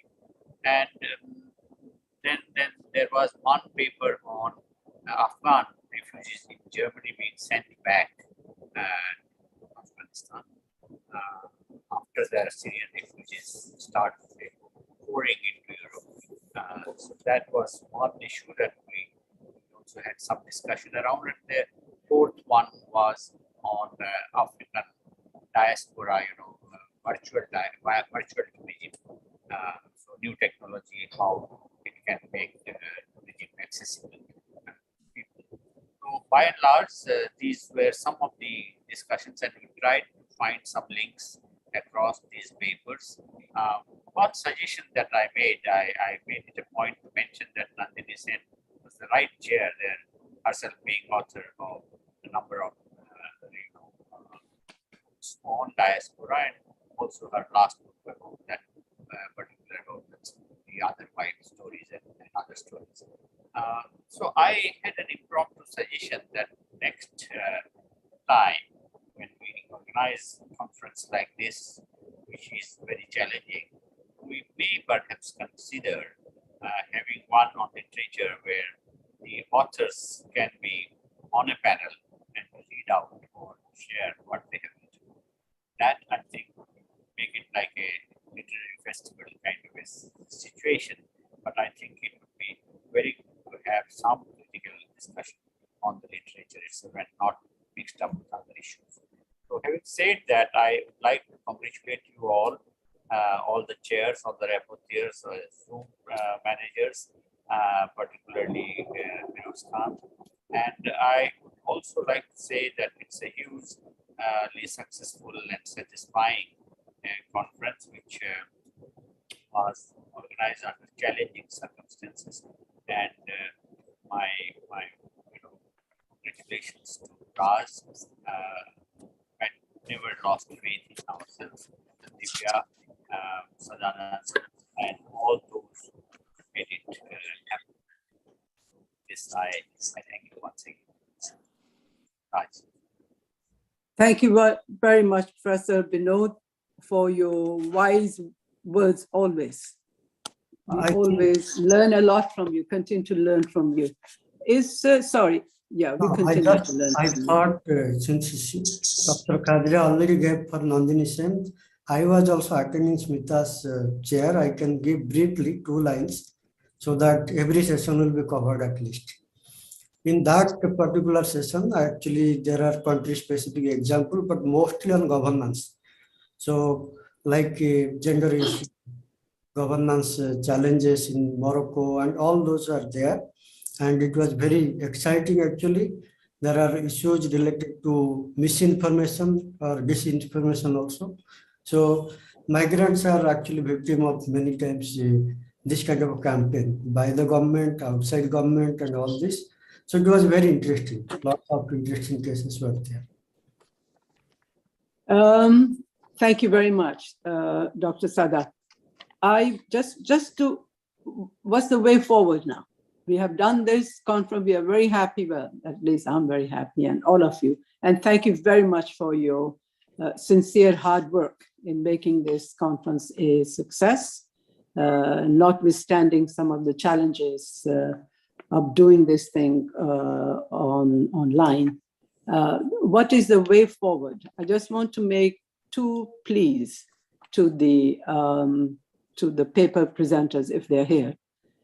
Could you kindly make sure that your papers are ready by 31st of December and try to see if it is possible to link some of the messages of your paper with the Sustainable Development Goals, the GCM, the Compact on Refugees, the IMRF, and any other regional or national initiatives dealing with migration and governance. So it will be good to just pick up some points in your concluding or in your analysis, how it links up. So it makes your paper more relevant in terms of if you have to share the information with policymakers and have dialogues maybe with local politicians. Also good to have some dialogue with civil society organizations because they're the ones who are the actors. We can do the work, we can provide evidence, we can show what is happening, what is not happening, where the gaps are, but who is then going to be pushing the policymakers? And I think it's good to have. And indeed, migrants and migrant communities. And that's why we had in our seminar or in our conference, 2 or 3 actually presenters. Yesterday, we had 1 migrant who shared his experience, and today we had 2. So people who are directly involved, people who we are talking about should also be involved in what we are doing, and they should get the messages too. We need to learn from them, and we need to share what we have found, and we have to help them as well. So I think it would be good to keep some sort of contacts with the civil society organizations, and this conference gives us the opportunity to network with other scholars, with other institutions, and I would encourage, if possible, if we could come out with some project which could be big project, not isolated by one scholar, maybe pull together like-minded people or scholars who are interested in a particular area and invite. And so now you have the WhatsApp or you have the emails and so on to see if it's some kind of network of scholars in a medium level. Okay, we are the big ones, GRFTT. But even within your own subject area, that if you come out with some project and raise funds for that project so that we grow and involve more people and keep the network going. So at this point, I think I can ask Dr. Sada to give a vote of thanks, please. Thank you, Dr. Raj. I think from 41 to 32 now, so people are impatient. So I'll be very brief so that all of you should be here. Only 5 minutes maximum I'll take. In fact, all of us, this is a very important issue, migration. It is heart of human civilization, but the realization came very late. In fact, 90s onwards, you find the discourse very seriously taking migration. And our organization and CISAN and MFA, we have been doing lots of activities since last 2.5 years. Almost 150 seminars we have done, mostly with MFA, but at least 20 with CISAN. So this kind of synergy we build to take migration governance very seriously, and we are justifying that also. And this particular session, our plan was to deliberate on COVID-19 and migration governance. And when I reflect, I feel it is very successful. We have representation from different sectors, subjects. So it was truly interdisciplinary and sectoral also. Various regions also represented. But one or two area, like last conference we had, like government representation and industry, we don't have this time. So that area is a gap we have. But I really thank all the paper presenters. You have done remarkable job. With little time in hand, you have explained everything. I was attending most of the presenters, and I thank you all on behalf of GRFDT, CISAN, and MFA. And as Dr. Raj Bardoli mentioned, please improve your paper and send by 31st December. I also thank 5 wise people who are mentoring us. They are Professor Vinod Khadria, Dr. Raj is here, Professor Kamelia is here, and Paddy and William. 5 of them, I don't know if they are there on the top. You just, you don't have any shortage of knowledge, any shortage of guidance, wisdom, everything. And since they are there since last 2.5 years, we are marching very, very well. And group is growing, our network is growing, our activities are wider. So this way, I really thank all 5 of you. You have been shaping the, this 3 organizations and bringing the synergy very well. And we are, we are really indebted, and with your guidance, we expect will grow more faster, more better, and our future is very good. I also thank all our chairpersons. I'll take their name because they have done remarkable job. Like we have Dr. Amba Pandey, Dr. Digba Balan, Dr. Monica Bist, Dr. Rakesh Ranjan, Dr. Nandini Sen, Dr. Ruchi Singh, Dr. Smita Tiwari, Dr. Mahalingam. All of you, the way you are managing, I was just here in both the computer. I was seeing the way you manage time, not the time, the kind of input you gave as a chairperson. That is also very important. I feel the right person in right place. We had a younger group actually this time, unlike last time, but you have done very well. So I thank you on behalf of 3 organizations. And also I thank the rapporteurs. The rapporteurs, actually, they are all our interns. Since last 2.5 years, 3 years, they are working. and they have shown remarkable, affinity with us. They are not leaving us. They are building the organization with us. So that is the spirit you have. I thank you all. I'll take your name just to, I see we should give a big applause to them. Simran Dhingra, Wasim Ahmad Wani, Jafrin Alamgiri, Iram Ifran, Angelo, Andrew Mendy, Megha Rangraj, Ahmad Murtala, Rodrigue Said. So all of you have managed very well, and we expect, I request you to set the first draft within 10 days and will to the chair especially or to me, so that we'll improve it and publish it. I also thank, I cannot ignore the real action team, which is behind the scene, but they made the vision, ideas into action.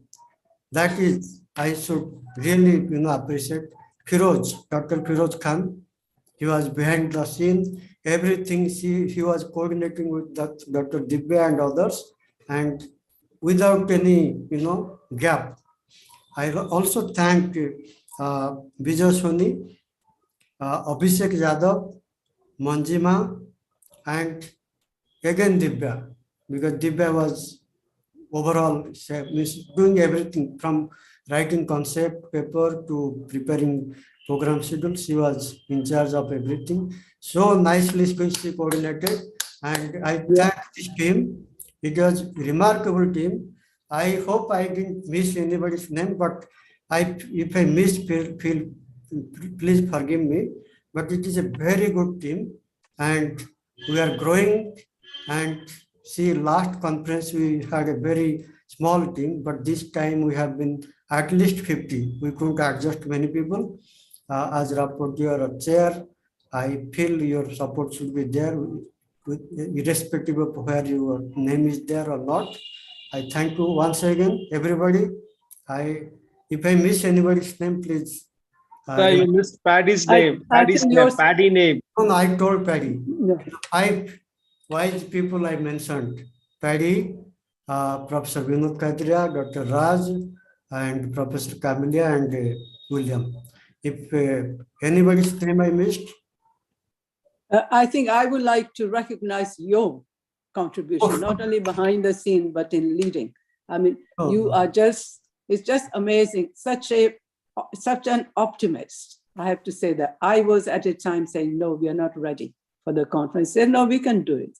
We can do it. So this kind of attitude is really appreciated. You have done wonders. Dr. Raj's experience is in our hand now, so we need not to panic. Last conference we had, mega conference, we really struggled a lot, but we made it.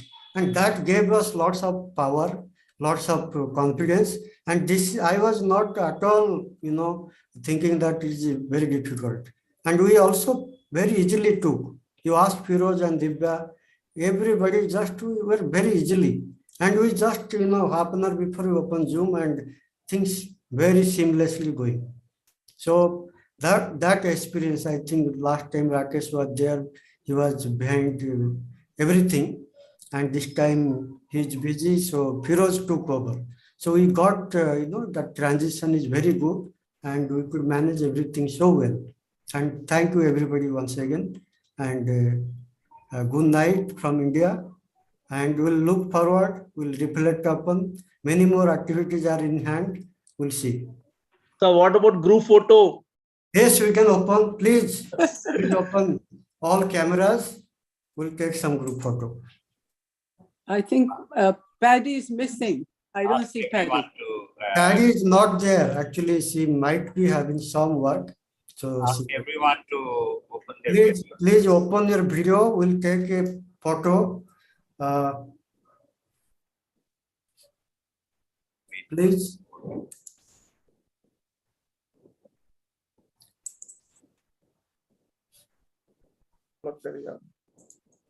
Thank you, everybody. Thank you very much.